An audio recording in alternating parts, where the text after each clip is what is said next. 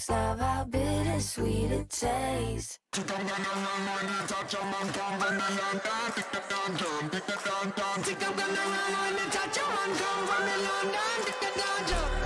Yes again, if you thought that we are coming to pretend. Yes again, if you thought we wouldn't represent. Yes again, if you thought we wouldn't represent to the end, to the very bitter end, to the very bitter end. If you thought that we are coming to pretend. Yes again, if you thought we wouldn't represent. Yes again, if you thought we wouldn't represent to the end, to the very bitter end, to the very bitter end.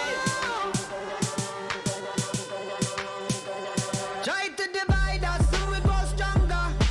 Can't fight us no longer. One or two righteous ain't going under. We'll take them down instead. Drop 'em on the head from the height of Mount Everest. We don't bow down to no terrorists. So why we gonna kneel for the politicians when we see 'em going on so treacherous? Hey, them man, they be lying, they be fucking with our future. From our positions like they reading Kama Sutra. Breaking out the EU and they in a Mini Cooper. Yeah. Yes again, if you thought that we are coming to pretend. Yes again, if you thought we wouldn't represent. Yes again, if you thought we wouldn't represent to the end, to the very bitter end, to the very bitter end. If you thought that we are coming to pretend. Yes again, if you thought we wouldn't represent. Yes again, if you thought we wouldn't represent to the end, to the very bitter end. Scared them no tyrants, they can't control us. Threaten us with violence, man them a roll up. Hit us on the sirens, then we see the roadblocks. We just gonna change things, boy. Why the blue see black and white, don't see no other color. But they only shoot at one more than they do the other. If you think that people only riot in the summer, don't you know what happened when you're back man in the corner? Lash out, don't act like we didn't warn ya. Lash out, you wanna act in a border. Burn them up or nothing and the government support ya.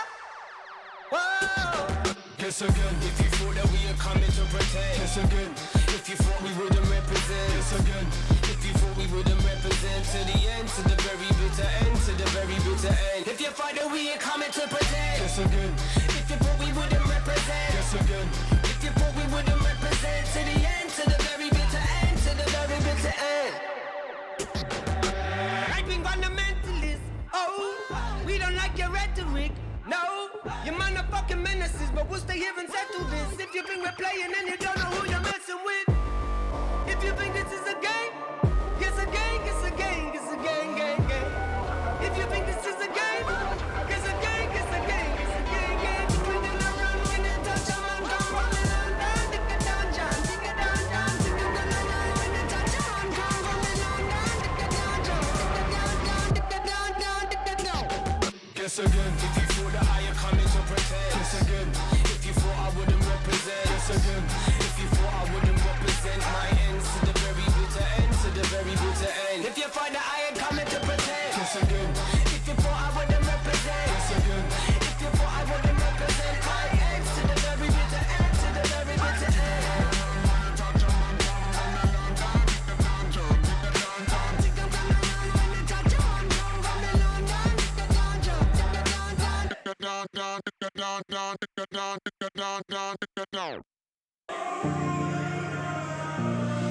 Can't find no words to a memory, but these are just words to a melody. Find something that works, fits the symmetry, but only a quick broken remedy. And I give anything to choose. Pick out the words I bring home to you. How can I make do? Put a smile on, change my attitude. And even though it's not about you, everything is all about you. All about you. It's not about you, about you. All of a sudden it's about you now. Even when it's not about you, all of a sudden it's about you now.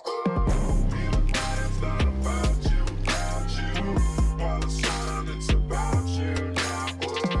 Even when it's not about you, all of a sudden it's about you. Even when it's not about you,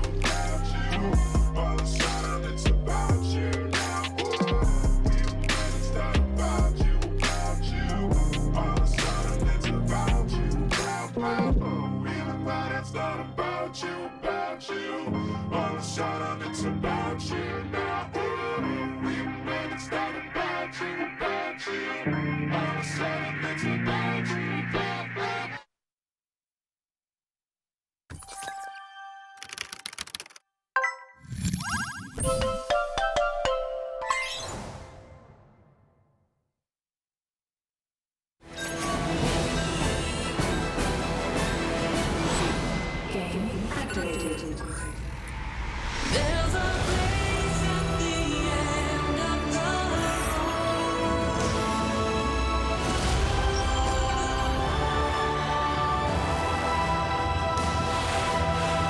2018 GSL Season 2 Overgrowth.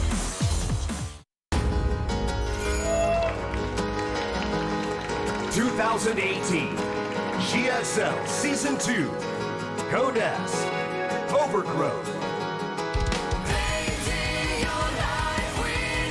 What's up, everybody? Welcome to another day of the GSL Codes. Our toast has a day off. I am joined with no regret. It's our first cast together. How you doing, man? I'm doing good. I'm glad to be here. It's always lovely being here. I know. It's good to I've never cast with you before, so I'm excited. Today's going to kick ass. We have the sickest group of this round of the GSL. Yes, easily. It's easily one of the most interesting groups. I think it can go any way. So, yeah, it's crazy. We got Sue, who I think we can all expect to advance, but even then, the other three players, all very solid. It could be a situation where even Sue and TY maybe even don't make it. Yeah, it's possible for sure. I think Sue, it would be an upset to not see Sue, especially with his track record in the round of 32. It'd be really big upset in my opinion, but it is possible. I know, and we're still waiting to see if this guy can in fact win a GSL Codes. Nobody, it's quite an accomplishment because nobody's done what he's done, but also what he's managed to accomplish is also not reached that final task. He's been in so many GSL Codes finals, it seems like nobody can stop him if it's any part of the tournament but the final. So he's here again. We expect him to move on just based off of history. We expect history to repeat itself on some level. The other players, TY, champion, I am kind of even say, not the most recent one, but the one prior to that. And Impact and here, both two very dominant players looking to move on. GSL에서 한 1년 만에 돌아온 지니어의 테란 김도욱이라고 합니다. 32강에 너무 오랜만에 올라오게 됐는데 솔직히 누구보다도 절실하고 이번 시즌 좀 각오가 좀 누구보다 좀 강한 것 같아요. 조짐역식 가기 엄청 힘들구나 이런 생각했는데 제가 티어가 너무 낮아서 어쩔 수 없다고 생각해서 티어 좀 빨리 올리고 싶다는 생각이 들었어요. 그 조 보고. 주를 보니까 저희 조가 제일 빡센 것 같더라고요. 못 이길 선수들은 아니라고 생각해서 제 자신과의 싸움이라고 생각하고 저만 잘하면 이길 것 같다고 생각합니다. 쉬울 것 같은 선수가 솔직히 한 명도 없어요. 세 명 다 잘한다고 평가받는 선수들이기 때문에 딱히 없는 것 같고 그냥 다 잘한다고 생각해요. 원래 제가 도우기한테 많이 이겼었는데 최근에 예선에서 제가 컷당했거든요. 그리고 태양이랑 준혁이가 있는데 둘 다 너무 잘하는 상대라서 무조건 이기겠다는 없는 것 같아요. 태양이 그냥 게임하는 거 보면 아시지 않나요? 안 나오잖아요. 존버 테란이잖아요. 아니 저는 솔직히 공격하는 걸 좋아하는데 게임을 공격을 못 가게 만들어놨어요. 그래가지고 버틸 수밖에 이기려면 버틸 수밖에 없어서 좀 32강 치고는 너무 힘든 게 아닌가라는 생각이 들긴 하더라고요. 그래서 그나마 좀 긍정적인 부분은 저의 좀 프로토스가 없다는 거여서 테란전이랑 저그전만 충분히 열심히 준비하면 그래도 충분히 올라갈 수 있을 만한 조인 것 같아요. 난 뭐 했지 막 그런 생각 들고 저도 한번 우승해보고 싶다는 생각이 계속 들어요. 그러니까 옆에 있으니까 좀 더 그런 생각을 더 많이 하게 되는 것 같아요. 우승 나도 진짜 해보고 싶다 막 그래서 이번 연도에는 꼭 우승 한 번쯤은 꼭 해보고 싶어요. 정말 열심히 해서. 네. 솔직하게 얘기하면 지금 스타트 양상이 그 상성을 약간 좀 따라가는 느낌이 있다고 생각을 해요. 테란이 저그한테 강하고 저그가 토스한테 강하고 또 토스가 테란한테 강하고 약간 꼬리잡기 느낌을 많이 받아서 제가 저그한테 많이 떨어지긴 했지만 이번 시즌은 좀 프로토스를 피하는 게 더 중요하다고 생각을 많이 하고 있어요. 근데 뭐 종족 때문에 준우승 하는 것 같진 않고 뭐 병렬이 보면 우승 잘 하니까 사람이 문제인 것 같은데 저는 저만의 문제라고 생각을 했거든요. 근데 령호를 보니까 누구든 그 라인이 될 수 있다. 테란? 뭐 토스도 뭐 종족이 쉽고 좋긴 한데 약간 이겼을 때 좀 희열이 없을 것 같아요. 네, 너무 쉬워서. 테라는 종족이 좋긴 한데 좀 어렵단 말이에요. 그래도 이겼을 때 좀 멋있어요. 좀 멋을 갖고 싶네요. 아무래도 지금 외국 선수들 중에 다 잘하시는 분들이 다 외국 저그 유저이다 보니까 32강이 제 분포가 제일 많은 것 같고 저그가 하지만 제 생각에는 16강 가면 저그가 제일 없을 거라고 생각하거든요. 32강에서 저그들이 많이 걸러질 것 같아요. 그래서 지금 32강의 분포는 그렇게 중요한 것 같지 않아요. 솔직히 요즘 좀 병렬이가 부럽긴 한데 병렬이의 그 찐따스러움까지 베끼고 싶진 않네요.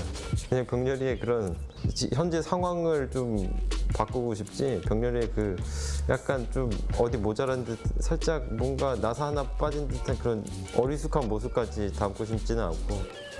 저는 성주요. 상금 랭킹 제일 높잖아요. 그래도 제 게임 제일 잘하는 사람이 부럽죠. 저는 프로게이머니까.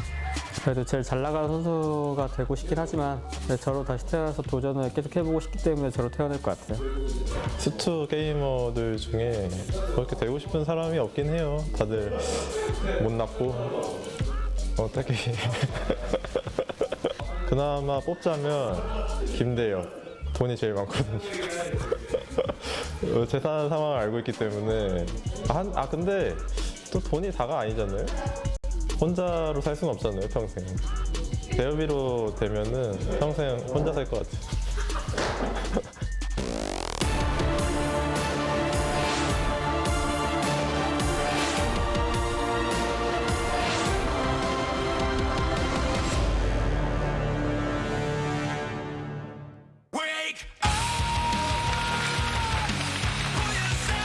There was a lot of funny stuff in that interview. That was actually, I think, one of the better interviews we've had in the round of 32 as a segment. Was great. Really was great. It was. So we're going to be jumping right into this. I think today might be one of our longer days here in the GSL Codas. Again, even though historically Sue and TY have been more dominant in the past and generally do manage to survive into the latter parts of tournaments, oftentimes the finals, I feel like Impact and Cure are both players that, although we put them in lower tier, are the closest that you can get to people that might cause upsets between these two guys. Yeah, for sure. I would like to see, like, if there is shorter games, we're going to see it from Impact. You know, I think so. Impact is always that one to break out something really quick and interesting. So I would love to see something from him. We also saw from TY, he was saying that he feels like the way the game is currently constructed, it forces him to not be someone who pushes and closes it, but instead outlasts his opponent. Which is interesting. We'll see if that's going to be the case coming up here. Taking a look at our first player, it is Sue, the player who has gotten so close. It's like Icarus flying to the sun. His wings get burned in the finals, and he plummets back down. Let's see how he does here today. He's going up against Cure, somebody who has overall been very consistent, is acknowledged by other players as being very solid, whether it's on ladder and in practice. This guy's been ranked 1 on the ladder several times throughout the history of StarCraft 2, but ladder results don't always translate to tournament wins. Yeah, for sure. I mean, that's just not how it works. We have seen a lot of consistent improvement from him, though, as of late, too. So, love to see what he does. It's very true. So when you're in a setup like this, where you have to win 2 best of 3s, and you're only allowed to lose 1, there's a lot. I mean, all these matchups are very different. You have different play styles, obviously different opponents, different maps that are coming at you. You have to be able to adjust it at a wide range, and that's why we have this set up in the round of 32 like this. So it's not that you're just facing off against one player who happens to be stronger, and maybe if you were in a different part of a normal bracketed tournament, you could have really proven yourself, but you got unlucky. Here, you have a pretty wide range of players that you're put up against. But again, this is, in my opinion, the toughest group here in the GSL Codas. Game 1's going to be on Blackpink. Let's go.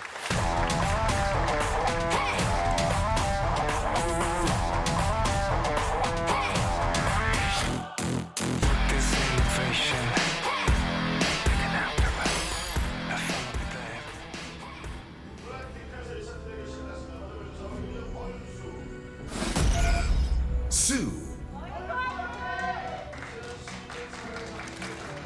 So what do you think, man? It's going to be 2-0, 2-1. You're expecting Sue to win, right? Yeah, I think I would give him the edge for sure. But we'll see. See what Kier can do here. Jin Air Green Wings. Cure. Kira actually with his own support down here in the studio. Yeah, it sounds pretty big there. I think one of the biggest things for Kira going into this series, Su is obviously one of the hardest opponents he's going to have to play against. So you kind of have to lay out your strategies very specifically for the matchup. Like, you don't want to use all your amazing TVZ strategies immediately because you need to come out of this group. If you use everything you have right off the bat, you can be taken out. And Sure. you can go down to loser's bracket with all your plans taken out of the equation. So strategically planning what you're going to do is very important in this group. So I'd love to see what he does You make here. a good point. You need like a really good toolkit available. You need to know what strategies you want to pull out. The other players are, of course, allowed to watch these games unfold. Yep. So, you know, it's not just you playing against your opponent here. It's also the other players in the group, especially that other player with the same respective race. And that's going to be something, you know, let's say that you're Impact watching this, or, you know, if you're TY, depending on what race you're looking at. That's definitely something that you want to try to factor in here. Right. I would expect to see as much standard play as possible, especially in the earlier series, for sure. Thanks for coming down, guys. Hope you're enjoying the games. We actually got a good amount of people down here today. Yeah. It's kind of it's a really nice day in Seoul today. It is. It's really beautiful out. It is. Sometimes the weather in Seoul is pretty rough, but today it's been lovely out. So thanks for coming down to the studio, guys. 9-7. This is actually pretty good for Kira. Like, Su is considered one of the best Zergs. So, I mean, I think if you had asked most people about what they would guess the record would be, it would not have looked like yeah, that. it certainly would not. Su still comes out on top, but that goes to show you that absolutely Kira could take several games off of Kira, just barely not enough to actually come out on top. This is a really cute thing that Zerg players have been doing. They like to sneak the drone out before the Reaper gets there so that you can build the hatchery without it being interrupted. It's actually really strong, but sometimes the Terran players have been sending the Reapers directly to the third base. So Yeah, it seems like one of those things that it might work for a little while, and then if Yeah. people start to catch on to it, then if you try to do that, you're getting yourself behind. for sure. It's like the meta game of scouting and hiding units right away. But so far, so good. I mean, he got the hatch up. Yeah, it worked out for him. This is this is definitely just like a little advantage that you have, like not having to deal with harassment at your third and keeping all your lings alive is just really nice, especially with the Hellion run bias. So Yeah, and it allows you to basically just focus on pushing the creep out while trying to keep the queen there to try to zone out the Reaper. And you can see already, basically, Su's done an excellent job of that. Kier has not made any impact so far with that Reaper. right, yeah, third CC on the way. That's pretty quick, actually. Yeah, I was wondering if we might have something a little bit more aggressive here. But you're right, with that third CC staying back. Yeah, he's definitely not going to be doing any Hellbat pushes or anything. It's probably going to be Cloak Banshee, but it's possible that he doesn't get Cloak here. Banshee's generally just good defensively, especially if you're going 3CC. It's quite important. You don't see Cloak yet. This is mostly defensive, to be honest. You don't really get much damage done with a Banshee, especially if it doesn't have Cloak. But it is really good against Roach Ravager pressure or anything too aggressive. Like, just having that Banshee is pretty much invulnerable, so. Yeah, there's nothing that the Zerg has where you can come out and actually do any real damage. And if you were, then you'd be sacking a whole lot of units because the Banshee does deal damage so fast on the ground. So that kind of de-incentivizes Zerg from trying to do anything like that. And so what Kier's saying is really he wants to go head-to-head in a macro game against Su. Now, Su's a player who really is, in a lot of ways, the complete picture for Zergs. Right. It's really, nicely done. Okay, I did not expect him to actually snipe that Reaper. That was pretty cool. What I was saying earlier was Su's generally a player who can kind of do everything except win a GSL Codes finals. But as far as inside of an actual game, Right. he can have the aggressive style. He can have deceptive play. He can do an all-out macro game. So it's cool to see that Kier is confident going into a super late game. We also see a Raven coming out here. He's really trying to set up a very healthy late game composition. Yeah, double armory on the way too, so this is definitely going to be mech pretty normal, I think. Getting a really fast third and having the mech like complement that is actually really nice. Like if you can get this third base up without any harassment, which it doesn't look like he'll be harassed at all. Also, Su getting 1-1 lings, which is not very good against mech, so clearly he doesn't know yet. But we'll see what he likes to do with that. He's getting a Bailey Nest, so it could be Lingbane Hydra, but that's not a very confident style to play against mech in general, I don't think. Yeah, this is interesting. I don't believe we've had any real scouting come in here for Su, but Su did take a quick fourth now. So also saying, all right, he feels confident he's not going to get attacked immediately here. But yeah, I mean, what you're pointing out is interesting because if you're investing in upgrades that don't really pay off later, you've definitely taken the game in a weird fork that, by all logic that we stand by, would not be great for later on. I mean, he's building Lings, he's getting main speed, so he is getting a Hydra done. I think Ling Bane Hydra does have its abilities, especially defensively, but once you going into that super late game, which is what I'm assuming Kier wants to do, especially with a fast third, you don't want to be aggressive into mech with Ling Bane Hydra. It's just really bad. Yeah, I mean, I'm curious about this, because maybe the upgrades will give him a moment where he can do some damage, but of course, if you're against mech and the player has all these siege tanks, which we see now that Kier's getting, and he's staying back. He has Hellions that he could kite with if he wanted to against the Banelings. I don't feel like there's any real good bust, so... Yeah, Su, he's just going to have to take this into the super late game, right? Like, this is just his only option here. Nice Ling run by here if it does anything, but the Hellions already know about it, so probably not going to do anything here. Oh, two-prong, though. Okay, hold on. Now, the tanks are actually on top of the depot, so he can actually come up here. He's going to be able to surround one of these tanks and take it out. Let's see if he tries to go into the main here. He should, at this point in time, know exactly what's going on. He sees the factories down here. Yep.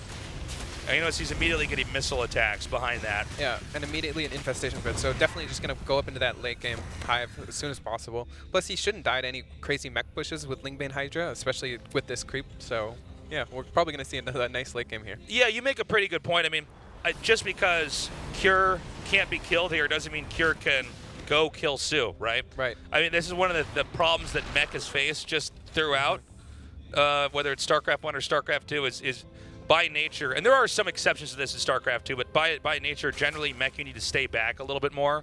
I know we've seen stuff with, like, Cyclones, and that was sort of the big change in Legacy of the Void, but generally speaking, and especially with the mech style that we're seeing here, as he's trying to accumulate a lot of tanks, yeah, you generally can't attack right away with that, which gives the other player a lot of breathing room to try to leap into techs that they want to get to, and drone up as well. And we see Swarm Host coming up here. There's now 10 about to come out. I've actually heard a lot of good things about Swarm Host against mech. Obviously, it's come back into favor. Like, before it was the standard, you had to go Swarm Host against mech. But recently, it's just kind of coming back. So I'm curious to see how Su plays with it. Also, we saw Kier didn't do, like, the Thor drop, which is another way of actually doing some pressure against Zerg players. So I'm very curious to see how Kier will react to this. Like, his army right now is not set up to deal with the Swarm Host. It's set up to deal with Vipers, and we don't see any of those yet. I don't think we even see a hive. It might have finished already, but I don't think we see a hive at all. So this is I'm very curious. Yeah, well, in some ways it makes sense against a player who's got this many tanks, right? Yeah. I mean, one thing about mech is a lot of times if you can thin down the tank count number, then you have the Terran player in this loop where they're just trying to replenish the tank. Zerg, of course, has the liberty to expand. And by the way, we see Su taking another base here at the 12 o'clock position. Yeah, this is exactly what Su needs to be doing. He's just taking the map, and he's getting ready to do some counter damage at the same time. Like, oh, whoa, if we see this push, this is actually quite interesting. I'm very curious to see how this plays out. With Swarm Host, Hydra, Bane, I would be very impressed if oh my god, whoa, what is that doing there? Oh, that's a bit of a misstep. But okay, well, he only lost one Swarm Host, so it's not the end of the world. Yeah. But Terran's actually getting into a pretty surprisingly scary position if he can continue to advance on here. You see, with the Vikings combo and the Hellbats, the tanks coming in, it's going to be easy to push ground here. I'm very surprised Kier is actually not just backing up, though. I think this is a very scary push to try and make happen, especially with this huge Hydra Bane army. You really can't lose this army for, like, a decent trade here. We had both players max out at about 9 minutes, 10 seconds. I agree with you, Notergren. I think that maybe this is ill-advised. You could see Su morphing Banelings just outside of this. Now, if this mech army is blown away, Su's going to have total control of the map. Su might even be able to counterattack to the center-left base. That's Kier's 4th base. Okay, here we go. This is probably going to be the engagement. So he wants to have the Swarm Host come and hit first. Kind of an odd angle. They're coming in ahead here. And that should draw some of the fire away from these Banelings that are now coming in. Now, the Hydras have come forward. A few more Banelings are going to try to come down. The Vikings drop here to try to get in the way here to cover for the tanks, but there's just too many Hydras. And this attack is completely destroyed. And as that army from Kier is wiped out, Su spikes back up to maxed out supply. Yeah, this is kind of what I was worried about, honestly. I was very surprised not to see Kier just immediately back up, but it's really hard to adjust your army composition when you're maxed. So he kind of needs to lose some units in some way. Plus, defensively, he'll have a better ability to defend this now. Now that he's lost his army, he can replenish it with an army that's better against Swarm Host. But he's really vulnerable now, so we'll have to see if he's able to defend here. Yeah, that's kind of the scary thing, right? Is he can try to replenish his army, but look at how fast this push is coming here. And by the way, there's 2 other command centers being made just to the right of that planetary. Now, the position here of the tanks is pretty good when it's all said and done. Also, those Vikings are all picked off, so that was reset. So there might be more damage you can do here with Swarm Hosts. Yeah, the one nice thing for Kira is he doesn't have any Vipers, so he doesn't really have to worry about any crazy like yoinks and blinding clouds. Oh my So- God, does he actually just get that? Yeah, that CC Yes, just he goes does. down immediately. Ouch. And now we see him coming in over from this angle. Yeah, this is not what you want to be in a position here. This is really Yeah, bad. This is actually really annoying because even though it's not the tanks that are taking damage just yet, all those depots were destroyed. He has about 50 supply worth of depots yet to remake. Yeah, not to mention Sue just taking his map. Like, he is very comfortable in this position. Never losing any Swarm Hosts. He has pretty much the ability to trade with his army constantly and be expanding at the same time. Yeah, it's something like 40% of the map is covered in creep, and he's got 2 armies. Yeah, this is not how you want to be. They can keep hitting. I mean, basically, Cure has been rocked, and every time he gets back up, he gets rocked again. Right. And I don't know how much longer he's going to be able to stay in this game, especially with the Swarm Host coming down now. Now, every tank you get is huge. And Yeah. remember, these Locusts are essentially free, as long as the Swarm Host can get away.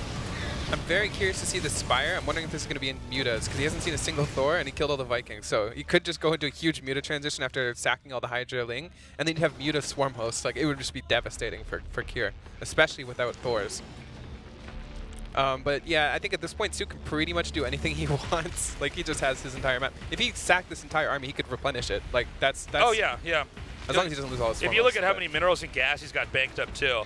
Yeah, like, I mean, there's sometimes you can throw your army into this and then see what they have left and just make the right units to counter that. That's pretty In much fact, what he he's wants gonna to get do, this yeah. thing over here as well, I think. Yeah, this planetary Oh, or this, man. yeah, it's just going down. This is an argument for maybe not remaking that there. Then again, I mean, he's already so behind. What exactly he's are gonna you get this supposed to one, too. do? He's going to focus this CC down, I think. Okay, he's going to come in here. A lot of these tanks taking damage. The CC is so low, and it goes down. And I don't know if Kier's going to stay in the game for much longer because I think it's physically impossible for him to recover. These Hydras might just win this game. Yeah, Kier is basically done for. Yeah. GG, there it is. Sue takes game number 1 in the most convincing fashion that you could ever ask for. In fact, you see Kier there, when we saw him there on his monitor, he was kind of nodding his head saying, yeah. Okay, maybe he went for the wrong style of play. I don't feel like Sue is a Zerg player you can leave alone for that long in a GSL match and not expect for him to completely and totally engineer a style and a strategy that is going to smash you. And I think we need to see maybe a little bit more assertion strategically from Kier here. I think Kier is oddly like composed, and I'm wondering if like when I was talking about how you want to utilize what you have best when you're on the ropes, it may be that he's just trying to use strategies where he feels comfortable, but it's not the best, you know. It's just what he wants to try, kind of feel out how Sue's going to play it, and react to that. So I'm hoping we can see Kier use that information differently this game. Yeah, I think he has to take a different route. Granted, it is a different map. It is backwater. I don't know. I just feel like Sue's a player. This is a map you can definitely macro on. You got to watch out for that. Anyways, guys, this is game number 2. Let's go.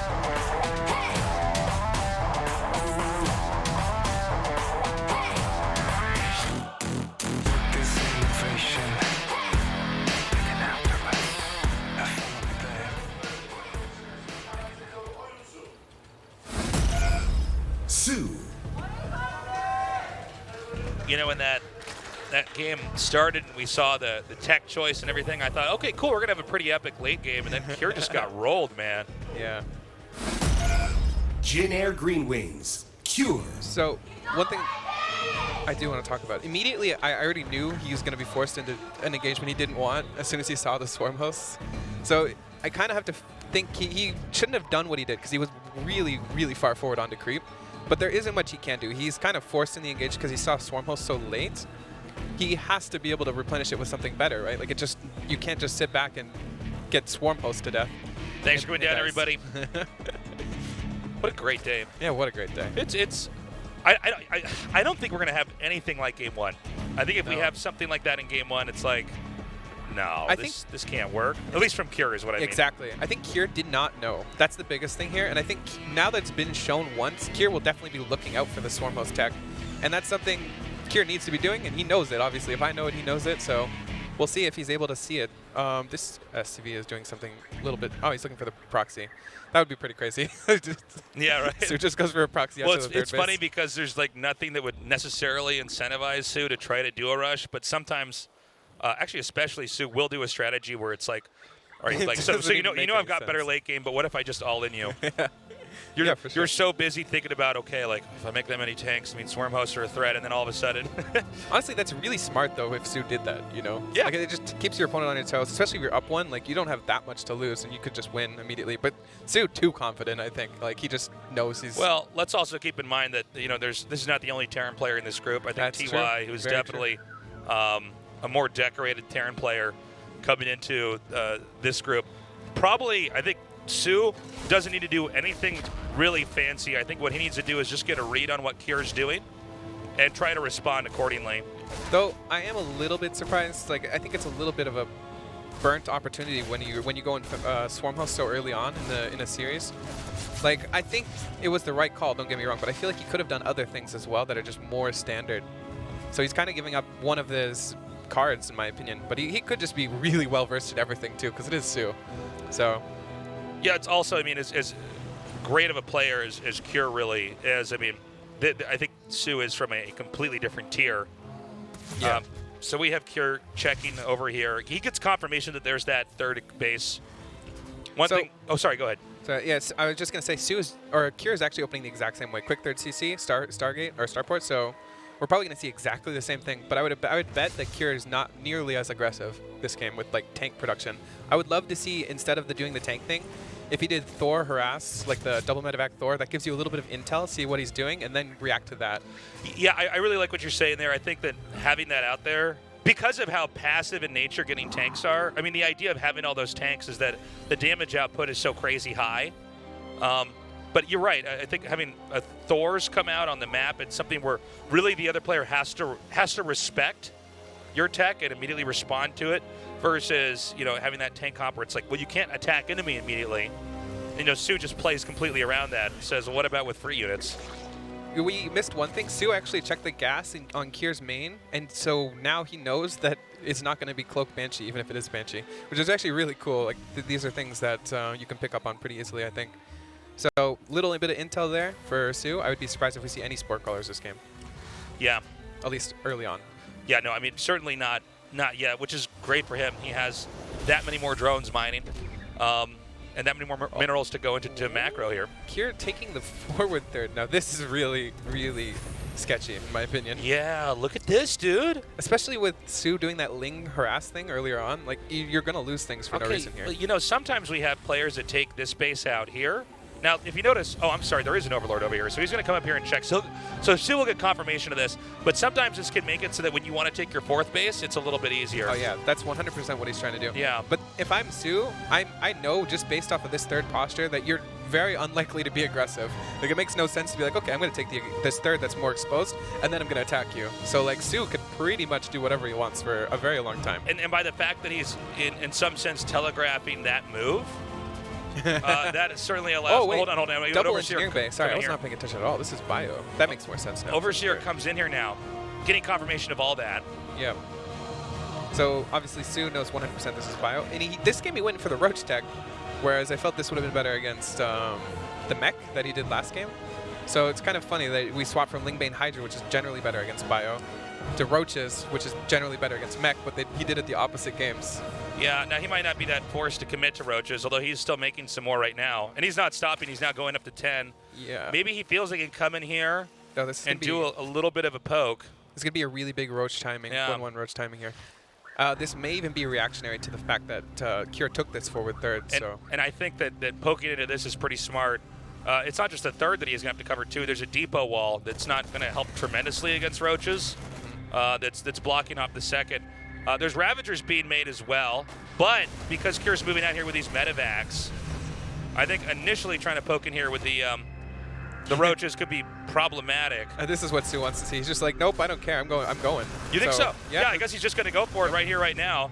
Now, he might force some, cancel or something over here. He's chasing back some of these queens. Oh, he lost the queen already. That's Yeah, in not fact, that he's going to good. lose two really, really quickly.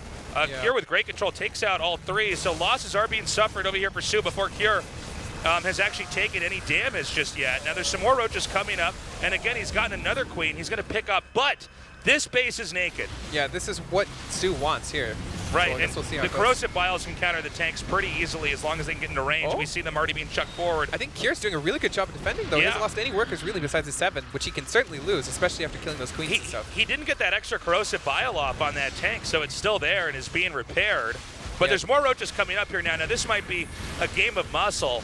Yeah, I really feel like Kier should pull back the CC and just go for the in-base now, because he knows what's happening. Okay, here we go. Now, there's 2 tanks still up here. Corrosive biles are actually trying to rain down on some of the infantry, and Kier pretty nicely gunning this down. I think this was very poorly handled here by Sue. Yeah, for sure. He lost the ability to make that 4th hatchery back home. He lost, I want to say he's lost 5 queens total now that that last one was picked off.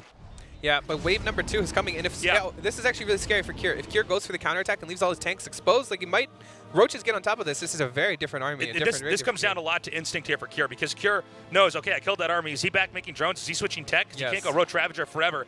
In fact, Sue has not backed down. He's doubled down. There's going to be a ton of roaches, a ton of Ravagers. Now, this drop's coming in here. Oh, this is really good for Kier. Okay, no. So Sue had to make a decision here. This is the decision I think is bad for Kier.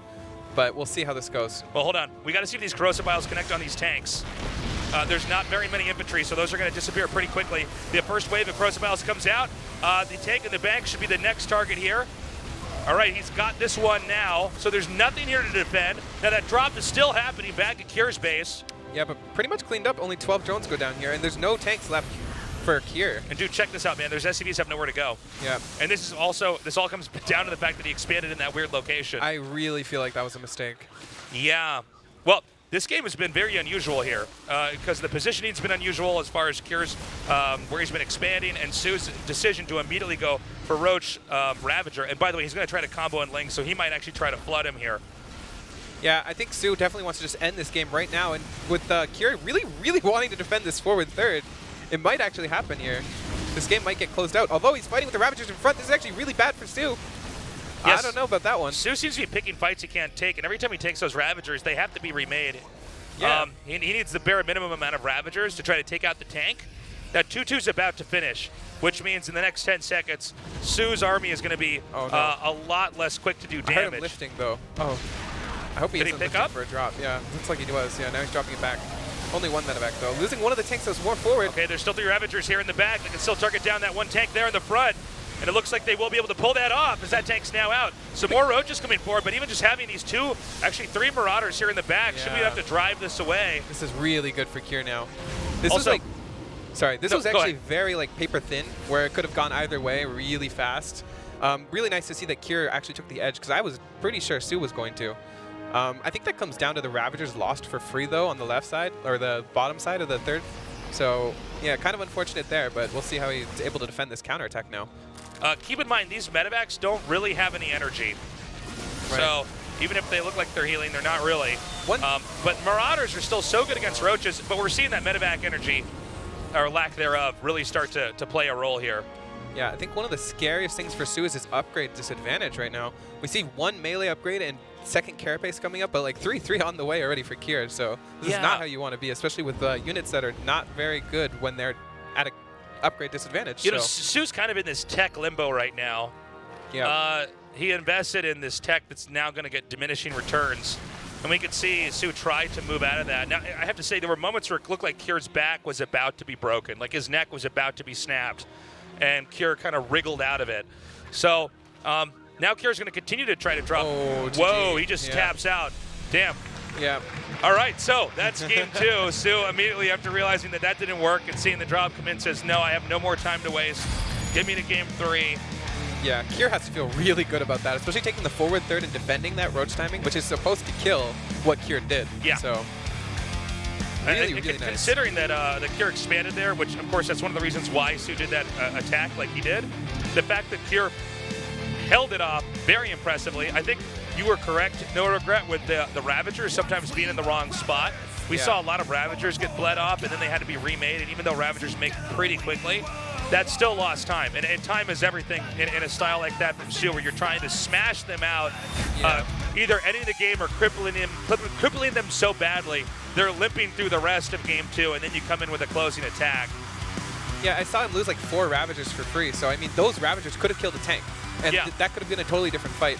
They were just in front of the Roaches. It was unnecessary, but yeah, Sue not expecting that to go that way, I don't think, for sure. So we're going to the final game of match number 1 here. It's going to be on Eastwatch. Sue versus Cure, a fight to get to the winner's match, the GSL.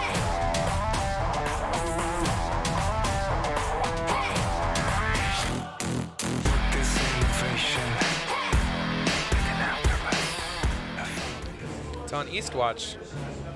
Yeah. Love Eastwatch. We'll get into it. Sue. I think they don't have enough bases on Eastwatch. What do you think? I think we need more expansions on this map. No regret. I'm going to agree to disagree here. I think they need one more expansion just in the middle of the map on Eastwatch, because it's like... They should make it a gold base. Jin Air Yeah. Green Wings. Cure.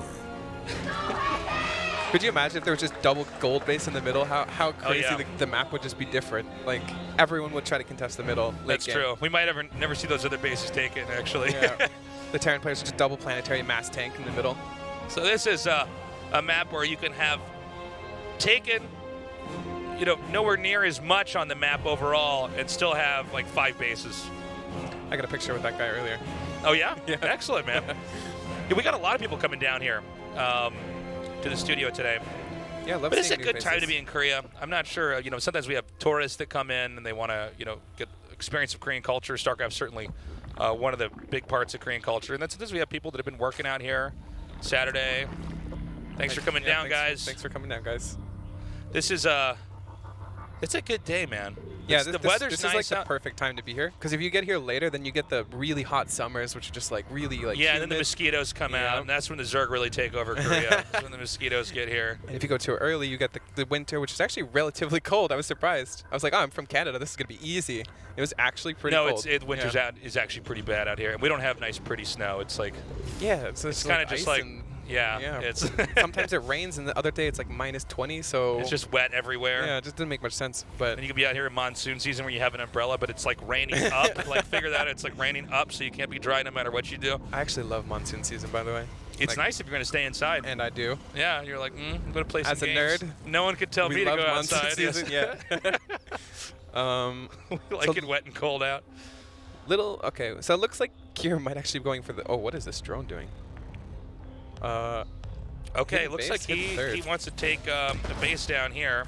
I would be very surprised if this was aggressive, but at the same time, Well, I don't see why you would do this. Let's take the sheer size of the map, right? Yeah. I think there's already a little bit of ambiguity about like, well, where do you necessarily have to expand? We've seen people take bases in unusual spots, but that one's far out enough that Cure might not check it. So you see, he's already going up north here, Right. and he's going to look here and say, you got a hatchery here. Now, this may trick Cure into thinking that something drastic is about to happen. I think that's literally the only thing that I can put together right now that would be really strong against Kier, Yeah. especially with Kier reacting with a really fast third CC every game. This is kind of like almost like a bluff This here is- by Sue, where Sue's actually just taking another base and taking it somewhere that it's just unlikely for Cure to check. Yeah. And so Cure might be like pumping the brakes here, and he might trying to defend. And Okay. Sue is. this going to be a third drone? Okay. So this is really good masking. This actually looks really normal. Like, Yeah, look at this. So yeah, go oh, ahead. this is so good. This is so cool. Yeah, he's making it look like, okay, now I finally got my third base, bro. Yeah, It's his this fourth. This is very normal though. Like there's 2 ways to take your third base in ZVT. There's the way I was talking about before, where you hide the drone and take the third really fast. This is the other way, which is also completely standard. Right. So I'm actually really intrigued now. Like if you play a completely normal game from here, you just have a 4th base that Terran player doesn't know about. And that could be such a big miscalculation. It can a lot of times just win you the game. I was wondering earlier if he just wants to make it look like he's got 2. That's what I thought. I thought And then, maybe you yeah. could fake a Nidus or something, and that would throw your opponent way off, right? Like if you get a really fast lair or something, or a Roach Warren, then you'd be like, whoa, this is a Nidus, right? And then it just wouldn't come. This is perfectly acceptable, though, Yeah. from Sue. I think it's really smart. I don't know. Some of this will come down to instinct. I'm very excited. Sue is somebody who has every card up his sleeve as far as builds go, so it's hard to typecast him into a role. Even for me as a caster, I don't like saying this kind of stuff, but he kind of can do everything. Yeah, he can. So One thing I'm going to be very interested about, because I think if Kier plays the exact same way he's been playing every other game, it'll be really hard for him because he's been really greedy, like really macro greedy, where he doesn't really do anything too punishing. And we see a pretty quick third base here, so I would expect Kier to play the exact same way. And basically, Su's just going to play a 3-base, but he's going to have a 4th. So, you know, Kier is going to be extremely confused here, I think, if he doesn't scout this, which he should never scout it, by the way. Well, the map is so big, right? I mean, there's so many locations you could try to check for, but at the same time, because Terran is burdened with trying to keep the creep under control, and there's basically 3 areas you can fan creep out just from where Su's at right now, this requires a lot of legwork here from Kier. Another nice thing about this is you don't have a lot of drones at your 3rd base. So if Kier was to commit with all his Hellions there and try and kill drones at your 3rd, there's no drones to kill. There's 2 drones there. Which, once again, could be misleading. Just based off the information that Kier has, he comes in there and he's like, what? Yeah, for sure. Are you doing something else? But again, it really, Su is playing the greedy man's game. He's staying back and he's sucking up so many resources. Su's going for the scout in the main. He's going 1-1 with Bane, so this is actually really strong. This is how you should be playing against Bio, I think, for sure. The Roach style is a little bit harder to play, and it doesn't necessarily work, especially on Backwater, but I guess it might work better on Eastwatch. So we'll see. This is probably going to be Lingbane Hydro again, like the same way he played the first map, and he's just going to have a 4th base that's not scouted. This is one of the reasons why when you're playing and you lose, you almost always want to try to check the replay, because sometimes you can lose and just be like, well, that's bullshit. When actually it's like, no, man, I took this hidden base here. I just thought about something on the fly here. You know how a lot of the problem with playing against Bio is your 4th base is getting sieged by tanks and marines really early on? If you take your 4th base like this, the Terran player can't set up to siege it because he doesn't know it exists. Yeah. That actually might be one of the best things about taking this 4th base is even if, let's say, Kier does that 3-base push and tries to kill your 4th, he doesn't know where it is. So it's going to be really hard for him to actually kill a 4th base. Yeah, no, it's a really good point. We have some medevacs coming out here. Again, even with medevacs out on the map, the odds of him actually gliding through this base right here that we have on camera, it's just the odds are so low. We see a Spire. Whoa. Lingbane Vita. This is actually pretty good because he's taking a lot of bases really quickly. I think he might want to just stay on tier 2 for a little bit here, you know, and just try to outmuscle the Terran. Terran thinking that he's playing, you know, looking at the tempo completely differently, unbeknownst to him that there's a hidden base out here. He needs to be a little bit careful because if the creep comes down this way and Kier tries to clear it, yeah, like I said, if Kier tries to clear this creep, he may eventually stumble upon this base. Yeah, well, it's interesting. Like, do you want to keep this hidden, or are you okay if this is eventually found, and you're just going to try to just hold this area too? And now he's scanning down here. You see Su coming down, looking like he wants to protect the north when there's already a base here in the south. You know what? I'd like to see his 4th base on this base, actually. Like, I know it doesn't make much sense strategically if you're Kier, but if you're Su, it connects all your bases pretty comfortably. Like right now, he's got this awkward gap between both bases, but I guess overall it might be better to not do that as well. But I think I can argue for both sides. So Kier scouting the Mutas, this should immediately trigger some Thors, I would guess. We're probably going to see a Thor as soon as possible. I don't know how many factories he has. He has at least 1 factory. And I know he has an armory, so we'll expect to see that, unless he didn't see the Mutas, but he should. Now for the time being, Zerg staying kind of stasis to attack tree right now, massing up Mutalings and Banelings. And one of the ideas here is when Terran pushes out, you gobble up the army. Yep, that's exactly it. You just wipe it out.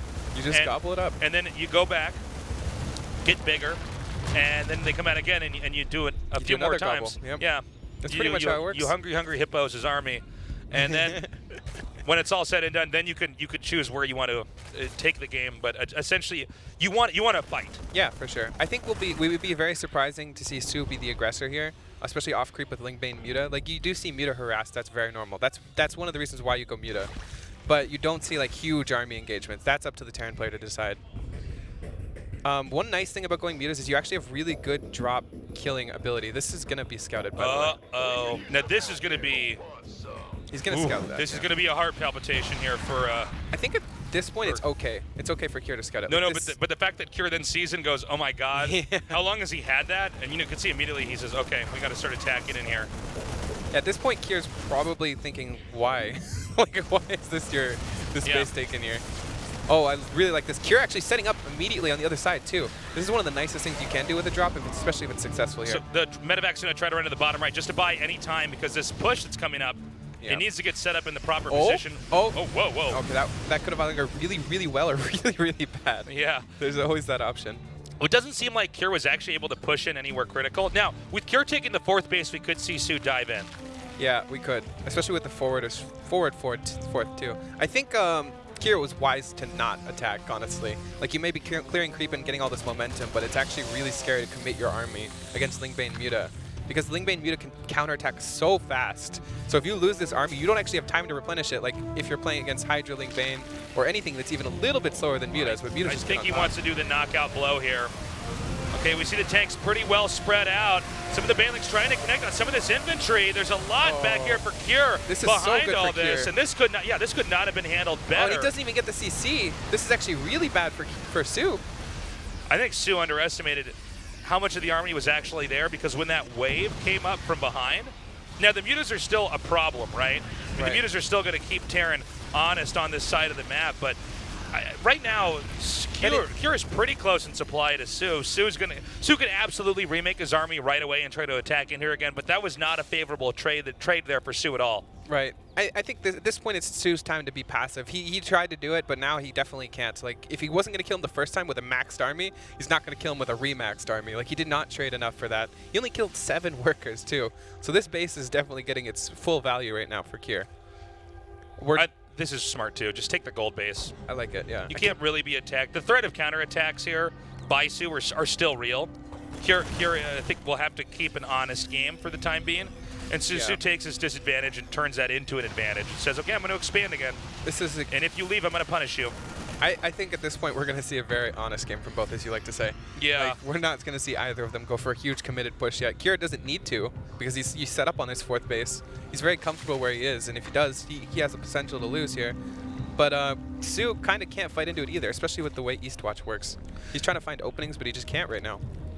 Maybe he actually does attack in here. He's still making more Banelings. One of the biggest things for him to do for attacking-wise is he has 90 workers, so he can replenish this army very fast if he does go for the attack, but he needs to plan it well enough where he's trading for a decent portion of Kira's army. Oh, this is really nice. Yep, tears down the rocks. That's just another opening that Sue can try to come in at. One thing, it's not happening now, but we might want to watch for it, is this just south of that screenshot, the bottom base, the gold base down there, that we just want to see if Terran tries to take that or not, because that could certainly give Kier some more muscle for like the next 4 or 5 minutes after that's taken. But for the time being, Kier is pretty much boxed in. This is a zombie movie. They've got to that part in the mall where the zombies can't get them. Yeah. But eventually they're going to have to get out. This is okay, and he's going to take the gold base now. This is probably, if Sue is going to do the trading thing, he's going to do it very soon, because you don't want to let the Terran player get a really big bank before you trade, because then they can just replenish their army as well, and that's not what you want to do. Like, you want to be able to trade armies when it's most vulnerable and less easy to replenish. At this point, if Kier did lose his army, he just replenish it with ghosts, which is even scarier. So you definitely would want to hop on it now or never, basically, and we're seeing the never option for Sue. By the way, it's going to be a Greater Spire, and Ultralists are going to be a factor as well. Now, Sue may want to attack in here to try to free up supply, but he needs to do that pretty effectively. And honestly, Kier's pretty well turtled up. Yeah. I mean, I don't, unless I'm missing something, I don't see any really easy angle to try to come in here and break this. He's posturing his entire army to the south, so he might try and break through it, but like, I think you'd be sacrificing a large portion of your army if you did this. So we'll see. Yeah, well, sacrifice he will. He's going to come in here right now. The infantry is actually very nicely spread out, but there may be enough Banelings to just corner this and take the rest out.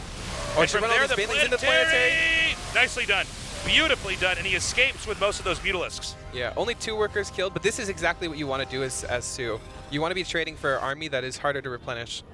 And yeah, he killed all those tanks, and that was a relatively good trade. Considering you only trade Link Bane for that, that's really good. If he lost his mutas, that would be a very different story. Now, trading a lot of Banelings, you got to be careful when you do that, because obviously that costs a lot of gas, but you did take out that important structure, the planetary, which is where he was mining from, and I think this really quick switch into Broodlords is really smart, so I think this is being very gracefully handled here by Sue. Yeah, we already see Kira's transition into Ghost, so even though Sue is going for a quick Broodlord transition, it's really hard to be aggressive without the supporting units for Broodlords, because they do get sniped to death here. This army drop getting cleared up here, nothing too special. Trying to work out on these rocks. He does need to open up more paths to attack so he can do some more counterattacks, because right now he has like 2 different attack paths, which is not enough. Yeah, things are getting a little bit boxy here for him. Now, assuming that the gold base is not contested any further, that's the last base that's easily acquirable here for Kira. Now, Kira is taking this base in the upper left, But that's not hard at all for Sue to try to attack into. And, you know, there is a point in time for Terran, if they have too much of the map, they're kind of stretched too thin. Yeah. Terran in some ways, and not that it's an expiration date, but there's a point in time where, okay, you've got a lot to try to cover here. As bases start to expire for Cure, he can defend more strategically, though. So, like, say this bottom gold base gets expired, he can just kind of defend the upper area. We do see the Broodlords being revealed right now, so I'd expect the Ghost to kind of counterattack downwards towards the Broodlords now. That's a lot of Broodlords. He's going for a Broodlord timing here. Yeah, and this actually might work. We're Does seeing the have a lot of Ghosts come over though. here. That is so many Ghosts. Okay, he needs to get some of those Broodlings in front of those Ghosts. Okay, they're cloaking. They're cloaking. He's going to try to back up now. He wants to do it. Can he actually get the shots off? Oh, I'm he has them all surprised there's queued up. nothing else underneath this. Oh, there's actually a counterattack we're not seeing, but I think we'll get a shot of it in a second. Yeah, but if he loses these Broodlords, it doesn't matter how many bases you counterattack. That's so expensive to lose these. Losing STVs is nothing. I'm really impressed that... Okay, you know what? He actually still has enough Broodlings. This is kind of still doing damage here. Yeah. Seems like both sides are kind of preoccupied. You know, it's almost as if he needs to target down some of those Ghosts. Yeah, these Ghosts aren't dying, really, and he's getting a lot of the Broodlords here. Ghosts are starting to die now, but, like, losing a couple Ghosts for Broodlords is not that big. I like those Marauders stimming underneath those Broodlords back there. So, some of these counterattacks have been held off. I think we need to see overall more complexity for Sue at the bottom of the map. Oh, he's going to get an Infestor here. That's nice. That's just a nice pick off for nothing. Yeah, well, it seems like Cure's actually maxing out and getting to a pretty steady location in this game. Damn. It's time for wave 2. There's a small window here where all these Ghosts don't have energy, and he can potentially do it with another big Broodlord max. Yeah, that's a really good point. Because of how much money is banked up here for Sue, he can remake those, and there's no way to expedite energy coming back, and so you can just try to come in there with that wave and try to just run them down. And if it's comboed with Infestors, I mean, the Fungal's going to be pretty handy. Cure does have a larger army right now, though, just larger, 124 to 112. So as long as he's postured well with these Ghosts, and now these Ghosts are building a lot of energy now, too. But see, here's the problem as well, is that if Cure loses this bottom base that's at the gold, he doesn't really have much of anything. He's trying to reclaim this base that's on the outskirts in the far upper left. Yeah, I don't know, man. This is we a pretty see Ravens scary already though too. This is a really committed Zerg army, by the way, and he Okay. knows it. Here we comes go. the Seeker missiles. I would assume right now. These Seeker missiles are really delayed. Okay, Fungals are being thrown down now, and some of these Banelings are connecting with this ground army. Now, there's enough Vikings here that this is going to slowly whittle away the Broodlords here, but it seems like at the same time there's a lot here on the ground that's being taken down here for Cure. Cure needs to hold on to this location again. The Broodlord count is high enough. The damage is still slowly being done here at the bottom. This is so good for Cure. This was a really mismanaged fight for Cure, but it still went really well for him. Obviously, Broodlord's super committed once you leave creep too. Like, you just don't have anything that can support them without the creep there. You know, it's funny because I feel like Sue's like the Bank of America on this map. Like, he's too big to fail, but at the same time, if he's not able to get an army that can come in here and take out the very small number of bases that are really being mined from here by Cure, he could actually end up just have been being so cost inefficient it doesn't matter. Yeah. Look at this. You see how many mules he's just throwing down at these bases? He's trying to suck up all the minerals there as fast as possible. To think about is Sue is like mining out his map. Like, he has so many bases compared to Cure. Cure, I can see at least 4 bases that potentially could be contested by Cure, and he's still not mining out on any of his really like vulnerable bases. So But, you know, at this point in time, there's basically one more base in theory that Sue can take. I guess that's uncontestable. Yeah. I guess the upper left one is kind of. I don't know if either player's really going to be able to get that, but this is kind of crazy. As the game goes on, it's definitely favoring Cure for the economy of the game. I totally agree.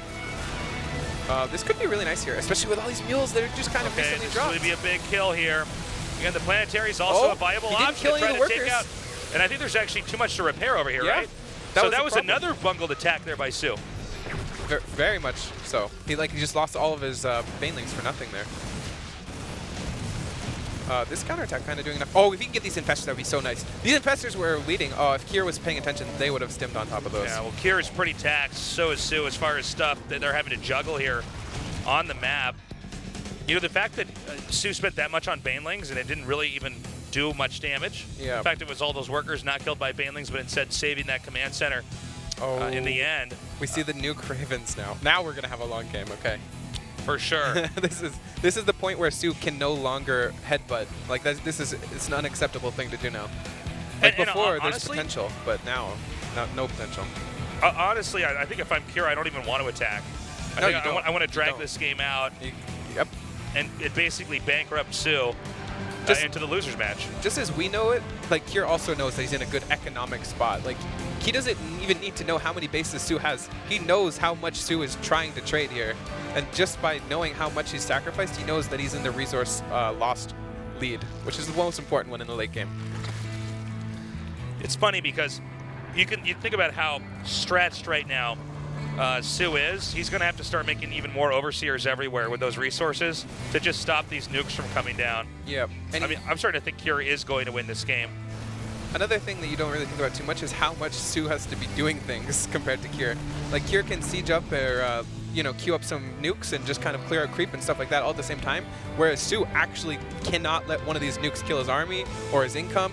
So he's just kind of like, he's just looking everywhere. His drones. Or his drones. Or his drones. Or his overlords and drones. Or his drones. Oh, he killed it. Oh my God, that was Killed it. last second. I didn't barely think he saw meant it. to kill it there. I would be very impressed if he was just like, oh yeah, I know that's gonna die. Because By that the way, was scary.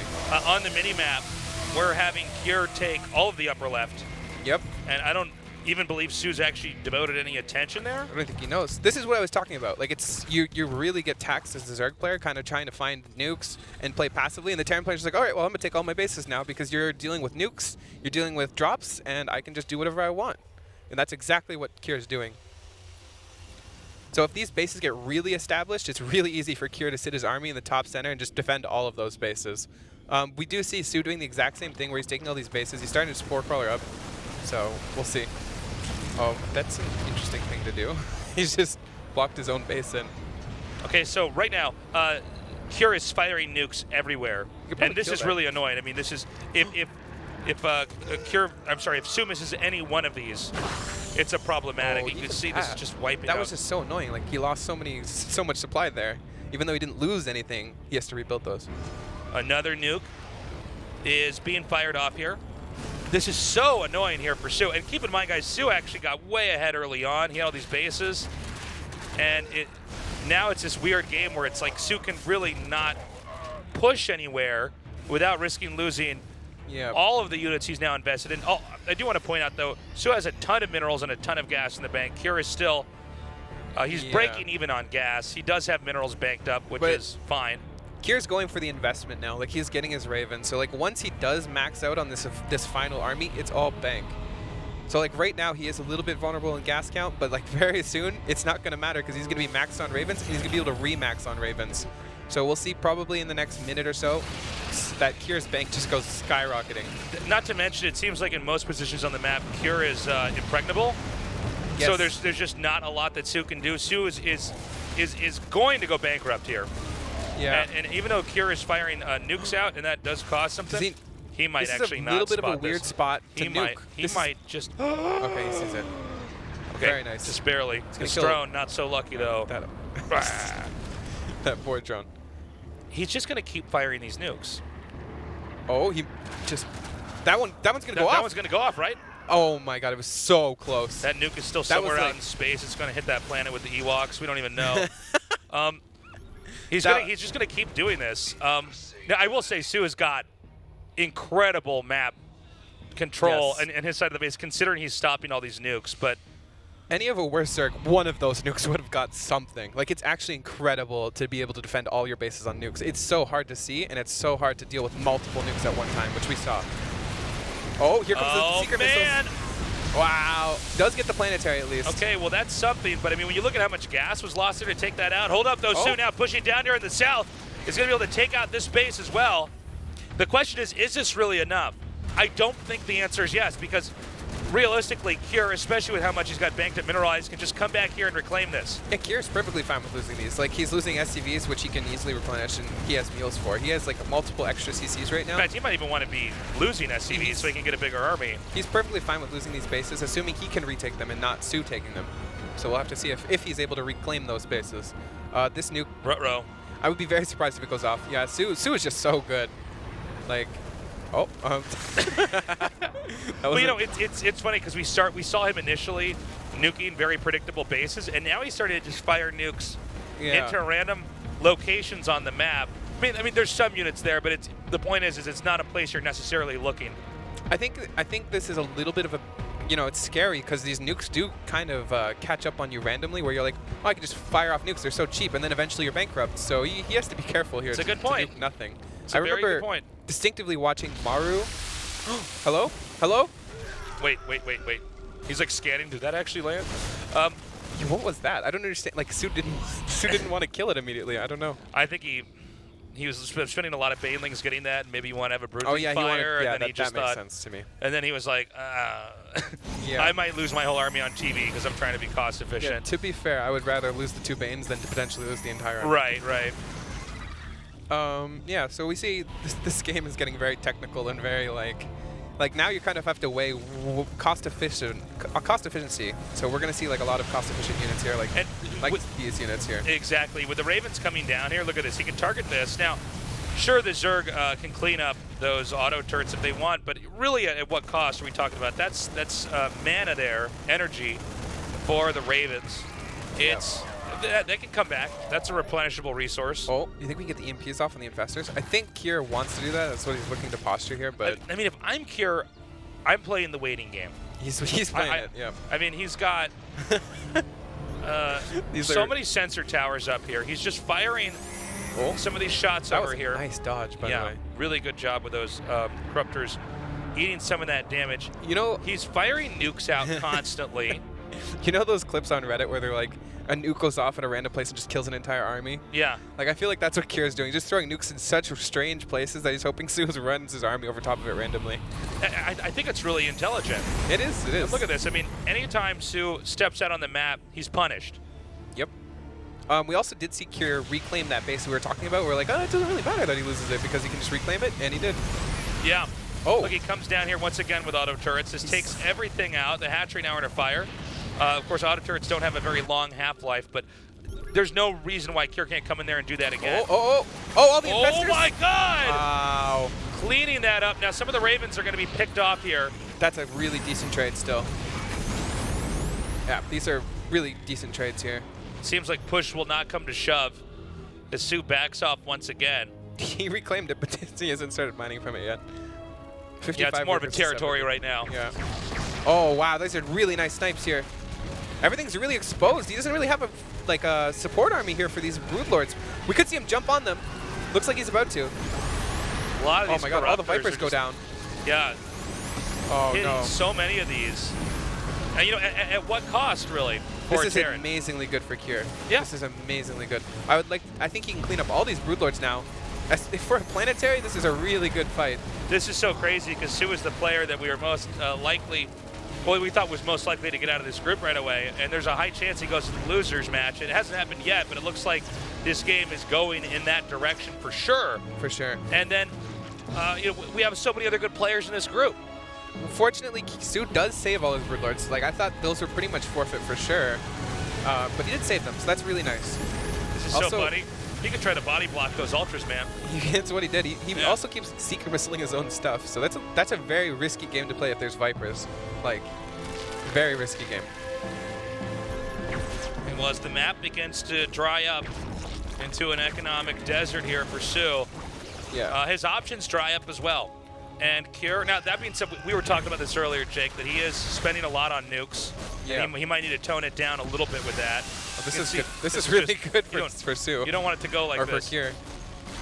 Yeah, you never get a good trade there. It's never worth it. I like how he's debating. He's like, should I just detonate all of these in the middle? Yeah. Like these little equations flying in front of his face. Oh man, keeps getting these bases. I like how he's like, all right, we're gonna build 1,000,000 spine crawlers. That'll save this base. Look at this. And then they all just die. It goes down for nothing. Yeah. You know, we saw Su tap out in abnormal time in Game 2. We could also have it here in Game 3 because we're seeing a theme here. The one thing that we do have to think about here is there's always a potential for the game to snowball into Su's favor. Like one clump of ghosts getting fungled and killed, that really is game changing. Like that would cost his entire bank to replenish. It was like 10, 15 ghosts. I don't mean to be, no! Oh my God! Oh, okay. Now we're getting into really This hard is why territory. you don't want to allow the game to go to a point where the Ravens can do this. Okay. Yeah, I agree. Because this is just where, you know, the damage begins to stack up. And it's like Zerg's tech-wise in a kind of a checkmate position. I do wonder, I don't mean to be too critical of Kier here, but sometimes he fires a nuke over there and then the ghost runs away and he scans just to see if it's going to hit. It's like, dude, he knows that's where the nuke is coming down. Just play it blind. The best part is even if it kills everything, like what is you knowing that it killed everything change? Yeah. Like it's just for like you want to watch everything explode. Might get this planetary, but obviously not worth it. He's not even going to get it. Yeah, Too many and auto again, turrets this is here. another moment where Sue is running into a wall here. Sue, you know, was such a great start, but he did not set up a closer. Yeah, I think he did went not respect the fact that Terran could take that gold base. Exactly. He went with the Broodlords too committedly multiple times. That was an issue. Like if he was planning to play this game out like this, like the way he's playing now, it's a very different game. Okay, another scan again over here. Just what we're talking I saw about. you point at the screen. I'm like, uh-oh, did I miss Shaking something? my head. It's just like No. the same scan. No, it's just funny to me that If he scans now, like it's yeah, so he does it did again. See, so now it's also the scan is really revealing. You just scan in random area. It's like, okay, well I have to look here to see what's going on. yeah. And there then could be there's a some nuke mind dot games there. with that. Yeah. Nice. He killed 2 creep tumors. Worth. Yeah. Much worth. That is one thing I talked about Mario like nuking. Okay, here we go. With enough queens, this actually doesn't matter. I feel like I'd like to see more queens in the equation here. Oh, these infestors are always in the spot that is so scary to me. Look at these scans. He's gonna go for it again. Like, why are you leaving your infestors here? Yeah, I was gonna say it's like that's the one group of units you can't leave out there. The Broodlords at least have some armor. Yeah, or Corruptors just too. can take some damage. You know, they're at least made to fight. And Infestor's never made to actually be fighting things. It's supposed to be chucking spells. Look at this gas lost. It's like 5,000, 6,000 more gas. That's actually incredibly high amount. Like imagine if Sue has 6K more gas right now. Just like the trades have been so inefficient for him. Okay, how many mining bases does Sue actually have here? Because I think we're getting at least 3 close to the end. By the way, Cure, because he's got those mules, has mined out so much of the map at this point in time. Huge bank. Now hold on. Cure's going to try to. I'm sorry, Sue's going to try to come in at this point in time. Yeah, this is the last straw, I think. And his army is so bunched here. I'm not looking forward to the fight here.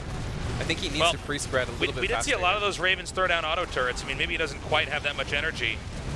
I'm not clear on how many Ravens are still energy rich right now, and this may have been a little bit. Oh, he's going to snipe the. Okay, that sniped one Viper there. This is okay. Like, this is obviously not a bad trade for Sue, but like this can go really badly really quickly. So I'm very worried for him. Well, he's gained some ground. The problem is that base that he destroyed, he can't reacquire it. Okay. More nukes are coming down now. I'm surprised we didn't see a scan there. I know, right? Maybe we'll have one now. I don't know. Okay, Yeah. You know what? Sue's taking out these 2 bases down here. At the same time, he lost the base in the top center, so this is kind of a 1-for-1 trade. Oh, really nice Seeker missiles on everything. Everything is so vulnerable right now. He needs to not stack all the infestors Yeah, again. he needs to get these splits off. Oh no, the Broodlords too. Oh my God. Oh, okay, here goes every Broodlord Ouch. almost. Does save his Corruptors, but I mean, if these have any energy, they don't right now. Oh, this is a very hard spot You to could be really in. see the symbiosis here of the Ghosts and the Ravens in this endgame situation. Is they can cover each other pretty well. It's hard for Zerg to get an initiation that's gonna succeed, right? I think it's also really hard on Eastwatch because what Kier or Sue really wants is just a spore wall to protect all his army, but he can't get it just because of how thinly spread he'd have to be. Oh one of these bases is going down. Goodbye. It's so painful. Big kills there, and he's not going to stop. Just immediately renukes that. Yeah, he's not going to get this one, but well, I mean, You know, he actually might. It's not in gonna fact, die, I think I it's don't going to think. get. Oh, I was It's going to really say, it close. could get some of those lings if they're. yeah, not quite close enough here. He's going to get the ghost now, but I mean, not a No, nice his spot death here. is not in vain.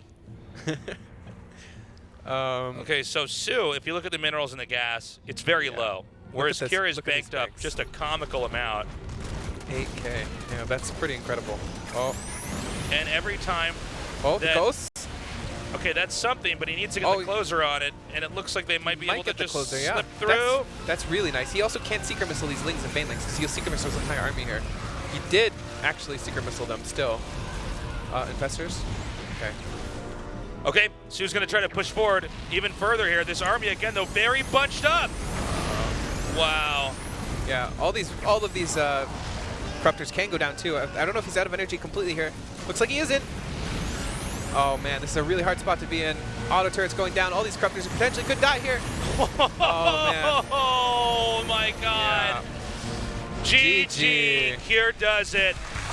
Amazing game, honestly. I'm so proud of Kier for that. That was really cool. I mean, especially consider that Sue basically had the better opener. Yes. Kier just hung on, and you know, ultimately, I mean, Sue was like one of those evil corporations that wasn't respecting the planet that he was on, and was not appreciating that one day these resources are going to all be gone. That's a very and good then way Kier of will putting win it. the game. You know? I think Sue was too overconfident. Also, his build went how he wanted it to go. You know, like he got that hidden fourth. It didn't go down. So he might have been overconfident in the mid game because he had a really quick fourth base. Yeah. And that obviously ended up killing him. Okay, we're going to go to a short break. We come back, our second best of 3, Impact versus TY here at the GSL. And better once you realize finding someone you can trust gets results. Check your pulse. Let me clear my throat. Let me catch my breath. Let my heart bleed out till there's nothing left. It's my day to be brilliant. It's my day to be brilliant. Say it if you're one of us, the beaten and the furious, been chastised and lost for the very last time. It's all the same, believe it or not, but this ain't a game, and I'll never stop. So you better run for your life. Let me clear my throat, let me catch my breath, let my heart bleed out till there's nothing left. It's my day to be brilliant. It's my day to be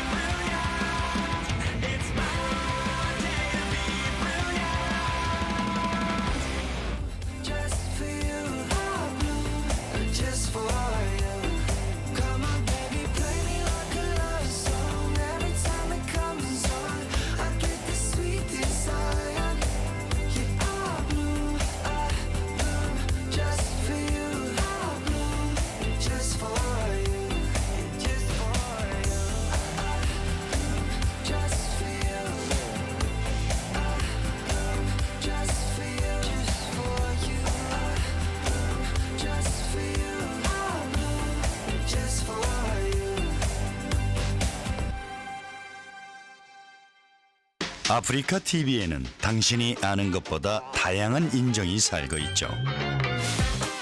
말 많은 인정, 발 빠른 인정, 잘 먹는 인정, 영리한 인정, 친절한 인정까지.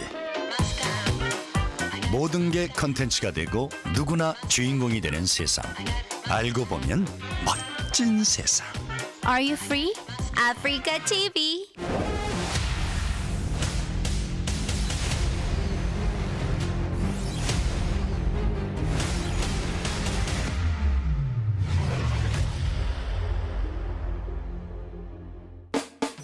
(2018) GSL Season 2 Codes Overgrowth.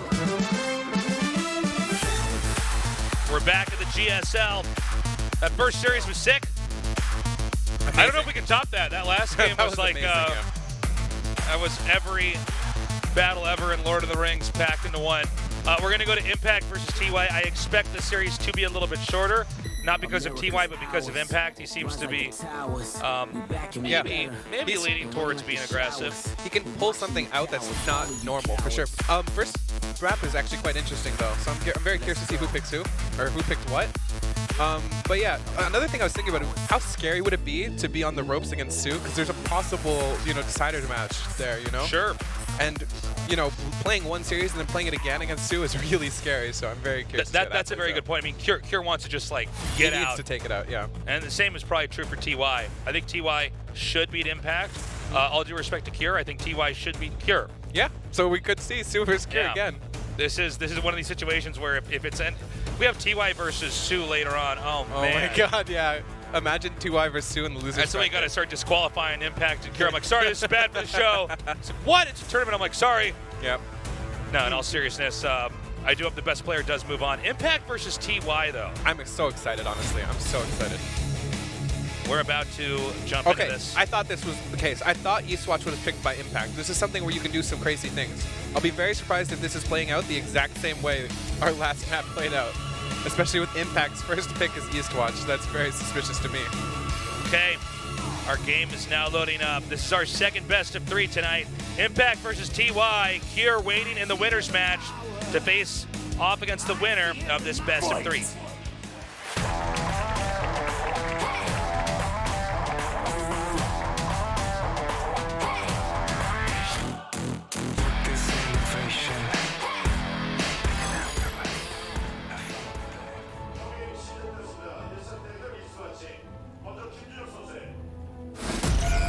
Titan EX1 Impact. So Impact's a interesting player. He's been featured in documentaries. He's really good, but he never quite made, and no pun intended, he never made that Splice TY, like that impact that we were kind of hoping for. He's always been very good, and he's always been respected amongst the best players, but I think he's not had the dominance that we were kind of expecting. I'd say 2.5. 3 years ago from him. And, honestly, this is probably one of his biggest challenges yet because this group is just so stacked. It's funny to see that Impact's one big accomplishment was VSL, which was the best of 1 qualifier, It's just pretty funny just how that works because obviously if you play like a really unpredictable style, you'll be the king of best of 1. So funny that he won that tournament against Hero too, of all people. Hero versus Impact in the finals. Yeah. But very curious to see what's played out this game. This guy's very excited. What is that? I think it's a train ticket. Ah. Okay. You been able to travel around Korea that much? Very little. I want to go to Taking the Busan, train? but I haven't been there. Where else have you been in Korea besides? I went to Jeongju. Okay. Which is like a traditional village, and I live in Incheon, so that's like a different place. That's pretty wild. That's pretty exotic. Wow. That's about it, though, honestly. It's like another continent over there. The trains are really nice, though. Oh, yeah. The train system out here is pretty good. So I'm actually super curious to see how Impact... I'll be very surprised if Impact's like, yeah, we're going to play Eastwatch, and I'm going to play a standard game. Like, that's just like... My mind would be blown. I mean, let's see what he chooses to do here. 4-0 for a I feel like I'm having to massively shift gears here after that last game we just had. It was, so long. If you take the Impact tag off of this game, you'd think, oh, God, we're in for another one, Oh, right, yeah. But well, I mean, maybe he will try to do something more macro-oriented. Sometimes that, especially if you're a player who just does a lot of rushes and plays kind of cheesy, then it is that can be like the way that you want to do it. We are mining a lot of gas from Impact already. I'm very curious if this could be something like... we have to see if there's a lair. Okay. He's getting speed. Overload speed. Okay, this is just for scouting, I guess, but I feel like it's unnecessary. I don't know. Well, unless he has something really kind of crazy set up for I later. guess we'll have to see where the next thing is, if you go for Overlord speed, a lot of times they'll just see that you've got it and go, okay. Yeah, it's nothing too alarming right now, but I think he's still mining heavily on gas here. Plus 60. I guess this is only 1 or 2 drones. 1 drone, maybe. Okay, this could just be standard with Overlord speed. I think this is a style that's been super unfavored as of late, so kind of interesting to me. We'll see. But why do you think he's going for that? I don't know, actually. Because normally you can just sack the Overlord, which is what he's doing without Overlord speed. Like, he's sending it in with Overlord speed now, but you can't just sack this Overlord and get the exact same scouting. So, yeah, we don't really see it that often. It is nice to have complete awareness of what's going to happen. I guess it's nice against TY, too, specifically, especially because he likes to play the aggressive style, too, as well. Like, with the Ghost Cyclone style. But it's just unlikely on Eastwatch, so a little bit surprising. So we got the Reaper and the Hellions doing some damage here on the hatchery. This shouldn't really have any actual impact on this game. No pun intended there. You like the word impact, don't you? I actually really did not mean to use it, and then it came out, and I'm like, wow, all right. So the Viking out here, he'll be able to try to get, well, he will get this Overlord. Yep. He's now going to try to come back in here and see if there's any other intel. So, like, in general, you lose this Overlord to the Scouting Marine, but you get the Scouting, right? So if you lose the Overlord when you go Overlord speed, it just seems very counterintuitive to do that in the first place. It's not the direction you want to bring the game to, right? Yeah. I'm super wondering, I think this will have to play into something else, this Overlord speed, to justify it. So we might see something like droppy later on. Maybe some Roach Harass with drops, like 4 Roach drops in the main. That would be something that I could see utilizing that Overlord drop well. Anyway, it would seem to fit the playstyle as well. Yeah. Here of Impact. We do see the Roach Horn, so it's possible that that is what he will do. We'll see if he gets Roach speed immediately or not. So there's 8 more drones coming. Oh, scouting the double engineer is actually really nice. That was a really good catch. That is a really good catch, yeah. I can't overstress that. Uh-oh. I think this queen might be taken out here. Some more queens are coming in here. It looks like transfuser's viability. So, again, Impact, you know, we have TY. Another Overlord dying, too. Brushing up against his opponent, but yeah, you know, he's holding up the pushes over here on the ground. Maybe I spoke too soon with this attack, but he is losing. He's hemorrhaging Overlords and other units here and there. Is this a wall? I can't tell if this is a wall. I think that's a tight wall. That's a tight wall. Oh, this is really nice, actually. Yeah, it seemed almost like TY was not aware of what. You definitely are happy if you kill 6 Hellions for 4 workers. Keep in mind that now TY doesn't have any real ability to apply pressure. I mean, Liberators can fly around and be annoying, but that's not going to really hiccup the growth here for Impact. Look, that's one way to do it. If there's ever a unit that can land up there, Blizzard has to make a special unit that can land on unlandable terrain. Look at this. I've actually never seen this. Yeah. I don't know why he put that there. Maybe he just didn't want it moving. He wanted it locked. Yeah, I guess, but you could also just put it on the edge of the base. It's the same thing. I know, exactly. It's kind of funny. Yeah, it's just funny. My guess is a miss shift click, and then he just doesn't fix it because he doesn't know about it. It's just shift clicked it. Or maybe just doesn't care. Could be that too. He could be miffed as well for losing those Hellions. It's not what's supposed to happen there. I mean, Impact has a pretty good opening now. Yeah. Since TY was shut down. So we do see the Overlord drop being utilized. This is where my confusion was a little bit, is how he was going to utilize it. So this is hopefully will pay off for him. Make this investment worth it later on in the game. We do see one of these really scary 3-base pushes. This is the push I was talking about where Sue took that hidden base and is really strong because he took it. It's harder to kill it if you don't know it exists, but obviously for Impact, he's just taking a normal 4th. So could siege up on that one. We'll have to see what happens here. It is scouted. Oh, this counterattack could be... Oh, that would have been a nice wall off. Doesn't get it, though.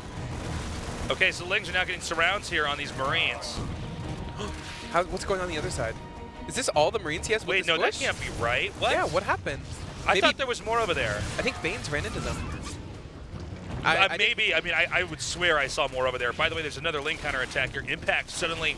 Yeah, this is really, really good for Impact. Pushing away this push, not losing your 4th base, and getting counter damage, yeah, and he's like, you a drop. I feel like suddenly everything's going perfectly here for Impact. TY might need to pull it together here. Now, Impact's not going to slow down. He's definitely a guy who seizes an opportunity. We have Hydra's Lings and Banelings coming. Yeah. almost killing the armory. That would have actually been really big too, because we would have been stuck on 1-1 for a while here. Yeah, that's a good point. Let's see if this drop over here in the main does anything. There's nothing here, as far as I can see on the map, to distract Terran. Yeah, TY should know about it. Okay, so TY pulls. And this is shift clicked, so yeah. I think he has to go for it. Yeah, he's going for it. I almost feel like this was a bit of a waste. Yeah, it was. I think that he should have at least waited for like a Hydra Bane attack to come in here, because...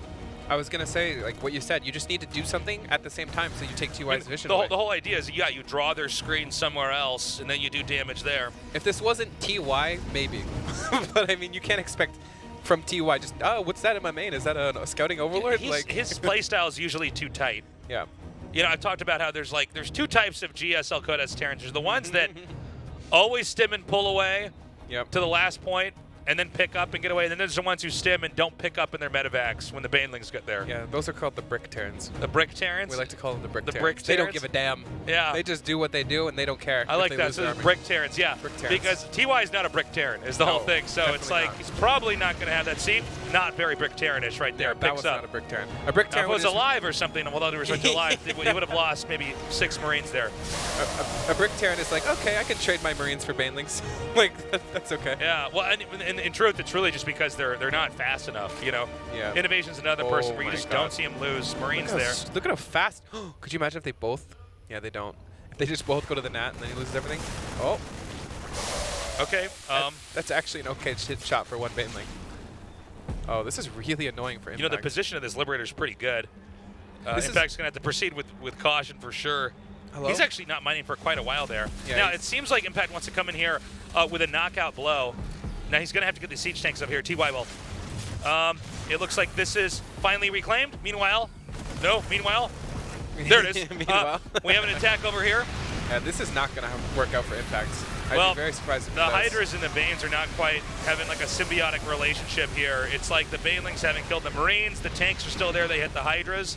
Yeah. And I think Impact has just punted himself out of an advantage in this game, as he just kind of didn't make anything really work. Now Impact is going to, I think, in a second here, attack in again, and this one might work because the 4th base is actually being taken. Terran's not as safe over here. Losing a bunch of Hydras for free though. I think he's lost his window to do anything, like do any headbutting. He needs to just go play passively again. So we might end up seeing another late game. But I would be very, very scared for Impact if we have a game like last game where it's TY playing that game, because it's even scarier than if it's Cure. TY was talking about how he feels like the game has forced him to play passively. And I think he meant this game in general. I don't think this game that we're seeing right now, I think actually TY could push later on. TY could, for sure. I don't think he needs to, and in a game where you when you're ahead, get more ahead, you definitely don't want to lose your advantage, which is kind of what Impact did. Instead of getting ahead, he went and did some botched attack, and it also wasn't defending perfectly at home, which is obviously really hard to do. We do see TY going for the push, so you were right, and we'll see how that goes for him. Okay, so TY comes out now, and you know, this is actually a little bit troublesome here for Zerg, because Zerg doesn't have enough of the map opened up. So much of Impact's attention was devoted to trying to hurt TY that he's not exactly safe back at home. Impact isn't. Yeah. This is a scary army for TY, like 103 army to 80. Oh, this run by could be really nice. If he can get on top of all of these reinforcements, he's going to trade really, really comfortably with that, and he can go into the Nat, and he's pulling TY back. That's the biggest thing Does here. he get in the main too? Okay, No, at he least doesn't. that's blocked off.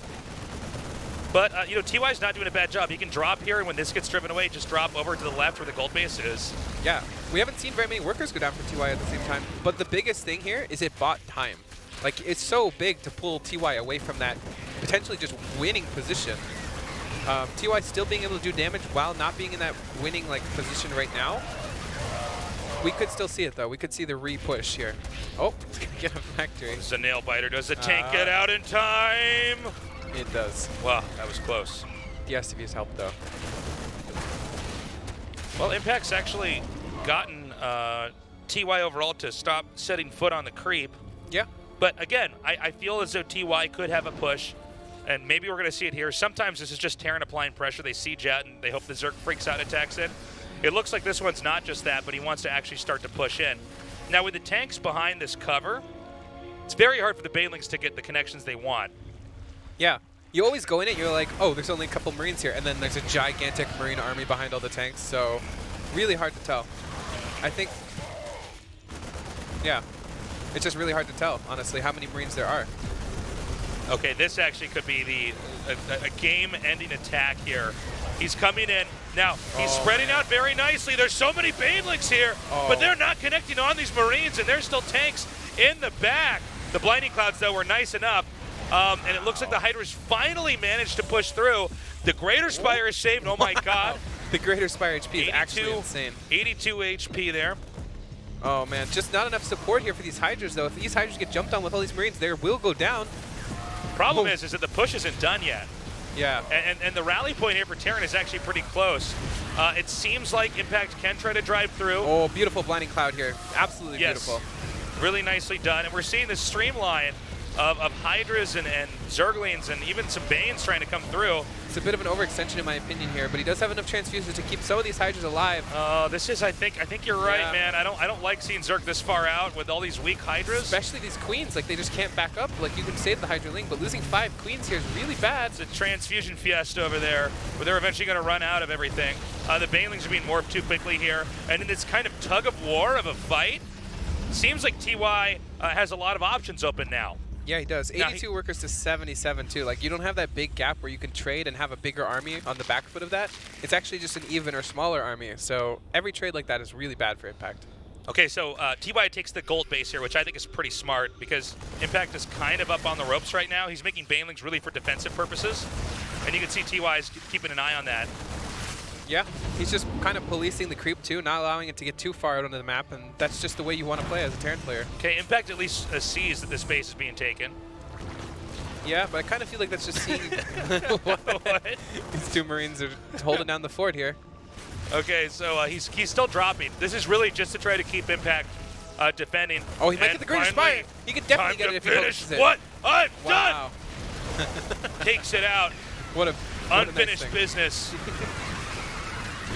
Yeah, defensively, TY is looking pretty unbreakable as well. So I would love to see Impact kind of play the more passive game, able to defend all of his bases. But at this point, I think it's a little late, honestly. I'm not too sure what he can do from the spot. Like, he just doesn't really have the economy to be the defender anymore, but that's the way he wants to be playing this game. I feel like this is a game where there's so much stuff we could remark on, but overall, TY was just, he was like just more efficient. He pushed at the right time. He's like the guy that, he ate his veggies. Yeah. You know what I mean? He did his homework, and here we are. It's the final test, and it seems like Impact was in such a bad spot. I mean, he's really trying to rebuild. He's trying to get a fresh start here. And TY, once again, similar to what we saw earlier, is going to rinse and repeat. He's going to get the tanks in a good spot. Nice dodge there, with the majority of those Marines not getting hit by the fungal. And he's just going to try to press on this base. This is the easiest base to push at. Then he wants Impact to try to attack in and have an unfavorable exchange. And he's doing that right now. Impact needs to wait for his ultras. If he doesn't have chitinous plating, he needs it. So we'll probably not see Impact want to take this fight for a long time, but he does have to save this base. Yeah, but if he keeps hemorrhaging all these Banelings... Yeah, that's really, really not what you want to do. TY's maxed out, and we're seeing the supply still fluctuate here for Impact up and down. Oh, man, this is a really bad spot to be in for... Oh, my God. Man. Oh? He, like, locks the Ultra in. That's really Pimpus good. Plays. Guys, that's exactly what he meant to do. Yeah, I'm pretty sure the Banelings killed those rocks, too. If your friends are new, lie to them, tell them that was actually what he meant to do to trap the Ultra in. This, I think, should be just the point in time where everything from Zerg just starts to disappear. I mean, how are you going to stop this? The drones are now being evacuated. He's going to push in here northbound. Any counterattack so far has little, if any, consequence. Yeah, I don't think Impact's going to have any chance here defending this. He is pulling back his entire... TY is pulling back his army and leaving some of it on the map. That's one way of see the Impact coming back, I guess. But he would need to kill the entire army for free. This is a game of tap outs. Yep. It's like the ref comes in and tells him to throw in the towel. So we saw Impact just get to a point where TY was basically unstoppable, and Impact says, "Okay, I don't have enough. I need to go to game 2. I'm not going to sit here and drag this out. I only have so much stamina. I'm still a human being." And I think that's the wise decision. I really like the way TY played that map. Like, he really played the map. The engagements were all really, really intelligent. Like, the middle map, he always wanted to pressure in the middle. That's kind of why you don't take that 4th base as an Impact. Could even be why Sue took the other 4th base. So Sue, you know, really doing his homework on Eastwatch by the looks of it. Okay, we're going to go to game number 2 here on Catalyst. Again, TY, he was having a hard time at the start of that game. He definitely had some misplays. Yeah. We saw those Hellions get boxed in. I guess it was in between the Extractor and the Roach It Warren. was only that what 4 it was? drones he killed with the whole harassment in the entire early game. And 4 drones. It seemed like Impact had this momentum. He was able to suddenly do what he wanted. And, did he do some damage to TY? Yes. Did he do enough? No. And ultimately, it was TY that recouped, reorganized, pushed back out, and closed it out. Let's see what happens in Game 2.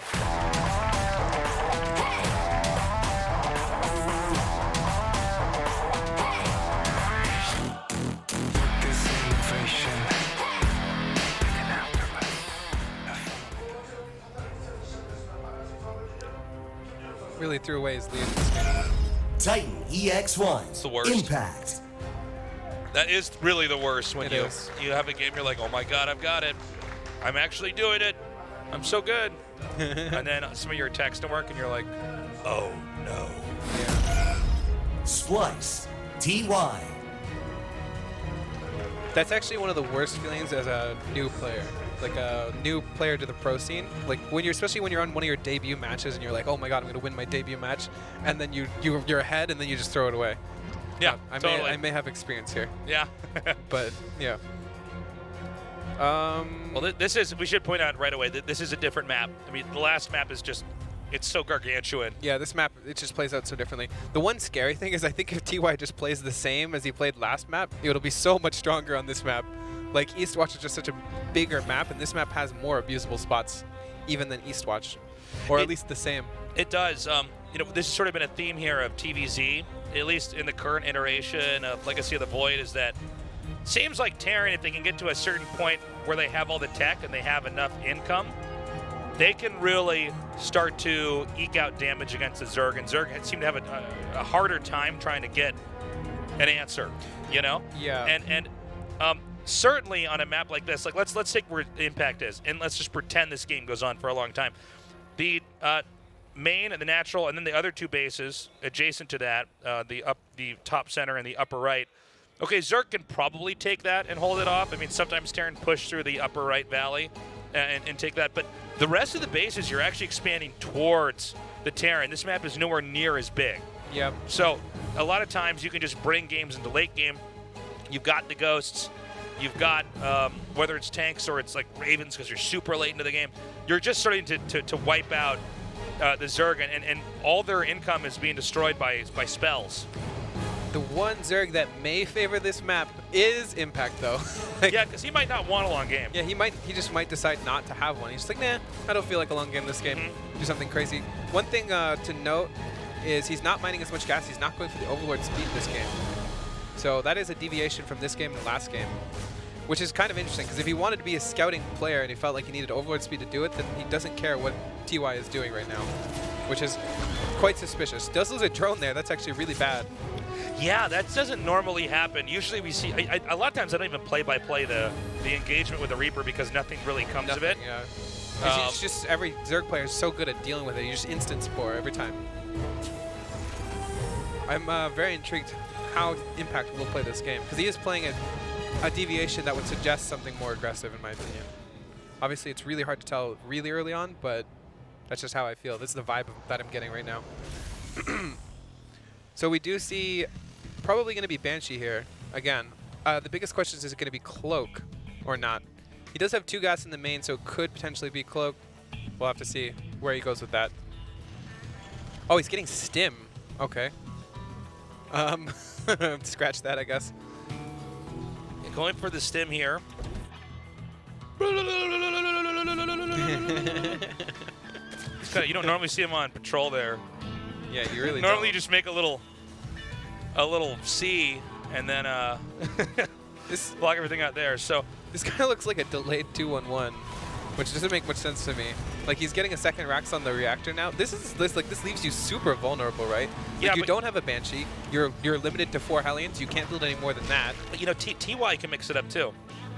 I mean, he might just be saying, okay, because we were talking about who Sue has to face earlier. Think about who TY might have to face. Yeah. Even though Sue is in the losers match, I mean, it's still a factor.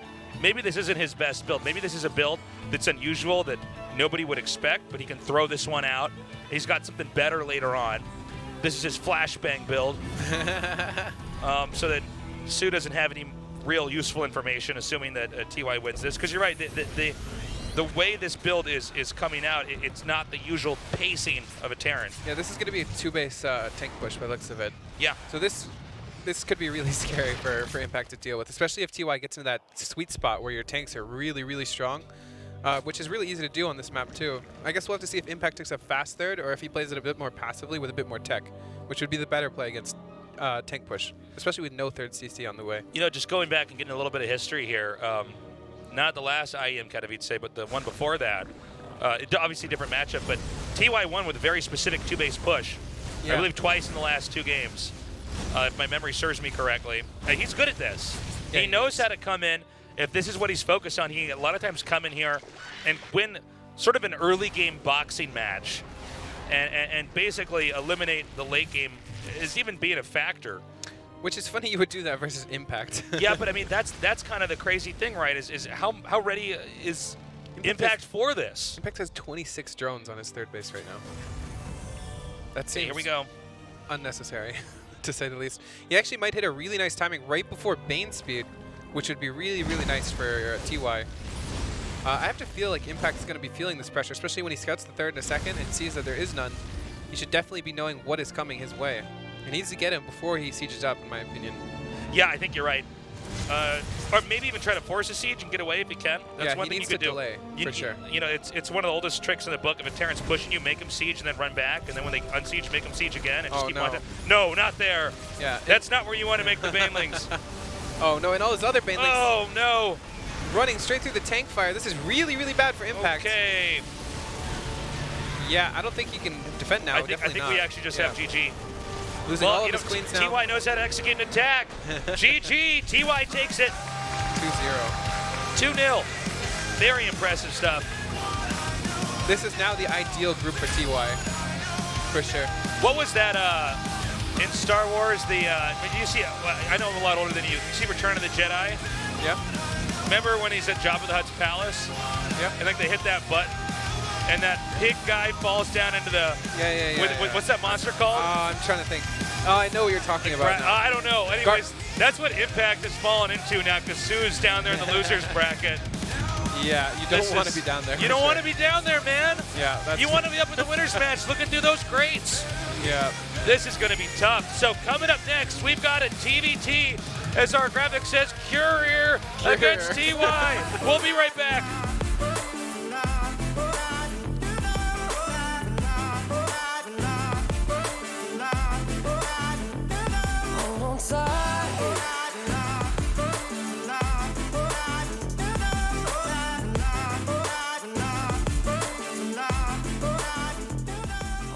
Hey, mysterious. We don't have to act so seriously, like nobody's watching, only us. Baby, if it feels good, then it must be bad how much I want you. Baby, if it feels good, then it must be bad how much I want you. More than I choose to, I'm falling in love, and love I ain't used to. You give me that stuff, no I can't refuse you. You and I in the light, it's alright, yeah. Oh baby, say you will, say you might. If this is wrong, then nothing's right. Oh baby, it's alright. Oh baby, see yourself like I do. Oh, tonight looks good on you. Hey, mysterious. We don't have to act so seriously, like nobody's watching, only us. Baby, if it feels good, then it must be bad how much I want you. Baby, if it feels good, then it must be. Want it bad, more than that. Want it bad, want it bad, more than that, yeah. Come on, rock with me.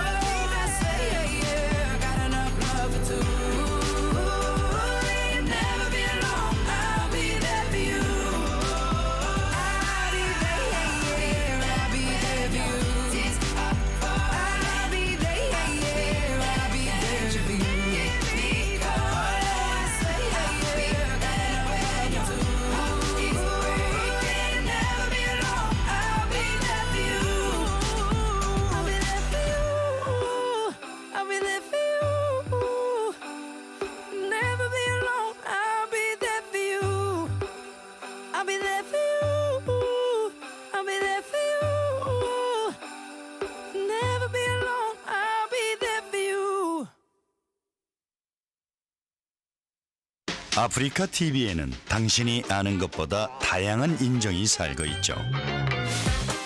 말 많은 인정, 발 빠른 인정, 잘 먹는 인정, 영리한 인정, 친절한 인정까지.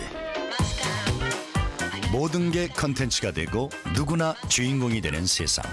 알고 보면 멋진 세상. Are you free? Africa TV. 2018 GSL Season 2 Codes Overgrowth.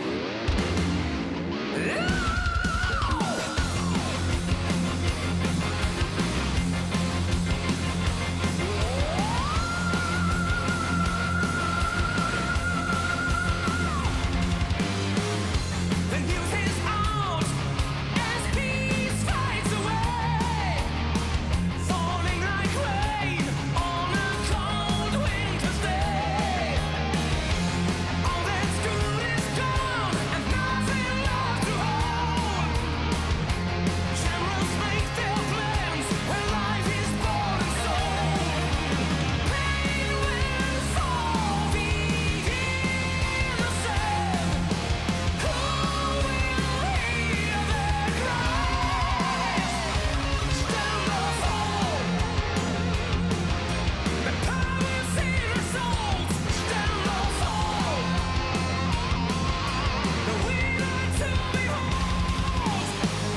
There comes a time when you must decide to turn the page or close the book.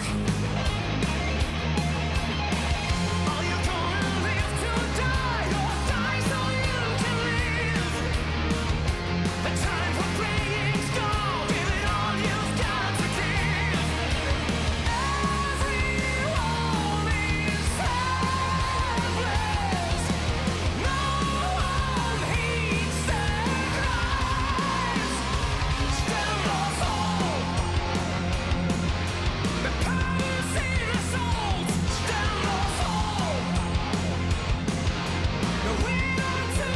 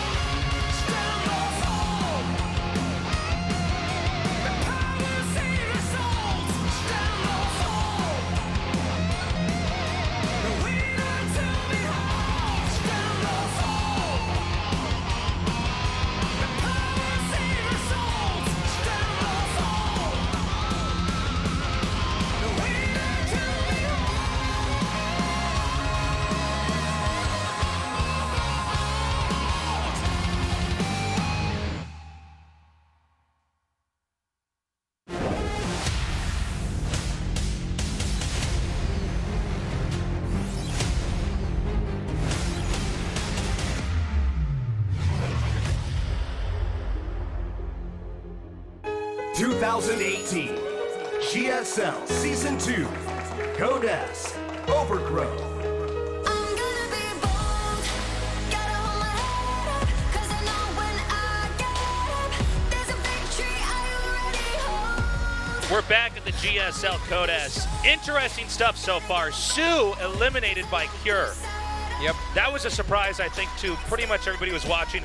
No disrespect to Cure, he's an excellent player. But Impact losing to TY, a result that I think we all saw coming. Now that means that it's going to be a Terran versus Terran next. Cure versus TY. Assuming that Sue can defeat Impact, he'll be waiting in the final match. You do not want to go back down there if you're Cure. No. You want to take this series. I do feel like TY has to be feeling really good, especially with Cure taking that first match. Oh, yeah. Now, with all that being said, and I know that, of course, TY is such a story-tearing player, Cure can absolutely beat him. Yes, for sure. Especially with a lot of ladder professional, like a lot of people who play a lot of ladder are actually really good at TVT, just because there's so many Terrans, especially in the higher levels. Well, especially a matchup like that requires just a lot of grinding. Yeah, for sure. And stamina, I would say as well. So let's see what can happen here. There's a chance, guys. Oh man, I was talking about this before. Look at the first map. Backwater. This could be a long one. This could be a long one. This could be a very, very long game. This could be a game that Cure could win, and then that was the case. It mean TY and Sue are both not advancing. Our first game's ready. Let's go.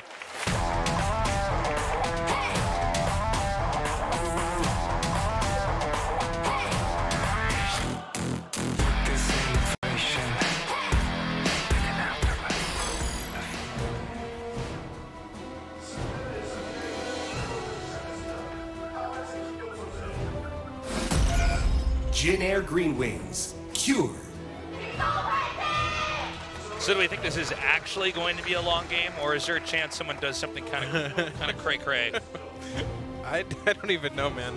Backwater is such a strange map. Splice, TY. It's funny because you can get some of these maps, and just the way the geography of the map is set up. Yeah, it in a mirror matchup, TVT, you're so prone to try cutting the map in half that it can almost be an inevitability. It favors the problem with Backwater is it favors taking a fast third, but at the same time, because it favors taking a fast third, you could do a timing to kill someone who's going fast third. True. So obviously, we'll have to see how this is played out. Generally, though, Backwater is like the map you do not want to play in TVT.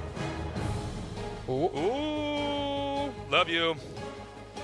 This has been a great day. There's a lot of non-Koreans down here. I love the Koreans too, by the way. This has just been such a sick game. Yep. Fast factory for Kier, and it's in his main, so that's nice. We don't see anything too crazy. Nothing too wacky Sometimes so far. you just like to throw those factories on the map and not give a damn.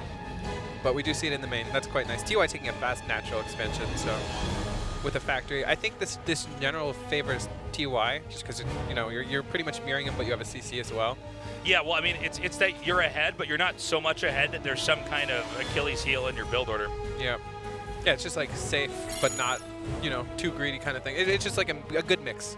This is how you should be playing. A very standard way of playing right now for TY. As for Kier, I feel like he's trying to do something. So we'll have to see what's up. Look at the record. I didn't know TY was that dominant. Yeah, that's insane. Whoa. That is a very, very, very crazy You know how record. we were looking at Kier versus Sue earlier, and I was really excited when I saw those results, because I thought, okay, see, Kier has actually been able to hold his own against Sue. Like, he's a great player. Don't count him out just because you don't see him way deep in every tournament. And then I see these results, and I'm like, oh, okay. Yeah, this would be a very big upset if it was taken down by Kier. I would imagine Kier would feel amazing. Could you imagine finally taking out the player in your GSL round of 32 that you have a 0 and 10, was it? Or was it 2 and 10? I don't know what it was, but it was 1 and 10 or something like that. 1 and 10, yeah. You have to be feeling amazing. So hopefully he can overcome his record. This Reaper wants blood. It ain't getting it. Did deny the CC a little bit longer, too, so that's quite nice. We have Cyclones coming out 2 at a time. Headed over here towards the west corner of the map, but it looks like TY's going to have his own Cyclones to match this, as long as he doesn't hemorrhage too many units early on. Yeah, it gets 1 Marine. That's not really what you want to be doing as Kier, but... You're fine losing that 1 Marine as TY, for sure. Yep. For show. He does get his natural CC coming up for Kier, but it is delayed compared to TY's. Very questionable to get the fast factory instead of the CC, but I'm no TVT expert.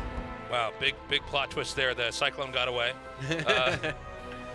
But I think Kier might actually try to apply a little bit more pressure.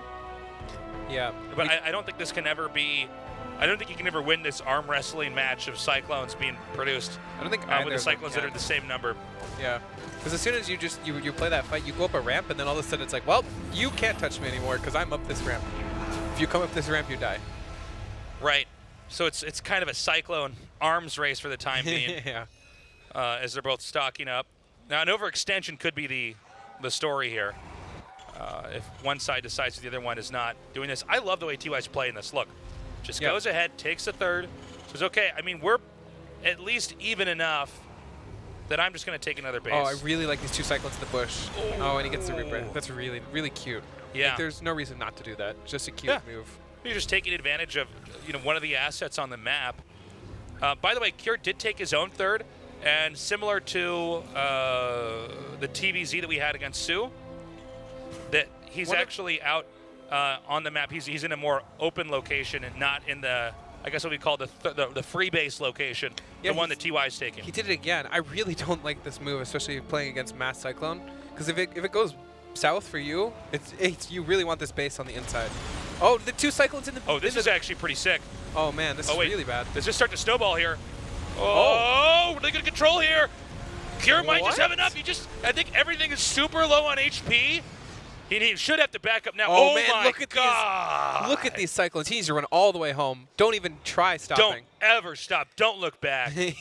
That was an amazing trade for Get back there and repair those cyclones. 3 to 5. I was 100% sure Kier was going to die No, there. same. I was so certain. I guess it was just the way that the spread was for Cure.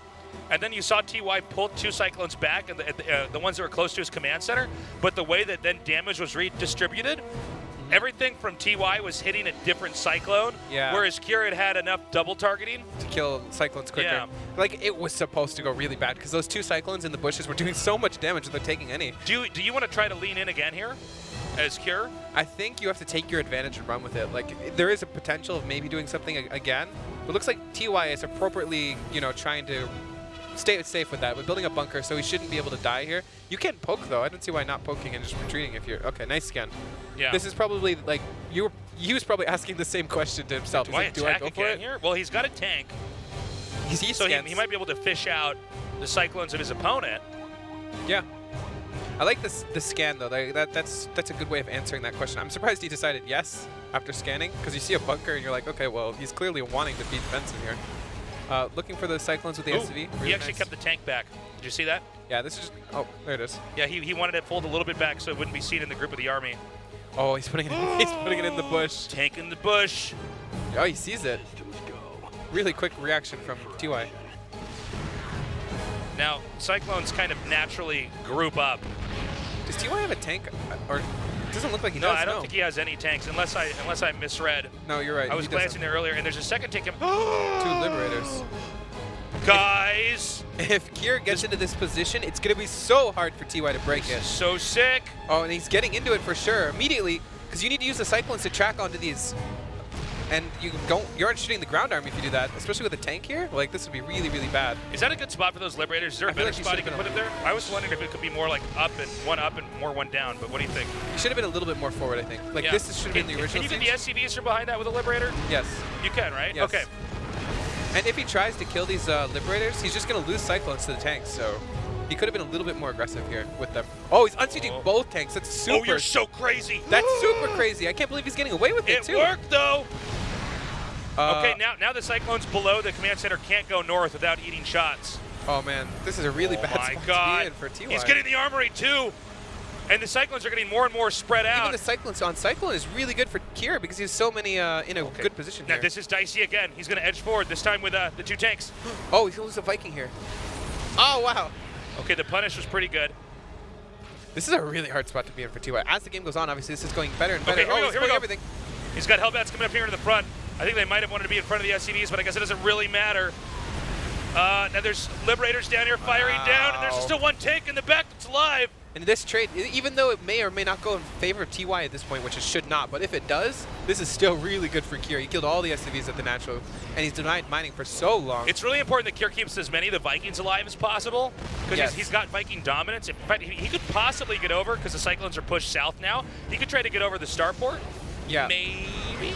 I think the biggest thing here is if he doesn't have air dominance, he can lose the Liberators here, right? But if he has air dominance, he can't lose them for anything almost. Like, Cyclones could trade for them, but that's not what you want to be doing. Especially because he's building more Liberators here, so you really need to keep this air dominance. Dude, how many Cyclones are down here? What is that, 5, 7? Yeah, total? I didn't see exactly, but this is not a good position to be in, for sure. There's a lot of By the way, too. No regret, 1-1's going to finish. Right, here comes the fight to try and clean up these Okay, I think he Liberators. has to get the Liberators Unsieged out here. and use them kind of to fight, at least for a little bit, while keeping enough with Liberation Zones available. I think T-Way, well, I don't know, actually. When I look at the supplies, it's like, well, what's the real story here? The position now or how much bigger Kier is overall? Kier, by the way, taking a 4th base. Oh, dude, he's going to come right back in. The sniping is good. Kier is perfectly fine with this, by the way. Like, even if Kier loses this entire army, I would say he's still in a really favored position, honestly. Yeah. Wow, no and blinding at the this net all for so comes long. back to that weird exchange with the Cyclones. It really does. Uh-oh. Cleanup crew. Yeah, now he's going to try and jump on the 3rd base, and if he loses this base, he's really going to be in trouble. The thing is, he's killing all the SCVs in this fight, which is more than enough of a victory. He can't even get in range of these tanks. Yeah, this is really, really bad for TY. Is that GG? And I would say yes. I mean, even if, like, look at the supply. Even if he kills this entire army, which is very unlikely, he's dead. Yeah. GG. Kier, I cannot believe the Kier may come out first in this group. Well, I mean, with play like that, I mean, look, that was kind of wild how that exchange went with the Cyclones, but Kier won it, and then he knew exactly what to do. Everything from there was handled perfectly. Kier won it somehow, by the way. Like, I need to go back and watch that. That was really weird. Cyclone fight. I think it was the fact that TY, it looked like it was right, but I guess it was wrong. He microed the 2 Cyclones in the bottom of the fight away, and then the pairings that the other Cyclones that TY had were not ever going to kill any of the Cyclones. There was more room to move around, and now Kier's already up 1-0. You know, it's funny. Even it might be because those 2 Cyclones were in the bush, they couldn't be targeted. So he might have been targeting 3 Cyclones with more Cyclones. Oh, that's a good on. point. It's a really weird thing to think about it, because when I looked at it, I was like, oh, well, Kier loses all the Cyclones, and then everything died. So I was like, what? Yeah. Well, we will not have another game like that probably in a long time here in the GSL. We're going to go to map number 2, which is on Blackpink. Yeah, I would expect a lot of the same, too, because Blackpink has so many ramps. Like, this is a Cyclone map for sure. Okay. Don't forget, we have 2 Zergs possibly waiting. I'm excited for in that the matchup. Snorlax pit, the Sulak pit. So it's important to win right here, right now. This is game 2, TY versus Kier.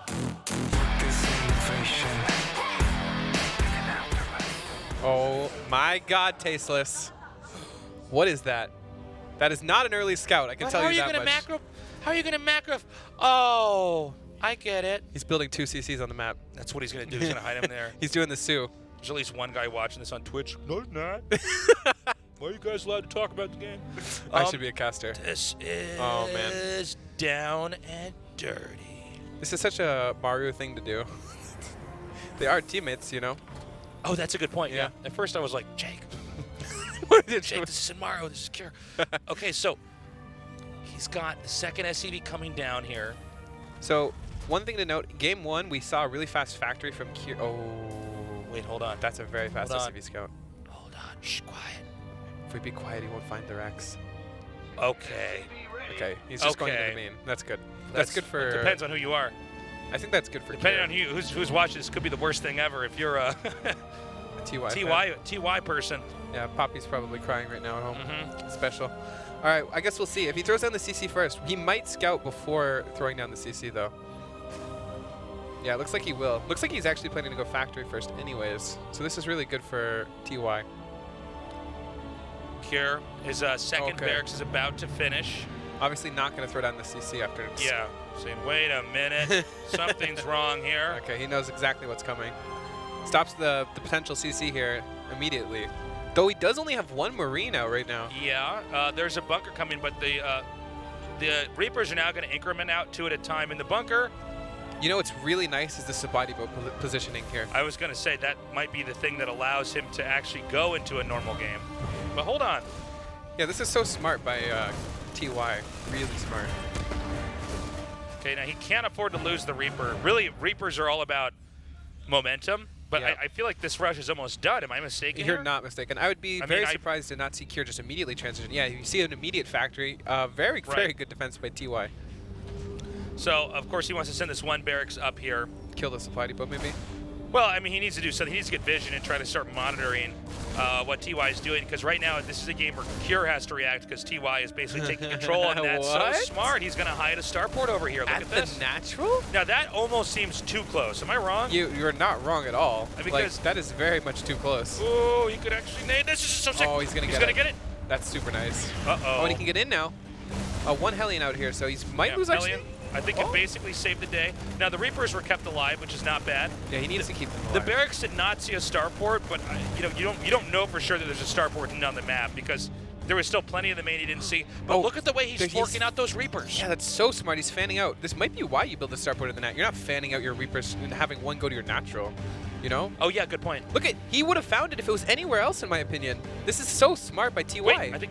Oh no, wait. I'm sorry. I thought that was his natural. I tricked myself.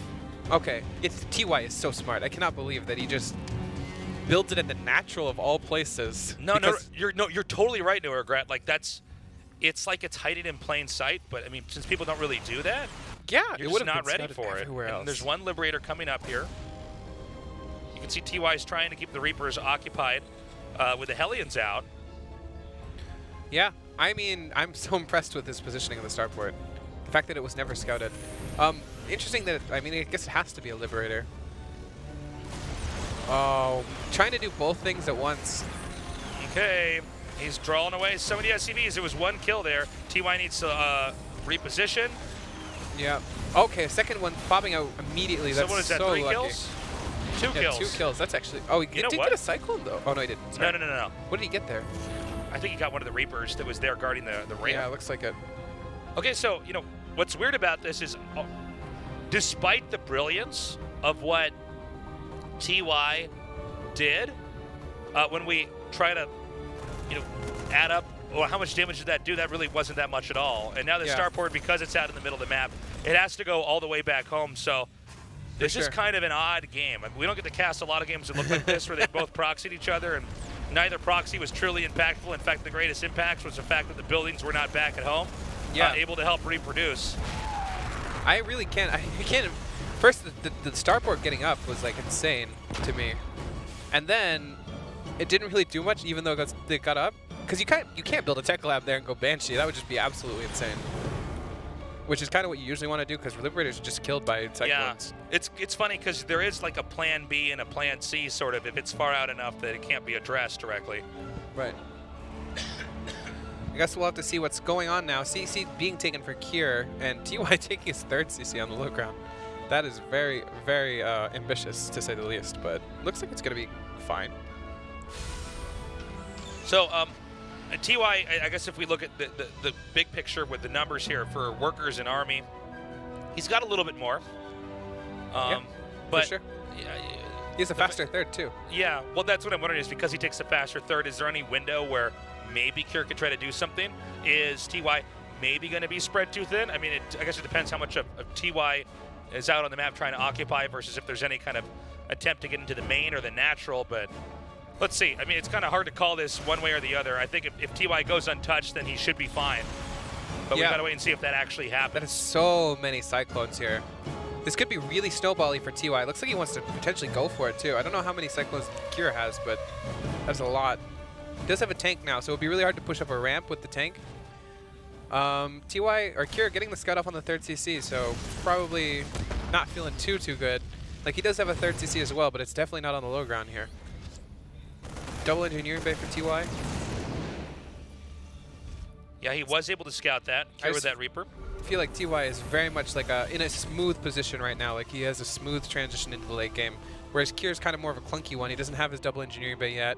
Stim coming, but it's very more clunky, especially with this 3rd base being floated in. Well, let's remember that Cure kind of won that game off of this wonky attack that he capitalized on. Generally speaking, we would consider TY to just be a better, more well-rounded macro player. And you can see that TY is sprinting towards a macro game. Yeah. Saying, get me all the tools necessary to make an army, because I don't want to play another one of those weird... Yeah, I don't want to be square dancing against your Cyclones in the middle of the map. That's a very good point. Well, I would like to just get an army. That's a very good point. And I'm assuming TY feels really good, especially with the Cyclones on the map right now.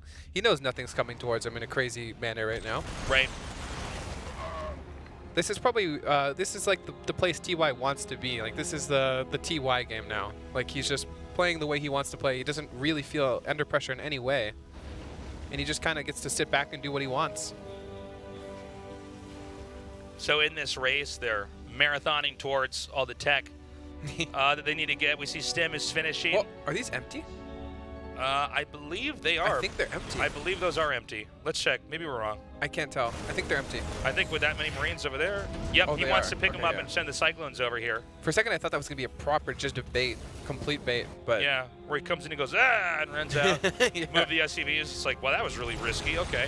So he Oh, drops this over is here. so Yeah, there's nice. going to be Marines hitting his third base. Yeah, those aren't going to do anything, but at least these will. Okay, now One this Cyclone going is, down. Oh! This is kind of problematic because if he loses those medevacs, Yeah, but I mean, 11 workers going down already Yeah. at the natural expansion is probably already worth it. These Cyclones don't really have much utilization later on in the game, going against a bio player. yeah, they're almost like roaches. Yeah, Where they lose you know utility. you can get them early on and they're beefy and they do a lot of damage and they're great in fights. But if you have a proper army late game, you're like fine. So Cure is about to get his 1-1. I'm sorry, were the eBays later for TY? I thought they were faster. I thought they were faster, but maybe I just missed his 1-1 upgrade here. Maybe. I Yeah, wish- I thought they were faster too. But I Then he guess should I already missed have it too. 1-1. I'm just going to They assume. both have 1-1, and TY starting as +2 before Cure, so that is the advantage we were talking about. I guess Cure got it a little bit later. That's okay. 2 supply depots going down. This is starting to fall apart a bit for Cure. TY really showing how tactically brilliant he is. Ooh. He does pick up and Did try he- to leave. He picked up before the Ravens got their ability off. It must have been. Wow. How I wish I would have seen that. It would have been like instantly, I guess. It's like he wanted to use it so that you couldn't pick up your Marines, right? This goes to show you how good TY's reaction speed is. In Yeah. fact, I think TY might be able to tiptoe into a win. Oh yeah. It for seems sure. like Cure is just, he might be too easily outpositioned. That dropped since it wasn't night. It could go back in there. You Yeah. can see TY's kind of observing and rotating around the space, and I think he might want to drop. Okay, he scans and says, oh, there's Marines there. Yeah, and right now Cure has no idea about this. Oh, and he's getting into that spot. He's going to push the gases. Yeah, that's really annoying. There's our Marines there too. They're just gonna die. Well, they were Marines there. And now he's going to drop over here. And keep in mind, Oh, there's man. still a drop and/or attack on the third base that TY could try to pull off here. This is not where you want to be. I guess you can use defensive matrix. Oh, he's using secret missiles. Wow. Nice Still, though, pickup. The Beautiful pickup was pickup. very nicely done. One tank here. Can push this back, but these Marines can get some damage before dying. Beautiful defensive matrices on this army. He's actually going to clean this up. Yeah, he actually managed to do it over He only there. lost 6 workers too. What a beautiful cleanup by Cure. Unfortunately, I think he's taken a lot of damage throughout the game, but if he didn't take any of that damage, he'd be in an amazing spot right now. He is trying to even it up, though. The army supply is pretty similar. So before that Less attack, workers. it was TY, I think, at 154. Yeah. And it was Cure, I think, at like 105 or something like that. Yeah. And TY did not do anywhere near as much damage. Lost tanks, I think lost 1 or 2 medevacs. And Cure's actually pretty close to catching up. Yeah, for sure. He was even in the position that he wanted to be in with the 2 tanks kind of attacking the gases and the Marines on the other side. But, oh, this might be a little bit risky. The Ravens giving him so much utility, though. Decent trades, though. You don't mind trading Marine for Marine, especially if you have the higher account. Isn't this funny? That tank is just barely out of range, so he will be able to get the gas unless it's repaired. Gas only has 1 worker on it, so that's unfortunate, I guess, but not losing too much here. Planetary at the 4th. The 4th base already being established for TY. TY still kind of running away with this game unless Cure could get into a huge position. And if he gets that positional advantage, it could snowball for Cure. That is the one way he can still win this game. Ooh. Cure coming back Getting around. a couple medevacs would be really nice here. Oh, he's getting a secret missile off. Okay, if he can get some of these medevacs, that would be huge, but he isn't going to get them right now. Yeah, no, I think the position they're in is too strong. But of course, Cure can continue to advance. Yeah, I don't know how many tanks TY has, but it definitely should have less. Now, Cure is trying to advance with a smaller army. Well, I guess some of TY's army is actually picked up and is going to drop, but Cure has to be lacking somewhere in a supply disparity. I think he's lacking a bit in the main army, though, honestly. Yeah, Only that's what 5 it looks tanks. like, right? Yeah, that's the place where you probably want to be lacking in TVT. Like, lacking in your defense would be really bad. Although he might lose this. It's such a close fight. So He guys, might lose the tank here. Medevacs are good units to have. Oh. Yeah, wow, well, this just traded just brilliantly here. Okay, that is a very big counterattack. TY cracks off a chunk of his army and heads it north.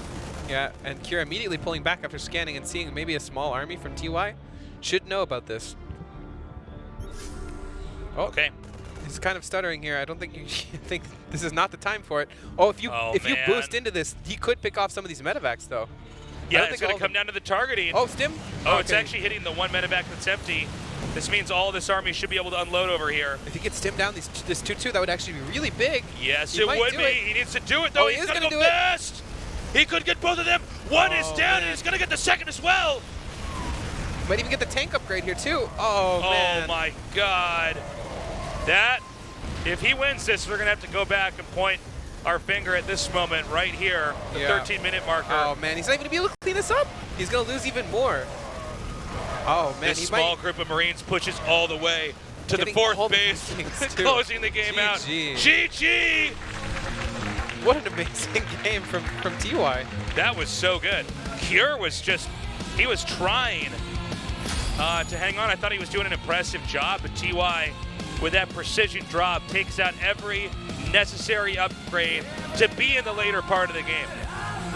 Yeah, I really was worried for TY at the proxy racks, but he was just so solid in defense. Like, he built the spotty boat ready to wall off the proxy 2 racks, and then had a bunker immediately after scouting. Like, he was just so solid for that. Yeah, he just, what are you going to do? Yeah. But you can see the Cure is feeling the heat. TY says it's a fluke. Yeah. Give me my second win. I would be feeling the heat too if Sue and Impact are waiting down there, you know? You got to get this win. Tied 1-1 on Neon Violet. Going to the land where the squares are violet. This is going to be a pretty interesting TVT map. We could have proxy again. I don't think we will, but I mean, it's Could you imagine? Possible. Could you imagine? Possible. It's possible. If Cure did that, I would just be like, okay, he's a genius. And all I'd be like is, it's possible. Let's go to game number 3. Cure versus TY, a fight to move on to the round of 16.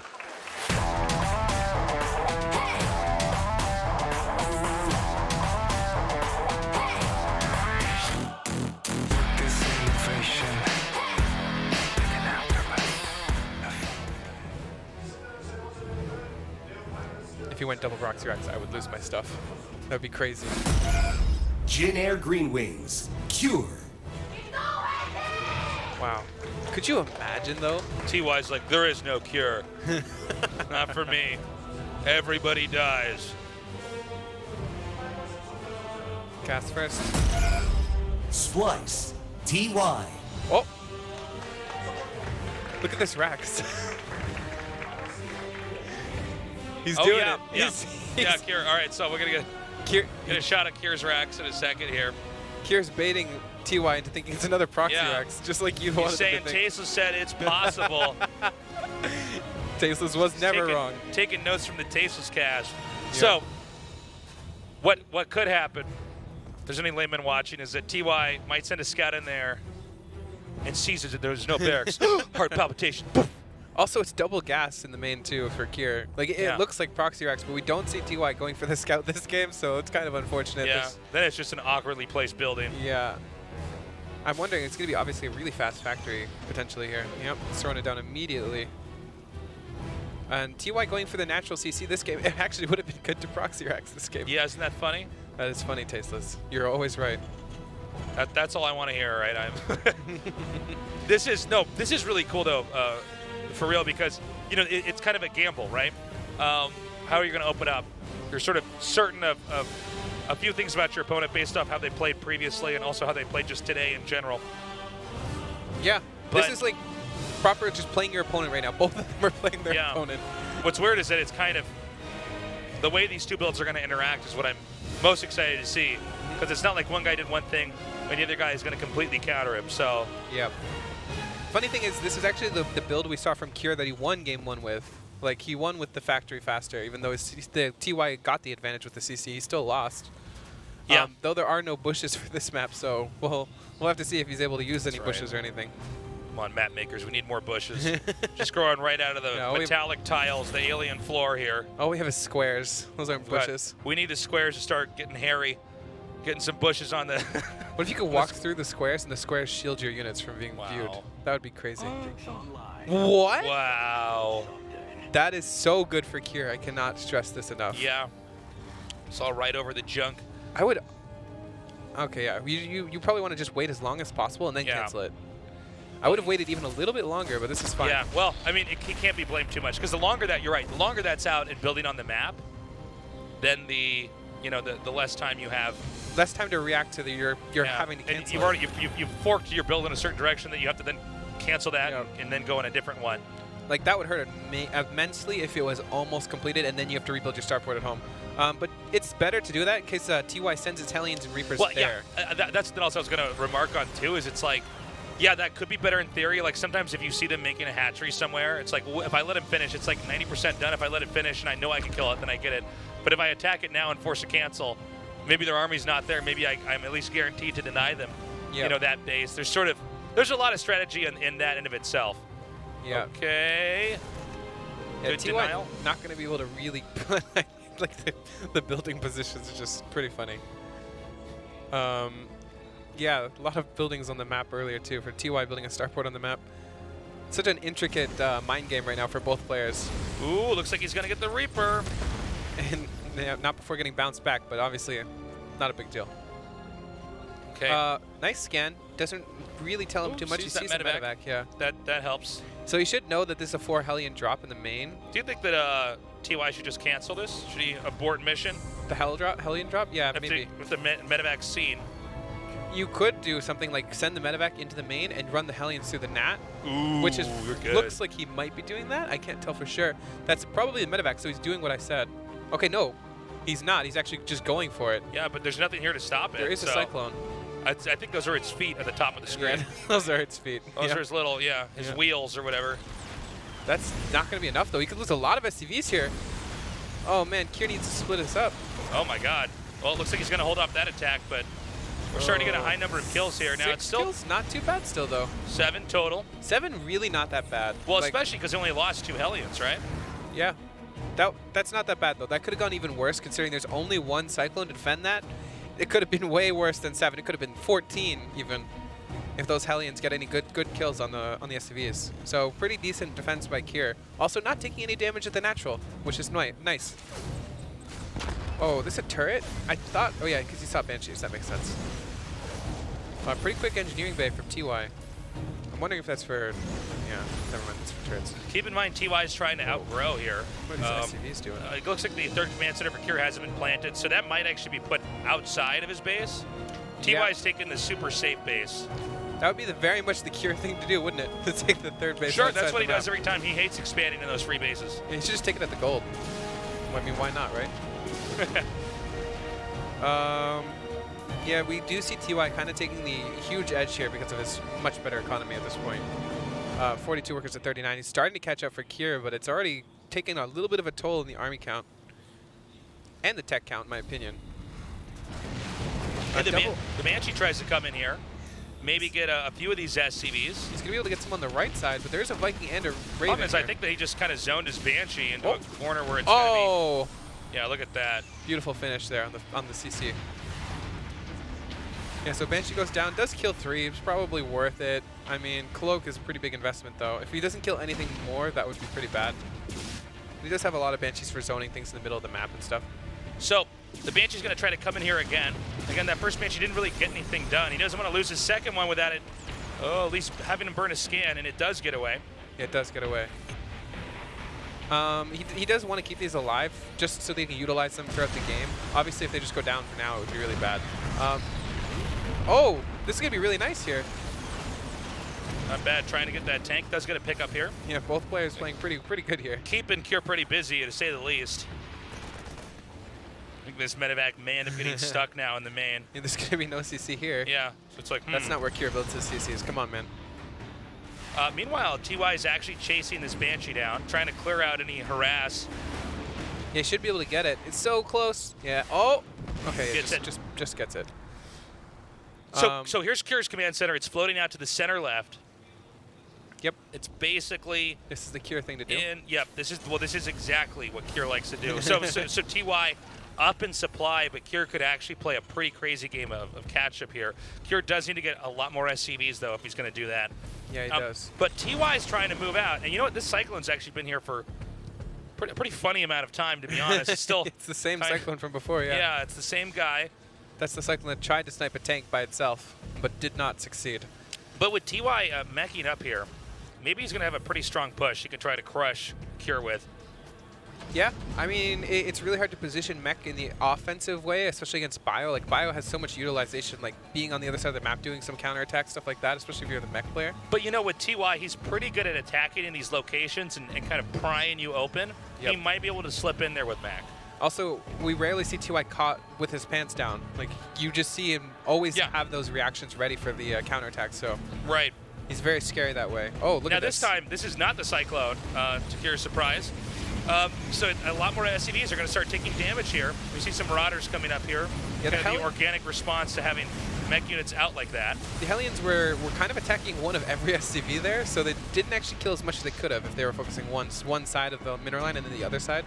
But still, killing 8 SCV is really nice. Problem is with this, just bigger supply here for TY, he can also take his own 4th base, which sort of negates the momentum that Cure's trying to achieve here.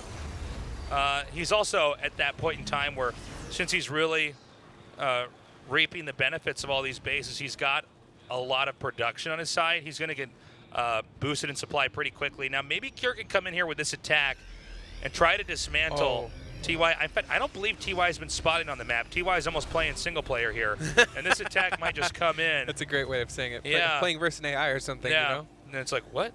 There's a person out here on the map? He does have Hellions in medevacs, but this is a really heavy Marauder army. Like, if you drop Hellbats on this, you ain't doing anything. That's just tickling that army. That's a really heavy Marauder count.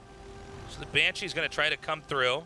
It just skirts through everything. I don't think Kira can actually come in here and do any kind of real attack. Oh, what? I guess it had no HP. It's like a balloon Banshee. Yeah, I Banshee. guess. It was an hallucination. That's some really upgraded turret there that fires missiles that kill Banshees. That's what missiles are supposed to look like against Banshees in real life, but yeah, it would be way too OP. We couldn't have, Blizzard would not let that happen. No, but definitely not. But normally when air units are hit by missiles in real life, they don't need a lot of hits to be taken out. So I guess it would be more realistic. You it don't would take be. a missile and just be like, oh, I'll take 20 more of those before I go down. Yeah, that'd be very realistic and also a really bad game. So TY also set up defensively. He's got his sensor towers out. Cure is going to try to skip out ahead and take the space that's more towards the center of his territory. He still is leaving that free base in the upper left. Now, considering that it's mostly infantry for Cure, minerals take a little bit more of a priority. He's got like enough gases. He needs enough Marine, Marauder, Medevac tank that he can really push out and really start to do damage, and especially with those Marauders. Cure is actually going for Liberator range too right now. So he does want to get up in that Liberator count that can deal with mech, but he doesn't really have the count now. So this would be a really good time for TY to push in. Oh, if these boost on, he could trap the army here. He's going to trap it probably. Yep, some blocking over here. These Hellbats just tearing up a lot of these tanks. He's going to try to push in. Tanks have not yet sieged up on either side. Oh man, TY is going to clear this up. What a beautiful engagement from TY. Use the defensive matrix on the Raven so it couldn't use the ability on his air units as well. Yeah, kind of negating that. Beautiful game by TY icing Cure, beautifully done. And he's our first survivor. Definitely doesn't want to go down to lose his bracket. He's not having that right now. That was pretty sick. It's beautiful. Really glad to see TY come through with that. Like I think TY definitely deserves it. He played a really solid game on Neon Violet there. Just taking advantage of Cure, honestly. Man, Cure left in the dust in that last game. But hey, he's already beaten Sue. Yep. I think he could beat Impact. I don't see why not. All he has to do now is go to that final match, our 5th best of 3, and see if he can make it there. 1위 16강 진출자 전태양 선수 만나보겠습니다. Yuri says our first player to go to the round of 16 is TY. Congratulations. Thank you. 오늘 저그전, 테란전 모두 깔끔한 경기력이었습니다. 먼저 승자전부터 이야기를 해볼게요. 1세트 그 타이밍에 패배했던 거 외에는 완벽했던 것 같습니다. 이 태태전 소감이 어떠신지요? 일단 Let's talk about the winners match first. What was your take about your TVT versus Cure? 스타일을 굉장히 추구를 하고 또 앞서 펼쳐진 1경기에서 So Cure's prone to have pretty safe play overall. 상대로도 좀 운영으로 많이 하길래 When you play against 나한테도 Sue, 굉장히 방어적으로 하겠구나 했는데 좀 그 부분에서 he likes to do a lot of macro play. 한 방을 먹어서 네. 좀 어려운 So I 경기였던 thought 것 he's going to 같아요. have much more defensive play, but 오늘 저그전 요즘 이 So 저태전에서 he had 핵심이라고 할 수 really 있는 big attacks on that first map. 후반 I was really surprised to see that 이런 from him. 조합 없이도 가볍게 승리하는 모습을 보여주셨는데요. 그 저그전에 대한 느낌도 만족하시나요? Without Raven and Ghost, 처음에 근데 seems like you could still win 경기가 좀 matches 톤이 against 잘 Zerg. 안 풀렸는지 좀 Are you 회전 satisfied 컨트롤이 with your 많이 matches against Zerg 안 today? 좋았던 것 같고 네. 그 So in the 경기를 first match, 제외하고는 I felt like my hands hadn't warmed up. 2세트부터 승자전까지는 좀 There was some mistake on my unit control 잘 micro. 움직였던 것 같아요. 네. But in the 오늘은 second 이런 match, 감감하기나 유령 조합을 going to the winners match, I felt like I was in the zone. I was able to do what I had 적절한 practiced. 질문이 될지 모르겠지만 다음 주 이제 밤까마귀가 그 조정이 So 되는 next week, 예정이 돼 있거든요. 혹시 아시고 계시는지? there's going to be a patch on the Ravens. 네. 경기장 Do you 와서 know about it? 알았어요. What's your 요즘. take? I wasn't actually fully aware of that. I kind of heard about that when I got to the 경기장 studio. 와서 알았는데 네. I don't 사실 spend too much 저는 time on 연습 때 community 굉장히 sites 많이 in 지는 general. 편이어서 So when I 패치를 found out after 안 getting to the 해도 될 것 studio, 같다는 생각을 하고 경기장 오긴 했는데 well, I mean, I hadn't really thought 김동 about it. 선수가 하는 거 보니까 패치할 필요성을 좀 I 느끼긴 didn't think we needed a 하더라고요. patch on 테란 Ravens. 선수가 봐도 이게 좀 패치가 필요할 But 것 when I heard 같다 from the 이런 other players, 생각하셨어요? 네네 They kept 아무래도 saying that it 좀 was Raven definitely needs to be 일단 patched. 늘어지는 경우 좀 저그가 할 게 많이 없어 보이는 좀 생각이 많이 So 들어서 when we went to the late game, 패치는 좀 해야 되지 seems like 않을까. Zerg doesn't have a lot of options to play 전태양 against the 선수의 Terran 생각을 Tech. 들어봤는데 계속해서 다른 선수들의 이야기도 들어보도록 하겠습니다. 자, 이렇게 16강에 안착하게 됐습니다. 사실 지난 시즌에 이 기본 GSL에서 Thank you for sharing your 8강까지 opinion, TY. 갔었던 그런 I'm 성적 looking 깨지고 forward to hearing other Terran 말았어요. players' 지난 시즌 opinions. 아쉬움이 어떠셨는지? 일단 So you're in the round of 지난 시즌에도 mentioned the round of 8, 16강에서 but 처음 sorry, you 16강에서 did not make it to 떨어진 the round of 8 걸로 last season. 기억을 하는데 사실 좀 방심을 많이 했었던 것 같아요. 8강을 좀 무난무난하게 잘 가던 That's right. 상황이어가지고 항상 I was eliminated in the round of 16. 안 하고 열심히 Usually I 준비해서 get to the quarterfinals no matter what. I'm always in the round of 8. 하겠습니다. 네, And so 그럼에도 from that point 불구하고 on, 이렇게 좋은 성적 유지하고 I had a 계셨던 것 mindset that 같은데요. it's 마지막으로 unacceptable 팬들에게 한마디 to not move on, and I 들어보겠습니다. had to keep my guard up. 사실 경기 요즘 제가 Anything you want to say to your 경기가 fans? 많지 않아서 좀 팬분들께 I didn't have that 경기를 many 많이 보여드릴 games 수 today, 있는 기회가 적은 것 같은데 so I felt like I didn't get to show a lot of the people watching what I'm really made of. 여러 군데 대회를 많이 올라가서 앞으로는 좀 여기저기서 많이 모습 보여드릴 수 있도록 열심히 I'll try to participate in some more 네, tournaments. 알겠습니다. So you guys can see more games from me. 전태양 선수 다시 한번 축하드립니다. Once again, congratulations. He says thank you. And 네, I 계속해서 gotta say, GSL very 이벤트 impressive stuff there 안내해드리겠습니다. from TY. He 현장에선 첫 clearly 번째 is the most dominant player in this group so far. Sue is still in the losers match. We have a ZVZ coming up next. I think Sue should win there. Yes, for sure. By the way, do not forget we have a lucky draw, a giveaway at the end of the show if you're in the studio. We also have, oh no, I'm sorry, we have that. If you're in the studio, we also have this for people who want to participate on the website link over there. If you chat in there and talk and are a good citizen of the internet, you can win a prize. So there's giveaways online, offline. We're going to go to a break. We come right back. Our losers match here in the GSL.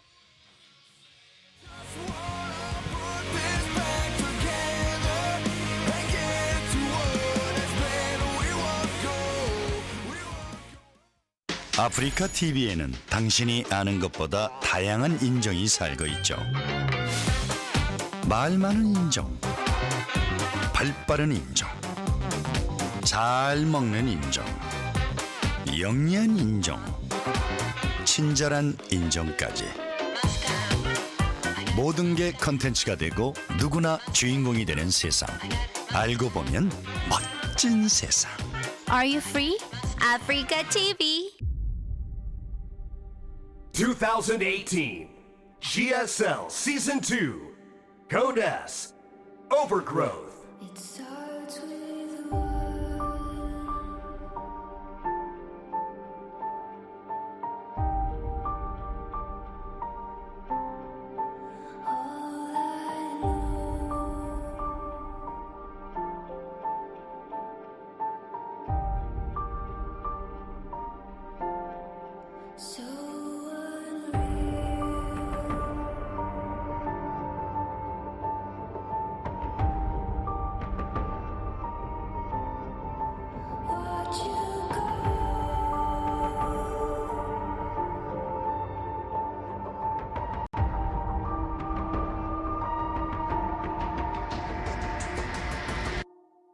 I tried so hard and got so far, but in the end, it doesn't even matter. matter.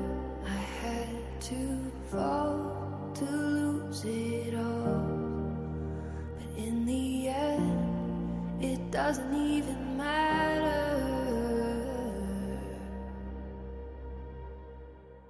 One thing, I don't know why. It doesn't even matter how hard you try. Keep that in mind. I designed this rhyme to remind myself of a time when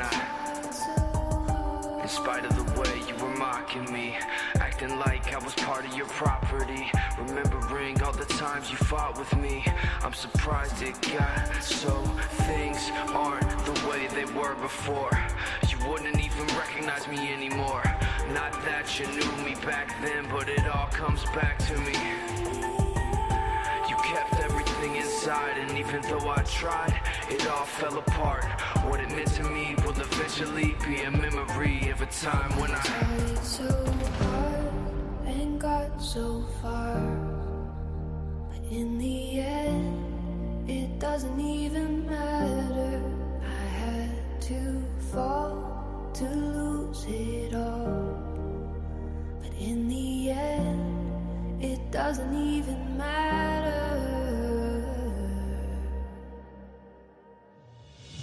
One thing, I don't know why. It doesn't even matter how hard you try. Keep that in mind. I designed this rhyme to explain in due time. All I know, time is a valuable thing. Watch it fly by as the pendulum swings. Watch it count down to the end of the day. The clock takes life away. It's so unreal. Didn't look out below. Watch the time go right out the window. Trying to hold on, but you didn't even know. Wasted it all just to watch you go.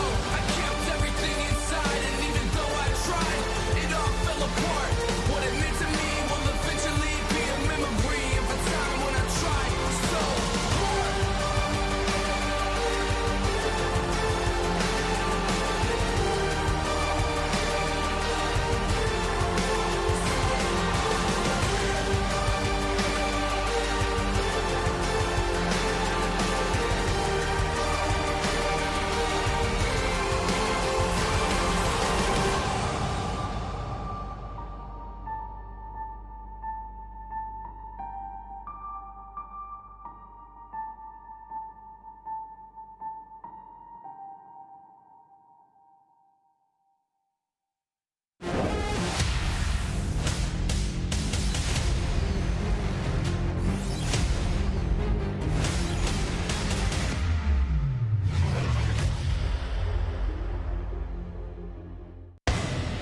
...2018 GSL Season 2 Codes Overgrowth.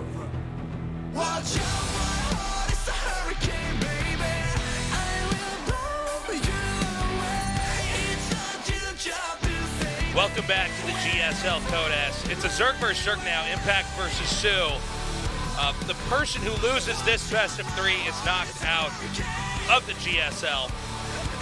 That's not good. No, it's not. Turns out the rules are we got to kick one of them out, no regret. I would love to have them all go, but yeah. They can't just go on into Archon mode and face off against Kier. That's not how this works. Yeah, I don't know if that would even favor them if they did that. Could you imagine? They'd just be like fighting each other like, no, let's do this. I know. It's like kind of hard to play Archon mode if you're actually with someone who's really good. It's like, stop. I don't need your help. So, coming into this, Impact is clearly, as far as results go, the underdog. Sue always advances to the finals. Always. Sometimes he's knocked out, but not in the round of 32, right? Never. That's not what's supposed to happen. But guess what? Impact doesn't care. Yeah. He doesn't care about Sue's story. He doesn't care about your story, casters. He doesn't care, Sue fans at home. He doesn't care. He's going to go. He's going to try to take this and face off against Kier. I'm extremely excited to see how the ZVZ is going to play out. ZVZ, one of the best matchups I know, so. That's right. We will see how it goes. We're phoning in the experts here. Jesus has nothing but Battletoads jokes. I got nothing to add to this. That and yelling GG. But with no regret here, you're going to be guiding us to the light here in the ZVZ. Of course, no regret. A Code S Zerg from previous seasons. Our game's loading up. It's going to be on Blackpink. This is Impact versus Sue, a fight for survival in the GSL.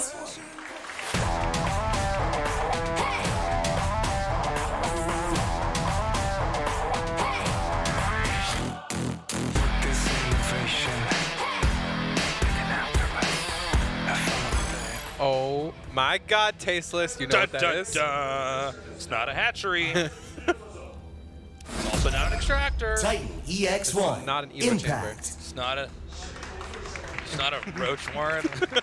What else is it not? Not a Bailey nest. It's not a spore crawler. Sue. It's not a Protoss Nexus. If Sue goes hatch for he's doing It's not an Orc Town Hall. Okay, so I'm actually very surprised Sue's going hatch first on Blackpink. Or yeah, generally you do go hatch first. Like that's a very standard thing of doing. Wait, no, this is normal. So yeah, we're gonna see an Eco 12 pool here. Eco 12 pool, very, very strong against hatch first. Basically, your idea is you want to A, cancel the hatchery at the natural of Sue, or B, force a drone pull and actually either kill some drones or just buy mining time. It's so strong. We don't see a fast gas from Impact, so it's not going to be any really crazy Ling Flood versions of this. It's just going to be Eco 12 pool, probably into Heavy Queen. We'll see how it is played out right now. We don't see a Queen first, so this is going to be a really big emphasis on the Lings earlier on in the faster hatchery, which is pretty normal with Eco 12 pool. Hello, how are you guys doing? You guys really Love you guys. You guys look great. Okay. These are Don't let beautiful anyone people. tell you These are beautiful otherwise. people down here. Absolutely beautiful. So Sue knows it's coming. I might guess is immediate drone pull to deal with this Ling kind of counterattack. There's really not too much you can do if you're Sue. You kind of have to guess if this is Eco or if it's a 12 pull Bane or something crazy like that. Yeah, that's true. There is definitely a split there, and one is completely different than the other. So, excuse me, we have the Lings coming in here. Yep.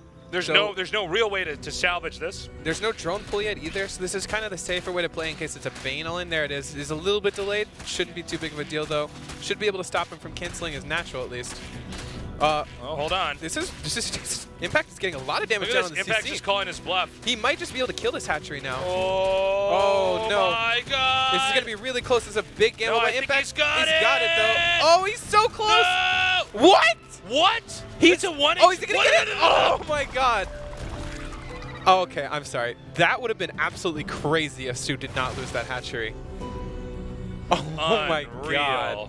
I've never in my ZVZ days have seen a hatchery survive. Well, you know what's so crazy about it was like, you could see Impact called the bluff of the drones attacking. He's like, no, no. It's like 3 times and he's like, no, I'm gonna get the hatchery, and then he just stutter steps along to the sides and onto the bottom. Yeah. Could you imagine if you're Impact, you're like freaking out? I was like, yeah. Oh man. The nerves I would have. Impact, I just throw up on myself and pass out at that moment if I don't get the hatchery. I'm like, this is too much. This is just too much. Okay. So Impact in a huge advantage now. Killing the natural expansion of Sue puts you in such a huge edge. Sue taking a really quick third base. This is really smart. This is one way you can come back. You can never really all in a person who's going gasless, just because they have so many queens and the ability defensively is just so strong for the player who's going gasless that you just never go for the super all in. You might go for a bit of a timing attack here, but it's not going to do anything. You might be able to push through these queens though. On the left side, top side, that should you might be able to poke a hole in here. This one queen in the middle is starting to take some damage here, and it goes down. Now going into the main here. Yeah, this is really nice. Getting one queen here. You won't be able to get too much more done, but getting one queen is still way more damage than you normally get. Well, you can also try to keep an eye on what exactly Impact's up to. What kind of game does Impact want to bring here? These Lings are still alive, by the way. I mean, yeah, this is just really annoying. These queens are just running around trying to chase this. Yeah, not much. He might be able to get the creep tumor. Nope. Oh, he might try to get a drone here. Yeah, he's going to get at least one drone. No, he doesn't. Really, really nice play from both players. Impact not hemorrhaging too many drones here. And just kind of playing it passively, getting a lot of drones. And this is a very comfortable game from Impact. Pretty fast layer from Impact to Roach Evil on the way. But he is in a pretty big advantage, and there's no really downplaying that. He's up almost 10 workers. Does have the better tech. We do see the only advantage Sue has is a faster third, but that's not really an advantage you want. Yeah, he's trying to go for more growth opportunity here, but it doesn't directly answer the inevitable robustness of Impact coming out later on. He already has all the stuff he needs. I really like the carapace. This is a really smart thing. I don't think when you go carapace, you don't generally say, okay, I'm going to call your roach play by going roaches. This is more like I'm going to call your roach play by going Roach Ling. With a faster third, you can kind of build a lot of units, and with the carapace upgrade, you kind of negate the fact that your opponent is going +1 range. So if we do see a big Roach push from Impact, which is very likely, we'll probably see Ravager Ling or Roach Ravager Ling defensively, and it's really strong with carapace. So we do see a Spire. This is actually probably not what Impact or Sue wants. I think Su either wants to play passively. You don't usually get Carapace and go super aggressive unless it's really heavy Ravager Ling really quickly, which could be good. So we'll see. So yeah, with that Spire on the way, that kind of makes this game a little bit more interesting in some ways. I'm worried for Su here. I cannot picture a world where Su's knocked out of the round of 32. No, it just doesn't happen. But the thing is, if he is, Impact has to be celebrated. Yeah. You know? It would be Impact season to get second place, I think. That's how it works, right? Oh, hold on. Nice surround here on this Queen. I don't see any transfuses available. No. And now Su's going to try to go and gun down the hatchery. Seeing that the Roaches and the Queens maybe have overextended. Tries to come in here again. Oh, kind of odd control there. He does get the Queen. Some of these Ravagers then morph into... Oh, my God. That was so well done by Impact. Yeah, Impact's defensively really strong there, and I don't really see the purpose of that, in my opinion, from Su. I guess it could have gone one way or the other really quickly, but that's a pretty bad fight for Su in general. Especially with the Spire on the back foot. Like, now he can defensively get the Spire pretty freely. Yeah, that's a good point. If he built up and went for a bigger push right before Mutas, it probably would have killed a lot more, is all. Su's going to see if he can't, like, juke and jive around this. Now, these Lings will come over here again. 5 Mutas on the way. Really not being able to get too much here. And a lot of these Zerglings just taking hits here. He's trying to surround some of these Roaches. The drone's now coming up. He's never going to win that fight, He's though. never going to win this. And he's so good, by the way, Impact is at just making a Ravager the moment that he thinks he's going to lose a Roach. Yeah, it's really strong because you get the extra armor when you do that. We see 6 Mutas now. 6 Mutas pretty strong. Seven Mutas. 7 Mutas. Maybe even a little bit stronger. A little bit stronger, yeah. You know, as they say. Su has no idea, by the way. You'd pull back your Overlords way earlier if you knew this was coming.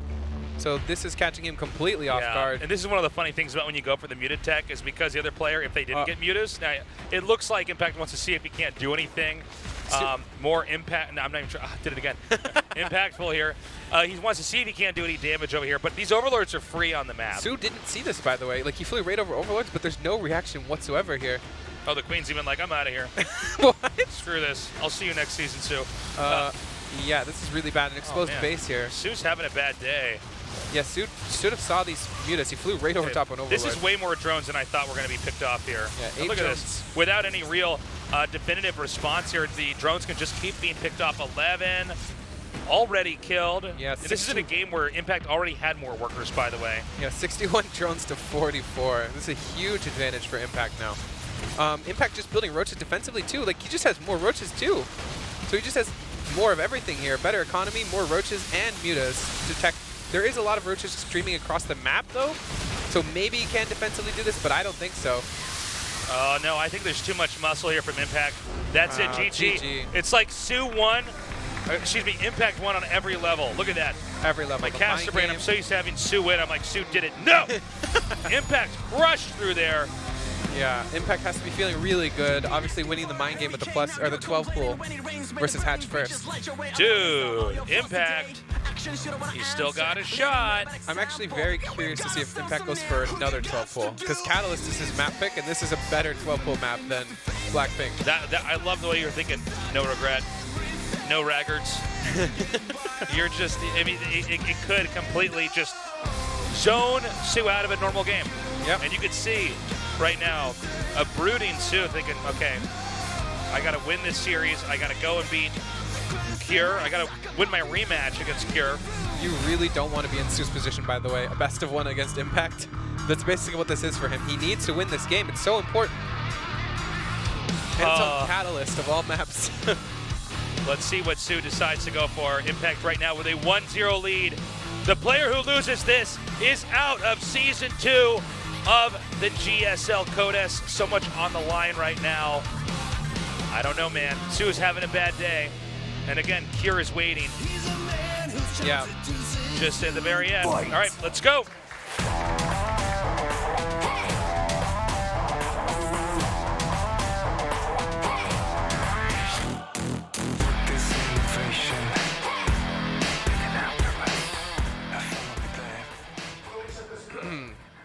We don't see 12 pool. Titan EX1 Impact.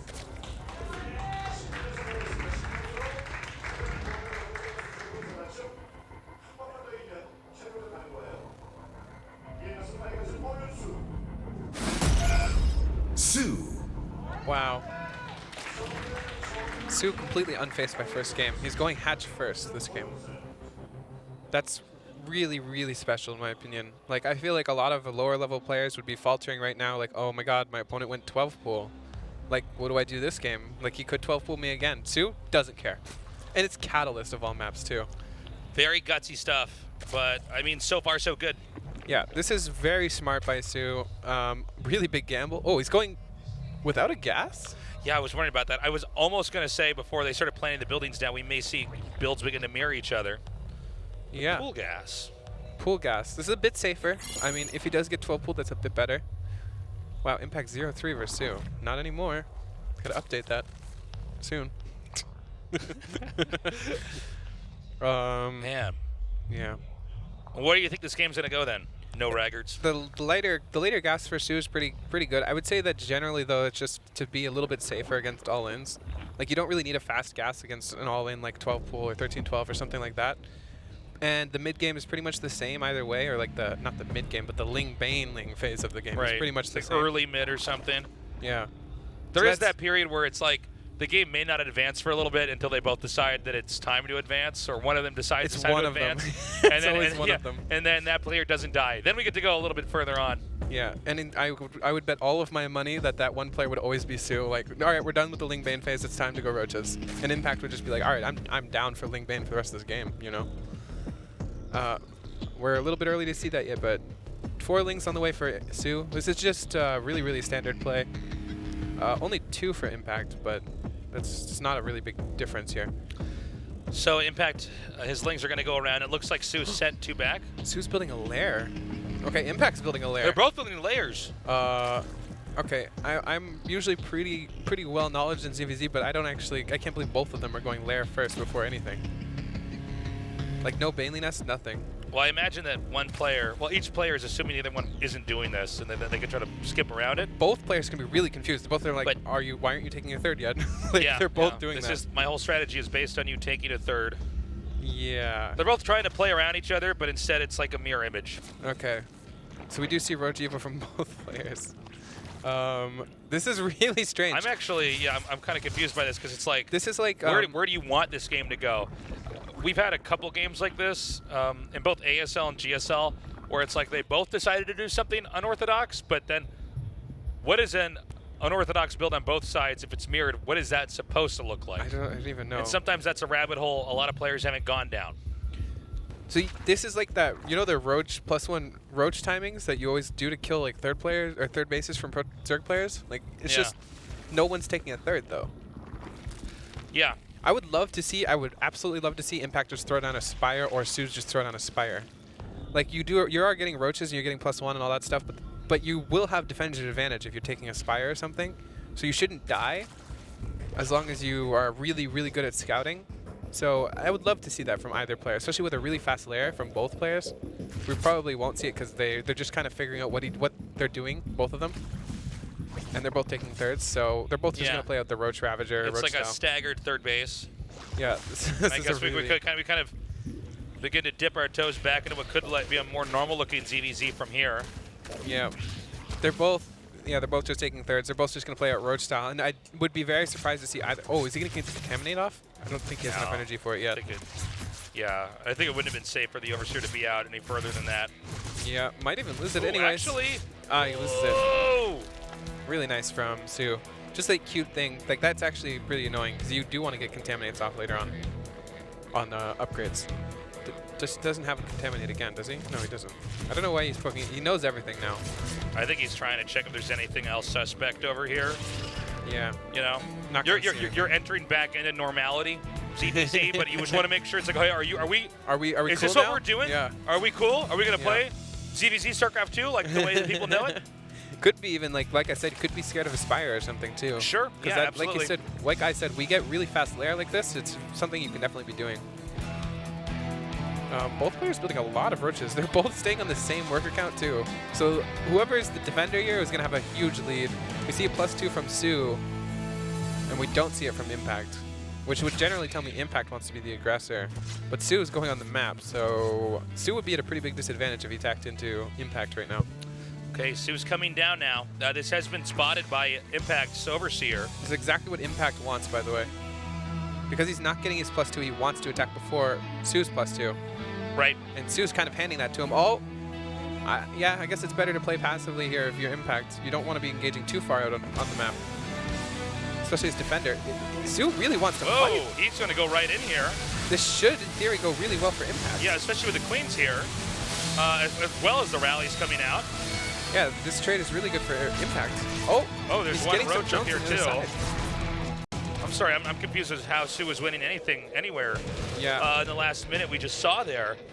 Even some of the decision making seemed a little bit suspect. That just doesn't seem like a wise decision at all, right? Right. And now we have Impact. Impact can actually curve over to the right here, just south of the screenshot that we have. He might try to come up here. Oh, going through the middle would be really risky, but he's getting kind of rewarded here. Potentially, this could go either way right now. Defender is really good for Sue. And you don't want to go back up that ramp. Bottleneck makes it so hard to actually get up there. The supplies are pretty even. That does favor Sue because his +2 is considerably faster. So if we do see Sue hit a +2 timing attack, that would be really scary for Impact. I wouldn't expect him to, though, after his first attack went so poorly. Although he is way ahead in army supply now because Impact has built so many drones. 56 drones to 52, so pretty big advantage for Sue. Or for Impact, sorry. I'm not used to Impact having more workers than Sue. I know, this is exciting. I mean, Impact is actually playing a pretty decent series here. Nice contaminate, by the way. Yeah, that's actually pretty really huge. Nice. Pretty big deal because his +2 is already behind, so now it's just even more behind. That gives Sue a way bigger window to attack with +2. Did we see Burrow finish, or did he build it and cancel it? I missed that. I actually didn't see. Yeah, I didn't see that either. I guess we'll see it. Well, we'll see if they end up using it. Yeah, if it actually comes into play. Neither player's getting tunneling claws, though, so probably just a mistake to queue it up and cancel it. Yeah. So Sue's continuing to power up. It's kind of a Roach Ravager arms race at this point in time in the game. Impact is going to take the first 4th base. He's taking it in the forward 4th position. Yeah, that's interesting. Yeah, it's pretty interesting. It's a little bit nicer to defend from Burrowed Roach. If you have that really far left base, it's a little bit more exposed. I guess you could push more easily from here if you hold off an attack, where you can't have your army pulled that far down in the bottom left. Yeah. So sorry, go ahead. No, I was going to say, the only thing about taking this forward 4th is you're kind of handing it to your opponent a little bit. It's really far forward, right? So you're kind of susceptible to a timing attack here. Okay, Sue's going to start asserting himself on the map, making sure that there's some openings here. He can always have a slow drip of roaches going down to different parts of the map.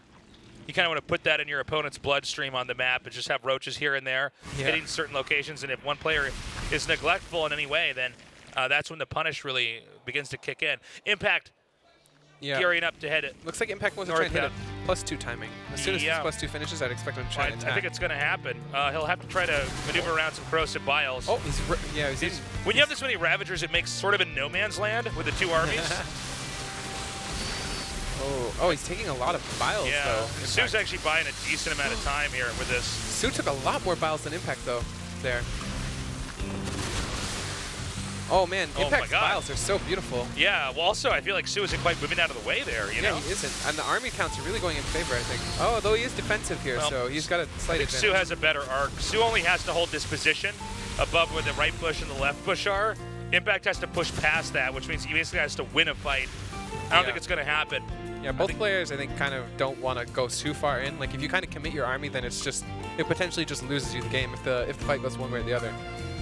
So both players kind of playing it a bit more passive. I'd still say Sue is pretty hugely in favor of the upgrades. Like, he does have a timing where he can hit carapace, a carapace advantage. Unless we get a contaminate on the Evo, but we don't see that yet. Oh, this could be really bad for Impact, too. Hold up, hold up. Sue's actually going to try to wrap around here. Wait, Sue just battled his own Overlord. Okay. Hold up here. Yeah, I did see that. So Impact coming in now. Oh my God. So much damage being dealt over here, especially with this group of roaches coming in here from the top. Keep in mind there's a little bit more Ravagers over here for Impact on this side of the map, but as that Roach army gets thinned out, they can actually begin to be picked off. Yeah, Impact's Sue hitting a beautiful timing with armor versus his opponent's lack of an armor. This is what I thought was really scary for Impact. And his army's plummeting. I think Sue just won this game. This is just such a massive army He's got many more roaches on the way. He's just going to regroup because he doesn't want to hemorrhage Ravagers. Yeah, he's saving a decent portion of his Ravagers and traded them for Impacts, so this is a pretty good spot for him to be in. Okay. You see, Impact's armor is finishing, so the upgrade advantage is gone for Sue, but he has the army advantage now, so he doesn't really need it. Well, it's like 30 supply more. So he's going to try to come in here again. And in an open field like this, generally it's the person that has more just comes out on top. You can't abuse any kind of bottleneck locations. Yeah. Yeah, so this fight going pretty evenly, but obviously Sue just has a larger army here, and it's starting to snowball into Sue's favor, and GG's called Impact having to tap out. All right, Sue with the revenge. Sue with the revenge. It would have been really sad to see Sue go out here 2-0 to Impact. So I'm really glad he's able to take it and go into the game number 3. This is Sue's moment for redemption. Yes, it is. Sue, we have for so many years seen him go to the GSL finals, dominate tournament after tournament. He doesn't win, but hell, man, he gets to the finals. But is this a new era? I mean, were we always going to see Sue do that? Will we never see Sue win a finals now? I kept saying eventually it's going to happen. Maybe not. He has to overcome this round of 32, the hardest round of 32 we have here in the GSL. Easily the hardest, for sure. Everybody's so good in this group. TY is our first survivor. It's Impact versus Sue in this final game between these two. And the winner goes up against Cure, someone who was killing it as well in this group. Yep. Anybody can get out. This is still a scary group, you know? It's 1-1 in the first losers match, and this is this could be the qualifying map. Sure. And it wouldn't even be surprising, but we still have a scary player waiting for both of them. So we're going to go to this final game right here, right now. It's going to be on Acid Plant, Impact versus Sue. Let's go. Fight.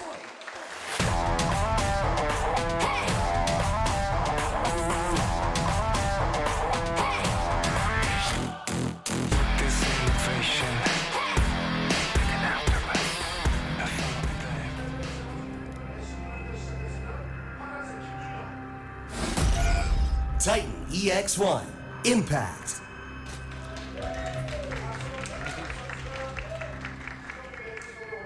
Really likable guy. I like Impact. Love his playstyle. You gotta love his playstyle. It's super exciting. Sue. Why do you hate his playstyle? Also love Sue. You hate his playstyle too. Yeah, so one thing about Acid Plant is it's probably the least likely map to ever see a 12 pool or 13-12 or any of that stuff on. Rush distance really long, and the Overlord rush distance much slower. Hello. Thanks for coming down, guys. Lovely. I gotta say, man, this is, yeah, you're right. This is not something that's gonna allow for quick aggression. Is that a 3? That's a 3 hatch before pool tasteless. This is greedy. This is greedy. This is one of the 7 deadly sins. And it's beautiful. I Yeah, love everything and about it might get you out of the GSL Code S and in the round of 16. This is so smart by Impact, really playing to Sue. Like, Sue, there's no way Sue will ever go 3 hatch. There's no way Sue will ever go 13-12 on this map. So, right. Beautiful, beautiful play. And Sue's playing more of a middle of the road. Like, if you're trying to teach someone how to play StarCraft, it's like, do what Sue does. Yeah, this is just a safe, nothing crazy build. If you want to win your GSL Code S match and go up against Cure, maybe you want to do what Impact does. Yeah, this is the way you take a game off of someone who you would consider better than you, in my opinion. But, you know, again, with Sue, he is somebody who's usually able to think on his feet. He's very crafty. Yeah, I guess the biggest question here is, does Sue scout the third base upon scouting the natural? Does he turn it to the left afterwards? Because there's no way he goes there first.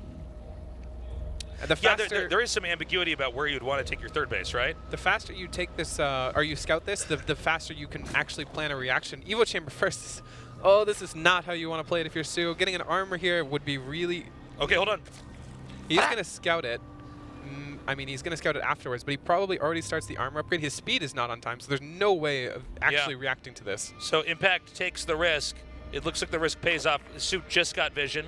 Yeah. One nice thing for Sue is the fact that he sees the 3 hatch before pool. He knows he's not going to get all in as well, because armor is a little bit greedy as well. You don't have a Bailey Nest on time. Your speed is delayed. So it's kind of good for both players. Both players getting away with a little bit of aggression or greed. By the way, when Sue spotted that hatchery, stone-faced. Didn't react. I was watching. And that's pretty cool, because maybe Sue has an answer kind of in this wormhole of weird builds that we have. Yeah, he could. I mean, it'll be hard for sure. Like, we don't see a speed for Sue yet. His speed just starting now, so it's even later. If we see a 3-base all-in from Impact with Ling Bane, that would be incredibly hard for Su to hold. Yeah, and it's kind of funny because he takes his advantage in some way and then just tosses it aside. Oh, yeah. You know, and says, all right, I'm going to go aggressive. I'm just going to go for an all-in. I'm just going to go for an all-in. You could have did like, that on Hatch first. Yeah. Look at this micro. Oh, that was beautiful. Su did win that fight, though. Disappointed Impact. That's not how you play a Ling versus Ling fight. So we have some more drones coming out. Baneling's nest is almost done. Now, let's just watch and see for Impact. Is there going to be a big explosion of Lings? I think there will be. 4 Banelings on the way. That is pretty defensive, though. Yeah, I mean, I would have thought... Bit explosion of Lings for Su. Su. You know what? Maybe, I was going to say maybe this is going to work out nicely because there's more and more Lings coming out now for Su. Yeah. This might be just what the doctor ordered here for Impact. Yeah, he's definitely going to play the passive one. Yeah, passive game. I do think he would have had a small timing where he could have done something. But now he probably has lost that timing completely. He just lost an Overlord to this Queens, by the way. Like 2 seconds ago, he lost an Overlord to these Queens. So this is a second Overlord dying to the exact same 2 Queens. Yeah. Not a very good spot to be in. Like the advantage you get for a 3-hatch isn't actually so big that you can just be like, okay, well, 2 Overlords here, a couple Ling Bane there. Like it's just not, like the advantage is not that big. We do kind of, I don't know, this is not that great of a spot to be in if you're Impact. Whoa! Especially with armor being finished here for Su. Okay. The Lings are just trying to keep this zoned out with the Banelings there to really keep a wall up. There's enough Lings here, it's hard for any of these 1 Lings to try to snipe any of Impact's Banelings. Impact is actually going to try to shove down here. These 2 Banes could get some connections here. I think he has 2 Queens here, though. In the Nat? They are just in the natural, okay. 2 Queens. Well, this isn't going to do anything. I'm actually surprised he sent those in because there would be Queens there, but... Where's all of Su's Lings? Did he lose them? Oh, he lost them. Whoa. 22 Lings. Okay, he might actually just die here. The observer missed that. He has 1 Roach and 3 Queens. He could lose all of his Queens here. I would love to see Impact just jump on this. There's no immediate easy counter for the Lings that Impact has here. Yeah, just jumping on these Queens. This would be really nice here. He's going to get all 3 Queens at least. Well, hold on. Transfuses come down. It should still that get Ling at army least starting 1. to get thinned out. 1 is take. No Queens. That is very, very good for Su. That 1 Queen should have definitely gone down at least, though. Yeah, he could have killed that for sure. He just pulled away. Like he was like, okay, I can lose 20 Lings. At least he didn't but try I'll to save come these back 4. and attack it. That's one of those moments where, you know. He did that once and killed a hatchery, so. That's true. Yeah. That is true. So there's 10 roaches being made now. Yeah, Su looking like he wants to put on some aggression. That's a lot of roaches. Yeah, and Su has an army that actually is a little bit more muscular. 3 crawlers from Impact. And what are they at, the 3rd base out there? Yeah, this is really good for Impact, I think. Well, it's going to be harder for the roaches to actually do anything. Oh, I would have loved to see a Spire from Impact, but it's from Su. Especially if you're going to build Spine Crawlers. Okay. Oh, that's so smart. So he cancels at the moment. He says, you're not for real. You're faking it. You're a poser, bro. Yeah. He still saves 1 just in case it isn't fake. You don't want to. He's building another one too. Oh no, that's moving him. Okay, so he's relocating that one. Yeah, this is nice. But with Su making drones right now and a Spire about 1/3 of the way done, I don't think Su's going to do anything dramatic on the map. I mean, right now the workers, Su's finally caught up. It's actually Impact with the bigger army, but yeah, Su having 1/1 makes it really hard for Impact to do anything with his rushes too. Like, he can take a fight, but if it's anywhere close to even, he's going to have a disadvantage. So it would be really hard for him to win a fight where it's even roaches. Kind of allowing Su to get a Spire here pretty comfortably, which is not what you want to be doing if you're Impact. You do not want your opponent to get a free Spire. Usually you want to do some pressure or something, but like there just is nothing here that you can do if you're Impact. Yeah, Impact's basically going to have to stay back. Impact's building his own Spire now. Yeah, this Spire's a little bit later. This is how you should be playing it, in my opinion. I would have liked to see the Spire a little bit faster, but this is okay. Some more drones coming here. 6 mutas on the way. Clearly, Impact has no idea. Look at all these Overlords on the map. No way you would send all these Overlords out if you knew the Spire was here. This Changeling seeing all these gases at the 3rd may tip him off. Yeah, no, that could absolutely telegraph a tech like that. Now, we still see the Overlords. Impact's still getting his Spire. Maybe he's more okay with some of the Overlords out here if he's going to have a Spire of his own that's about to finish. Want to do a creep highway. That's interesting. Well, that definitely means he's confident he can fight on the ground here if he has to. Otherwise, he's making a highway for his opponent to attack into him. Yes. So some Overlords are being hit here, and this is actually right before the Spire's done. But oh, look at that. A bunch just hatched right then and there. He's building 5 Overlords. Yeah, he's ready to give up those Overlords for sure. 3 queens here. Should be able to deal with these mutas at least long enough to get his own mutas out. We're gonna see like this really weird muta versus muta game now, which we've honest. I don't think I've ever seen a muta versus muta game, like a genuine muta versus muta game in GSL yet. I could be wrong. It's actually only a couple I've ever gotten to cast, because usually it's one guy is going for the muta and the other person isn't. Yeah, it's always the party trick though. You don't see 2 party tricks usually in ZVZ. Yeah, well each said. other. Yeah, it's one person is trying to, I call them be the virtuous nerd. Sue has no idea about these mutas yet. The party tricks are going off left and right. Yeah, well, he's going to make a bunch more mutas coming up here. Okay, he sees the muta now. Okay, so he knows. So sometimes when you're going muta versus muta, you're kind of stuck for a little bit doing that. That's a lot of roaches. Whoa, good intercept here by Impact. Definitely getting a nice angle, but with those corrosive biles coming out, unfortunately connecting on Sue's army, he is able to advance forward. He might be throwing away all these roaches. There's a lot of queens and a lot of mutas here. Lots of transfuses available, and he does have mutas. Does have +1 armor though, so these mutas are going to barely be doing any damage to roaches. Fight's going pretty evenly, honestly. Looking at the supply, it could go either way. Looks like it's starting to go in favor of Sue, but it's still very even. I don't know if giving away all these roaches for this is worth it though, if you don't do any economic damage. Funnily enough, a lot of those roaches were able to skip across the creep that was dropped there by Impact. So he's going to start coming in here now. He's thinned out the majority of the army, but he's not able to actually do anything that's really that meaningful this time around. I mean, Impact kind of chases him out. I think if I'm Impact, I'd say, okay, that's fine with me. I think that would be a pretty normal, just okay. I don't know how you would react either. You're not like, okay, well that was bad, or you're not like, okay, that was good. It's just like, I'm fine with this game going on. Yeah, this is, he's starting to get Hydras, Sue. If he can pick off some of these transitioning Hydras, this is pretty questionable. Problem is the Hydras with the mutas. I mean, Impact cannot engage that, especially with more of them coming up here now. Denying the option for a base here in the 12 o'clock spot. Killing the extractors that were never to be extracted from. I know. So I wanted to comment on those extractors earlier, but there was no moment we had to really talk about that. Impact right now trying again to come in here and do some damage with these mutas. But, you know, with Hydras on creep, it's pretty hard to actually run away without eating some of the shots there from the Hydras. Right. Especially if they have the upgrade. I didn't see if the range upgrade's on the way. But yeah, you can just take damage from pretty much everything. Queens, mutas, like if you're trying to retreat. So it's really hard to commit and try to trade with anything because you could just lose a bunch of mutas doing that. And that's the only advantage he has right now is his muta count. Oh, you know, one thing that is really nice is we see Bane speed. And we see a lot of mutas from Sue, and that's kind of an investment that won't pay off if you're playing against Bane speed, because you kind of just need your Hydras to do everything. I think a lot of times the Banes also just counter the Hydras if they start to get isolated. Like, you don't have a proper Zerg ground army. Like, Roaches are great, but if you come in from the side and hit these Hydras, especially if they're targeting something else, then all the Hydras just die. It's like Marines. Yeah, and what anti-R do you have if you lose your Hydras? You have 5 mutas. That is not enough. Yeah, that's called none. That's called none, exactly. No Regragorino.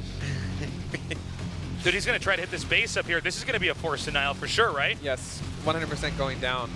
It's not that big of a deal for Impact to lose this base, considering Sue is only mining like 8 patches of minerals at his 4th.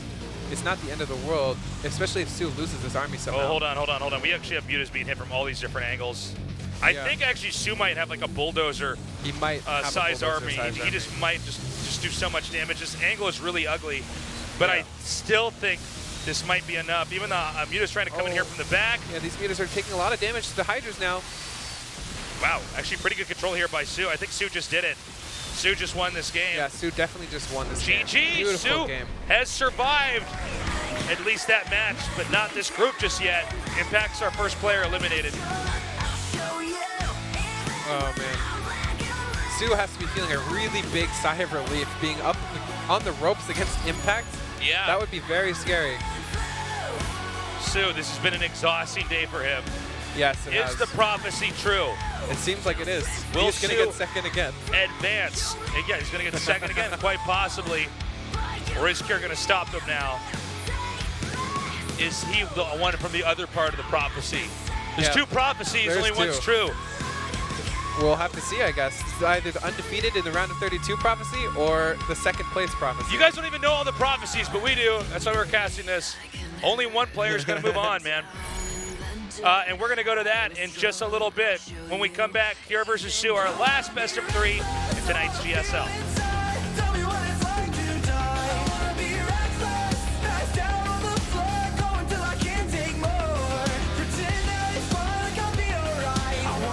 I wanna be reckless.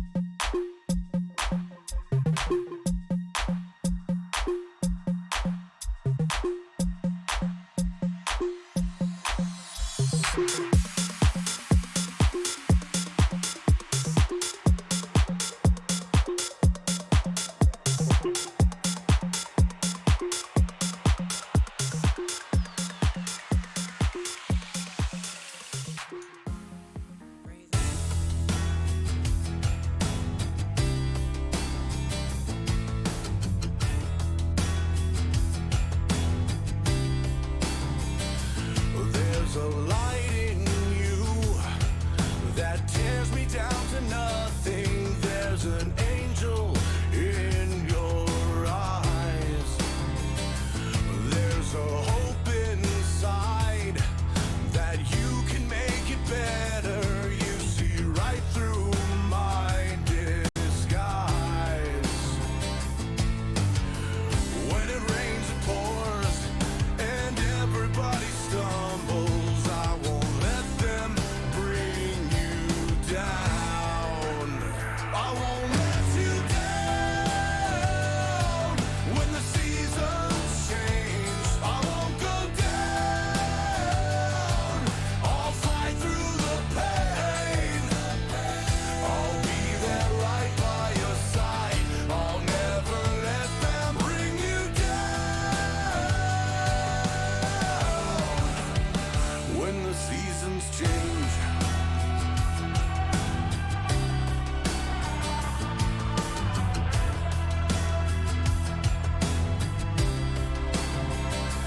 there's a hope in me that I will die for something. Was there fire in my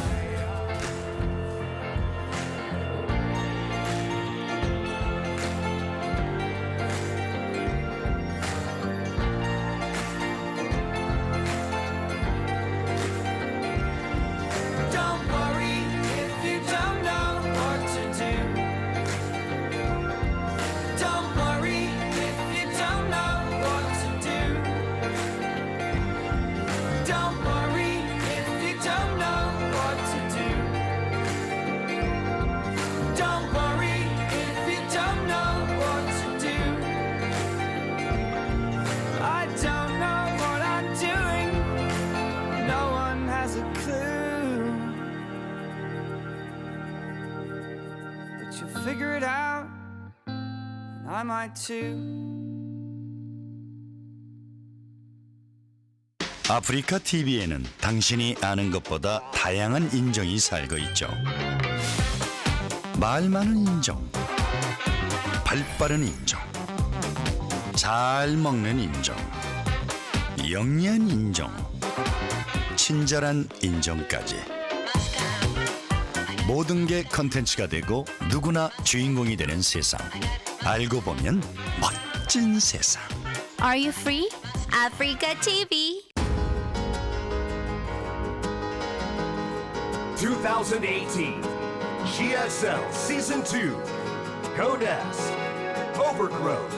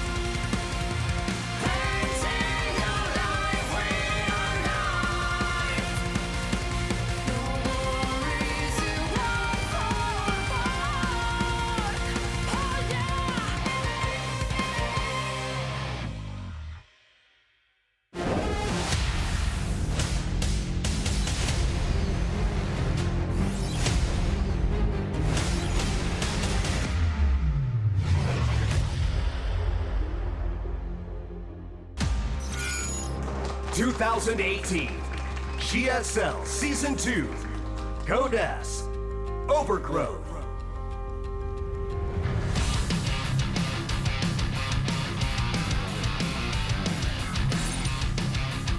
The dust is settled. 2 players remain, Sue and Cure. Yep. Sue, who's been to more finals than we even know what to do with.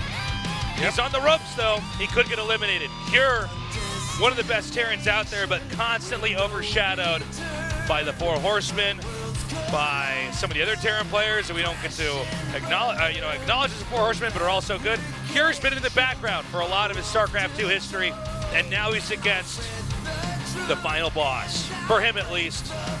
For a lot of players, honestly, the final boss is the final boss. Yeah. Okay.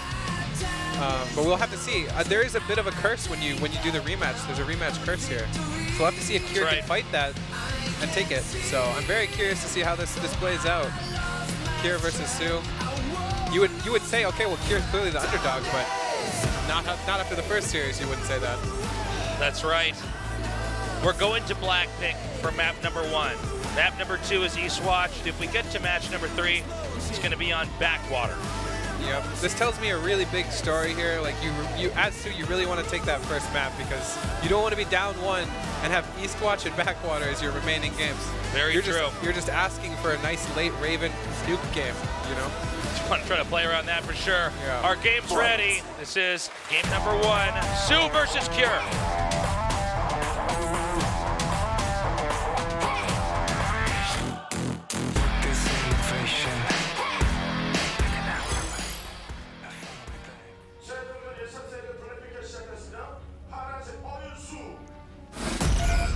Sue.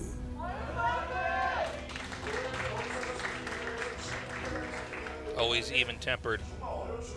Guy has a sense of humor about himself, too. I think a lot of other players that get destroyed emotionally after not winning a GSL Codes, he just has a good sense of humor about it and comes back. Jin Air Green Wings, Cure. Ooh, a lot of Cure fans. Rabid Cure fans in the audience. So, ZVT on this map. Oh, this is pool first. It's a ZV Terran. So, pool first, a lot of interesting things you can do with it. I think mostly you can use it defensively against Proxy 2X or something like that.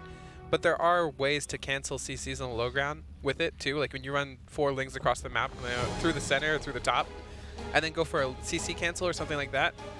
It's very possible to see something like that, though we don't see Cure going for really early CC. I didn't see if this was gas first or not, but it's still possible. We'll see what happens with these lings that he's producing. Yeah, so there are those 4 lings. So we'll have to see if these go for scouting or if they go for the counter. I bet as soon as he sees this SCV that he won't go for the counter. He shouldn't, at least. I guess the Reaper should stay at home now, is my guess. Especially if he scouts that this is an early pool. So those lings are going to come out now. Let's see the exact angle they go at. It looks like they're going to go right into where the SCV is. Yeah. This is not generally what you want to do with pool first. The Reaper might go out to try and engage these in the middle of the map. Yeah, just chase them around. But he's definitely not going to get a CC cancel, or not cancel, but you just want to deny the CC build time generally. And it's nice to have a safe opener where you're not worried about dying to Proxy 2X, because Proxy 2X is really in the meta right now and it's really strong. So we'll have to see what he decides to do with these lings. The Reaper doesn't actually scout the lings on the map. Like, he was looking for it, but he didn't find it. So it just has to kind of sit there now. He just has to play the zone in game and try to keep these locked out. Sue's furiously droning up right now. There's ling speed on the way. That's a good way of putting droning. Furiously, man. Well, you want to get those drones up as fast as possible, man, just to get this game going. Because I feel like Sue, if he can play a more ordinary game against Cure, he should be okay. Yeah, but I thought he's had some odd, I don't know. I thought the same on Eastwatch, right? Like he had a really standard game in front of him. If anything, Cure was actually at the disadvantage that game. That is true. That really is true. But he turned that disadvantage into an advantage as the game lasted for so long. Yeah. Yeah, it was mostly, I think it was mostly Sue turning that into a disadvantage for Sue. Yeah. Like he kept doing these attacks off creep and losing them. Uh-oh. Really nice. He might get he's going to get a Marine here probably. Which is nice. Just something you don't generally get. Yeah, well, he gets in here just as well and just kind of gets a glimpse as to confirmation is exactly what Terrence up to. He should already know what it is, but he could even send the Overlord in to see if Cloak is being researched now. Okay, the Reaper goes down here too. We have a medevac coming up. There's already 2 Hellions out. Yeah, I'm a little bit surprised. I guess Kira is rebuilding the Overlord or the Marine, but it would have been nice to see the Overlord go in a little bit earlier to see if he swaps the starport. He is going in now, so maybe he'll scout it before, but I think he should know exactly what this is. Armory on the way. Okay. Yeah, so this Overlord should be able to see... Oh, he might see the transition before it happens. Like, he might just see a Tech Lab starport and think nothing of it. Oh, that's really cool, actually. Yeah, so the Overlord comes in, but it's and doesn't quite get all the information. So he doesn't... half of it. He shouldn't know that it's a medevac right now. But well, he might suspect it anyways, though. We'll have to wait and see if he has any defense over here. He has nothing in his main right now. I mean, this isn't the craziest thing we've seen Kier do, and he's setting his lings up now. I don't know if he went by an Overlord, though. Okay, so this is still going to be really hard, especially if he gets the Armory to transform these into Hellbats. This is only 8 lings and a Queen. Okay, we're so probably it going to looks see like him come back in as soon as Armory finishes. So right now, Kier's staying back, but I think what you were saying... He's just going to morph 6 Hellbats This is a good push area. This is good. And he can actually wedge himself between the natural and the ramp. 9 roaches, though. Of the 3rd here. You are not breaking 9 roaches with this many Hellbats, that is for sure. If he can get this Oval or the Medevac, he would have no chance of actually retreating here. Yeah, that's actually a very good point. If he can switch targeting, the roaches are coming down now. He's targeting the Medevac. Kira just doesn't care. Well, Kira's just going to keep pushing, but has he done any real damage yet? No. No, he even lost 2 SCVs on the I don't know flip side. What happened with that. Yeah, I don't either. I don't know how that happened. Oh, this is a nice Liberator siege up here. Might get a couple drones at least here. 1. Oh, you almost got a second one. I got to say, Sue's actually holding on very nicely. He's pretty much deflecting everything that Kier has. And it's one of these situations where Kier keeps sending armies out, and Sue collapses on top of them. 3 bunkers. These are the freaking out bunkers. Like, oh god, it's coming. Yeah. I need my bunkers, but I don't know if all these are going to finish. At least one. The Banshee is really going to save the day here. Yeah, he should be able to focus down these Ravagers with the Banshee. That would be the best use of them. Right. And now these depots are going to burn down. This is actually pretty big. He's destroying some of these depots at the entrance. Does he want to actually try to dive on top of that bunker? I feel like with the Banshee here, you got to really pick your battles wisely, because this Banshee will, as long as this army's here and there's nothing to hit the Banshee, this army will eventually be picked off. Yeah. And so I think what Sue did there, he did the right amount of damage. He looked at what he's done and said, okay, that's enough. I'm going to get more ahead. I'm going to back up now. Right. I think that was a good choice by Sue. He's just taking what he can, forcing the reaction, which is all those bunkers. Like, the longer Sue sits out here, the longer those bunkers are not being salvaged and used for something actually important for the army. So, really good utilization of Sue's attack. It wasn't really an all-in. It was just kind of a pressure, forcing your opponent to react to it. We see Kier being on the map. Okay, this might do some damage. Oh, wow. Okay, barely gets that Queen over there, and that means the Liberator is going to be taken out. Good save. Yep, good save there. Oh, that's so funny. It's like the creep was coming down the same time that the Overlord was, or the Command Center was landing. Kind of funny. It's a small win for Kier, because it's actually really annoying to deal with that. Well, especially when you have this many Roaches and Ravagers on the map, is if you have some creep down there and the Marines start to fight it, and then that Roach Ravager army comes over there and starts killing the tanks and the Marines. I mean, there's only 2 Marauders with that army. If he doesn't siege up immediately, okay, he does. He's gonna these Roaches are a little bit missing. Yeah, but those are the decoy Roaches to get the tank shots. Yeah, not really. A lot of Roaches. He actually should be able to win this fight over here. The tank's gonna go down easily. Yeah. So he was like, I'm going to get some creep over there no matter what you do about this. This isn't like game 1 where he's like, okay, well, I just barely held on. No, this was a pretty one-sided fight for Sue, and you see his army supply just skyrocketing right now. You know, again, the Banshee here to save the day, but right now, I feel as though Sue is forcing Kier to bleed off so many units and just important structures. Yeah. As long as it doesn't overstay his welcome here with the Banshee, and as much damage as the Banshee does, these units are beefy enough. They can generally get away and get back to safety without you really suffering too many losses. The worker count right now is 63 to 49. So Sue with a very functional economy. We just saw Kier reclaim that 3rd base. Yeah. You know, when we watched the first best of 3, this is how Sue wanted to play this Roach style against Kier. But Kier actually opened up a different planned thing. He went bio, and that kind of threw like, sorry. It's a similar thing, except he had a better economy earlier. So he can kind of trade out these roaches better. Good spot here. I think it's still going to be tough for him to hold off, but that's very good he actually saw that, because he needs something here to try to hold this. He can't really do too much here. He needs to support his siege tanks, and there's not very many here. Oh man, this fight is going really badly. There's so many roaches, especially if there's any coming from the other side. There isn't, but it doesn't matter. All the tanks go down. One tank unsieged is not going to be enough to defend this. This is just too much. He's continuing to close in, and at least for game one, this should be the beginning of the end as the Banshee gets shot out of the sky by those Ravagers. One tank and nothing left to stop these roaches from walking on top of the depots. Yeah, this looks nothing like the first best of 3. Su completely outclassing Kira in this game. Wow, and it looks like Su is that much closer, assuming that Kira taps out here. He's gonna get all these that's it, GG. Su's that much closer to getting out second in his group. They call him second place man. Yeah, Su's got to be feeling really comfortable now. Going up one game against this player in a best of 3 is really, really good for him. Yeah. Especially considering he's supposed to be the better player in his mind. And I also talked about how important it is for Su to actually win the first game in the series, because the other 2 games are tearing heaven. We've got Eastwatch and Backwater, which are both really good Raven maps. And we saw Kier kind of take advantage of Su with Ravens in the last best of 3. Yeah, he really did. And I think that's just sort of this elephant in the room that's going to have to be addressed here. Is just, do you have a plan to knock the Terran out before the game even starts? I mean, what do you really want to try to do in this moment? Yeah, really like to see Su just execute something he was very confident in on Backwater, or Blackpink, which is the map he picked. So we'll have to see how he changes it up on Eastwatch against Kier. Okay.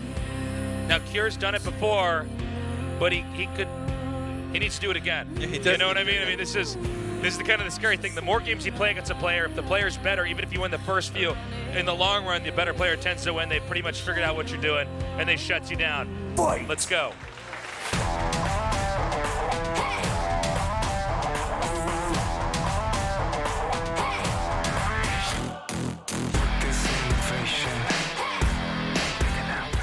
Tasteless, this is not a scout. Ooh! I repeat, this is not a scout. This is actually what Su was trying to be defensive for game number 1 by going pool first. Will he go pool first again? It does not look like he will, but there is still a chance that he throws it down. Looks like the Overlord is actually going in this direction. Oh my god! The question is, does he change the way it's sometimes going? you'll whip it away. Exactly.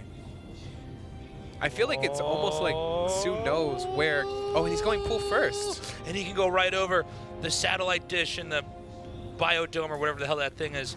Wow. He's going to be able to see this. Su clearly knew that Kier was going to go 2 racks at least once in Well, the hold on, series. hold on. Even hold if on. Hold on. Oh, okay. I see. I spy with my Zergai something that 3 shouldn't be on the barracks map. outside of my base. I think this is really, really bad for Kier. Yeah. Su opening up pool first, too, so he's just going to have Zerglings at his natural before the Marines even get there. Look at that. There is one way that Su could still die, which is getting overconfident and being able to defend this and kind of hemorrhaging Lings defensively and having these Marines kind of snowball, but he's building a Roach Warren immediately. Yeah, now see, he's banking a few of the Marines. There's a very specific moment the Kier wants to come out and attack, and assuming that the Zerg didn't know about this, it can blindside you, and it just knocks you out of the game and punts you into what would be game 3, but Su is already ready already. I would love to see Kier kind of get ready for a follow-up, because this is going to be really hard to do. Also, we see the 4 Lings going across the map on the top left side, or the middle-ish. That's actually really, really nice. Like, he can do some counter damage, and there's not really much that Su has to worry about at home. Like, he's going to have roaches for this. He can even lose the Nat if he does counter damage. Not what he wants to do. Well, I guess we'll have to see if Kier goes for the wall off immediately. It looks like he is going for the wall off. Yeah, well, I don't think he's going for the... Okay, hold on. This wall is fine. I think you meant the bunker one down here, though. Yeah, I was talking about this one, though. I'm not sure if the supply depot goes down before it finishes. Yeah, I don't actually do the math when it's like 3 Lings hitting a... If it goes down... Depot. Oh, it's going down. Oh, it's going down. Oh, he didn't cancel And anything. actually 4 Lings inside the main. Ugh. If he gets the natural expansion from Su, this is still a game. but if he doesn't get the nat and he has to deal with this, that would be devastating for Su. Now Su has to multitask perfectly. Oh. Okay, he's going for Ravagers. He's going to send the 3 barracks back, or the bunkers back, excuse me. It's too hype, too psych, too excited, can't cast. I'm wiggling. Oh, this is so good for not Kira, good. I think. This went from a scouted 2-racks when you open pool first to a dead natural expansion. Okay, now he targets down the SCVs, and they are taken out. He has to back up, though. He could go out of these bunkers and chase this down, actually. I don't think he wants to because he has these 2 bunkers. Okay, he does. He does it, yeah. This is really, really good for Kira. Yeah, despite this being scouted. Kira's handling it so well. Not only being scouted, but he had a counter build to it before scouting it. He went pool first before scouting That's right. Which is incredible. But there are still barracks floating. I'm sorry, I keep doing this. Bunkers floating. No, barracks floating. What is wrong with me, man? This is too intense. There are still barracks floating across the map, so there are no Marines being made. No Marauders, no Reapers. I'd love to see floating bunkers. That's it. I hope Blizzard's watching. That's what we need is floating bunkers. Then he could pick those up and float those, gutting down all these Roaches and Ravagers and just microing the bunkers over the... Yeah, he'd just be moving these bunkers around. Does clear it up, but... Okay. I mean, all right. The beast is out of the cage. Yeah. He's going to go across the map. He's going to try to close this out. He needs to do some damage right away. This is going to be the hardest part for Kira. If any point of this game is going for Su, it's going to be this counterattack. Because this is where Su needs to do something. If he doesn't do anything, then he's pretty much giving his opponent free reign, in my opinion. He doesn't have a natural CC yet, but neither does Su. The Ravagers have to be used perfectly here as well. Yeah, every corrosive bile counts. One thing to note is there aren't any Overlords in position right now. So, he doesn't have anything to actually see up the ramp right now. He's going to have to take some damage to do it. That's very hard for Su to do, in my opinion. Going up the ramp with your Ravagers to do it. You can use your Roaches as a buffer, I guess, but there's just not enough they're going to get picked off, you know? Yeah. I would love to see Kira take a CC behind this. I think he's going way too defensive here. Like, Su double expanding right now. Ooh, more Ravagers. You know what this reminds me of? What? This reminds me of when you go for a proxy hatch, you take your Terran off of his natural expansion. Like, we just have a bunch of Ravagers kind of zoning you out from taking your expansion right now. That Overlord's almost here, too. Yeah, he's going to be able to kill some of these supply debuffs. And note the prioritized bunker is at the bottom because he knows this Overlord's going to come over here. And look at that. Yep, he gets a bunker and a it's supply going to debuff. actually got it down. Can he get it down? Yes, he can. Okay, next shot's out here. Will this supply block him? Yes, it will. He does have a tank out, so he's going to be able to push this back for a while, as long as the tank doesn't step too far forward and gets Ravager Belt. But the problem is, it's really hard for Kira to break out of his expansion now. Yeah, he really needs to take a base.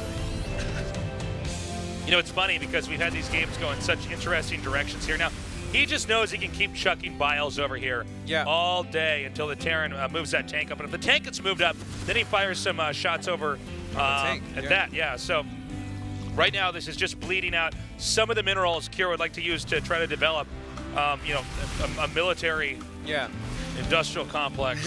you can ask something like, why not just sequence them all together and try and kill the bunker? He doesn't actually care about killing the bunker. He's just trying to burn resources. He needs to back up now. Oh, wow, just out of range. Okay. Yeah.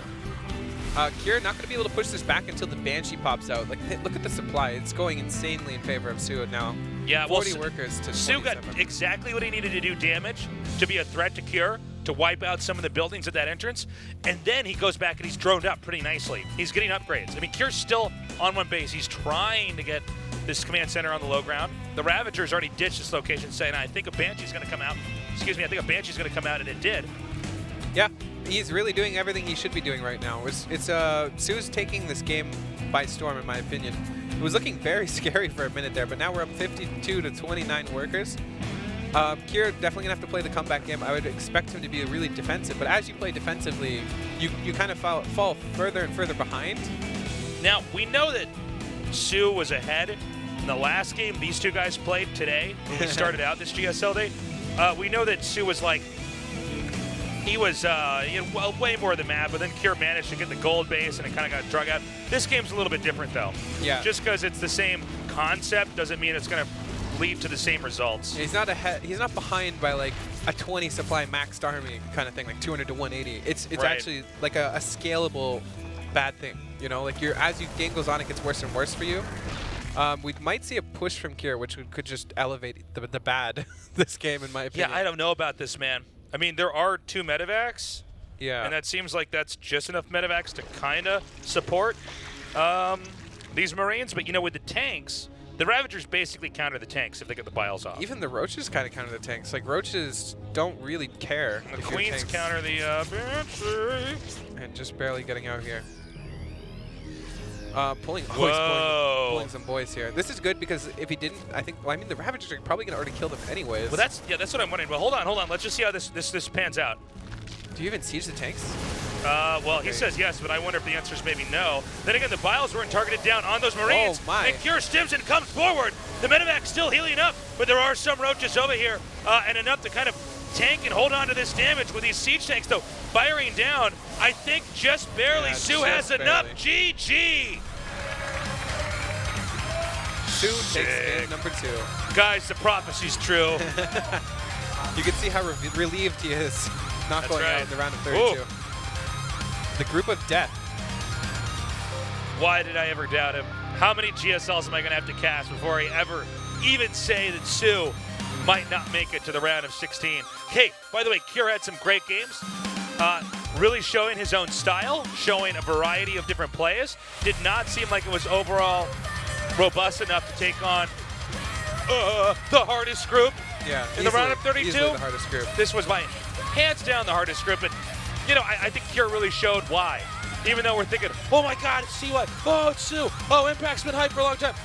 Kier is a real force to be reckoned with. 네, 2조의 최종 진출자 다시 만난 김도욱 선수에게 복수한 어유주 선수입니다. 축하드립니다. Our second player to advance is Sue. Congratulations. 네, Thank you. 오늘 쉽지 않은 진출이었습니다. 먼저 진출 소감이 어떠신가요? That was a unique series. How do you feel? 처음에 지고 나서 원래는 So after I lost the first series, 한 명씩 좀 쉬운 상대들이 있는데 오늘은 이제 쉬운 상대가 한 명도 없어서 진짜 큰일 났다라고 each group there seemed to be some easy opponents, but really nobody in this group was easy to take on. 기죽지 말자 이런 생각을 하고 So 있었어요. even though I lost that first series, I thought, 첫 경기에서 well, let's just be confident. 패하고 Let's just 나서 try to get through. 많은 생각을 하셨던 것 같아요. 최종전은 테마가 확실히 바뀐 느낌이었는데 초중반에 힘을 주신 게 So after losing that first match, did you feel like you knew what you had to do to recover? 이렇게 후반 갈 생각이 없었는데 좀 생각대로 안 돼서 억지로 후반 가가지고 좀 추한 모습. I wasn't really going for long games. 그래서 좀 I felt like no matter what I was doing, things were not going the way I wanted them to. So 그러게요. then in 추한 the final 모습 match, I tried to decide, all right, let me just play what I know. 굉장히 추한 모습. 차라리 이렇게 상대의 의도가 이렇게 확실한 것 같다면 그냥 초반에 이렇게 올인을 하는 건 어땠을까요? So when you realized what your opponent's intentions were, 했는데 why didn't you just go for it all in? 그래가지고 I was going for an all-in. I believe this is in reference to the last game we just saw. So I decided it was time to turn around. 금방 넘어가더라고요. 이 상대와의 그런 유령과 반감하게 조합에 대해서 그럼 평소에도 굉장히 힘들다 생각을 하셨던 거예요? So in general, how do you feel about Terrence, especially Ghost Raven 방송 Comp? 나오기 전에 뭐 레더에서나 아니면 뭐 중국 대회 같은 데 보면은 이런 게 나왔었거든요. 근데 그거 보고 Also when I 너무 played games in Chinese 저가 tournaments, 힘들어 보여서 you see the Ghost Raven composition a lot. 메일을 장문의 메일을 보냈어요. Seems like Zerg just has a hard time against Ghost Raven. 근데 그거를 So actually, 이렇게 된 거예요. I sent a long letter to Blizzard apparently 예고가 됐거든요. about how I feel as a Zerg player. 이 자동 포탑 시전 사거리나 또 대장간 미사일의 이 피해량 감소가 이 핵심적인데 그럼 이런 부분들이 반영이 됐다고 볼 수 있지 않을까요? 너무 늦었어요. 이미 So a Raven patch is coming up. Seems like your opinion had some impact 추한 there. 모습 보일 대로 보여가지고 네. 이미 늦었어요, 진짜. 그렇군요. It's already late. 그렇지만 지금 I've already suffered against Ghost Raven composition for too long. 이 저태전의 고착화된 후반 양상에 영향을 줄 수 있지 않을까 기대하고 있는데. 근데 중요한 건 테란이 별로 없더라고요. We were expecting that we were going to have more. 아마 토스전을 많이 할 것 같아요. We thought we were going to 토스전은 뭐 I guess different types of games against Terran Zerg. I didn't quite catch that. 괜찮을 것 같아요. I guess since we don't have that many Terrans in the round of 16, we'll probably see. 자 그렇다면 일단 Some good matches 16강에서 against Protoss and 토스전을 Zergs. 기대해 보도록 하겠습니다. 조지명식에서는 이미 이제 노련한 어유수 선수이기 때문에 유리한 조를 꾸리지 않을까 So in the group 싶은데 nominations, you've obviously participated so many times in the past. What are you expecting to have happen this time around? 조지명식이 항상 기대하고 있는 그런 거라서 네. 사실 걱정을 많이 했어요. 떨어지는 I actually enjoyed the group nominations a lot. 조지명식에 내가 없다니 막. I was a little bit worried though. 그래서 그 일단 갈 수 I was worried 있다는 게 more about 좋고. not being part of the group nominations 정치 잘 해야겠네요. if I'm going to get eliminated. 지난 So anyways, I'm 시즌에 happy to go there. I'm going to show my great 그만큼 politics between the 어윤수 players 선수의 and selecting 징크스도 who 깨지지 faces 않을까 who. 기대를 하고 있습니다. 마지막으로 팬들에게 한마디 부탁드릴게요. Any words to your fans? 첫 판 지는 거 보고 많이 의심하셨을 테지만 그래도 끝까지 올라갔으니까. So you guys might be worried about me after I lose that first map. But I'm going to keep just pushing myself. And glad I made it to the round of 16. I feel like I always 네, 알겠습니다. knock 다시 out. 한번 16강 진출 축하드립니다. I always get knocked out early, 네, but at 이렇게 least I made it out. 선수까지 최근 I'm sorry, he 고전했던 gets 저그 선수의 pushed to the 진출을 losers match early. 확인했는데요. 오늘 Anyways, that 경기 does it 최종 정리까지 확인해 for our 보겠습니다. interview. What a day. What a day. So glad to see him come out, though. It would have been very sad to see Sue go. You guys know how it's really exciting when the game ends and we go GG. Well, that's why you want to join us for Group G. That's another moment when that letter's just great. Group GG. Yeah. Wow, man. Yeah. I think all the games in this series were actually just really fun and really different. And you could see people came with different plans and different styles. Funny how TY kind of skipped out of this group. We never had the TY versus Sue match, but maybe we're going to have that later on. TY's got to be feeling so good about that, by the way. He's just no kidding. He's probably patting Kira on the back. Like, thanks, buddy. In Group H, if you're from California, you might say Group H for hella cool. Hella cool. I wouldn't say that because I don't like the word hella, but it's going to be a sick group. Ryung, Dark, Innovation, and Dokyoung, Bilui. That's going to be a really cool group, too. Well, this was an awesome day today. Long and awesome day. So glad to be here, by the way. It's good to have you here, man. Thank you for Always coming in. fun being at the GSL studio, which you guys should definitely come out to if you're around. You should. It's pretty sick, man. For those of you that are in the audience, there is a giveaway. We've got some cool shit you want to get. So, hang out for that. I believe they give you, I don't know, I think there's tickets for the seats or something. I'm always casting up here. I never get anything in the giveaway, Yeah, so I don't know. I've tried to participate a couple times. You basically get this like raffle ticket and you sit there and wait for them to call your number. And if you don't, you feel really sad. But if you do, you get a cool picture or something. There's lots of raffle stuff. There's lots of goodies you can only get here at the studio. There is an online contest for those of you guys who cannot make it down here to our studio. It is, I think we might show the URL up, but if you chat on the Africa site and you're not a jerk and you're not racist and you're not trying to be abrasive in the chat, and we think you're a quality human being, you can be one of the few people to win a giveaway there. Not in Twitch chat, but on the Africa TV platform. And I think we're going to have a graphic for that. Or not. So, guys, thank you so much for joining us. It was an excellent day, a pleasure to cast with you, no regret. We love you guys. Love you guys. Love you too. There's just I love love all both- around. yeah, There's just we love love all both over of the you place. guys. You guys are great. Have a good morning, afternoon, or night, wherever you are. We will see you tomorrow. Tomorrow for the ASL. All right. Goodbye.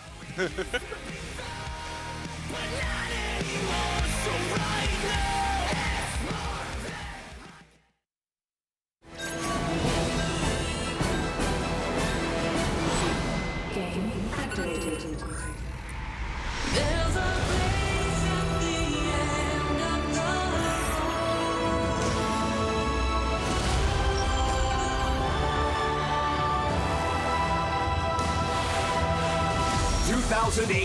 GSL Season 2 Overgrowth.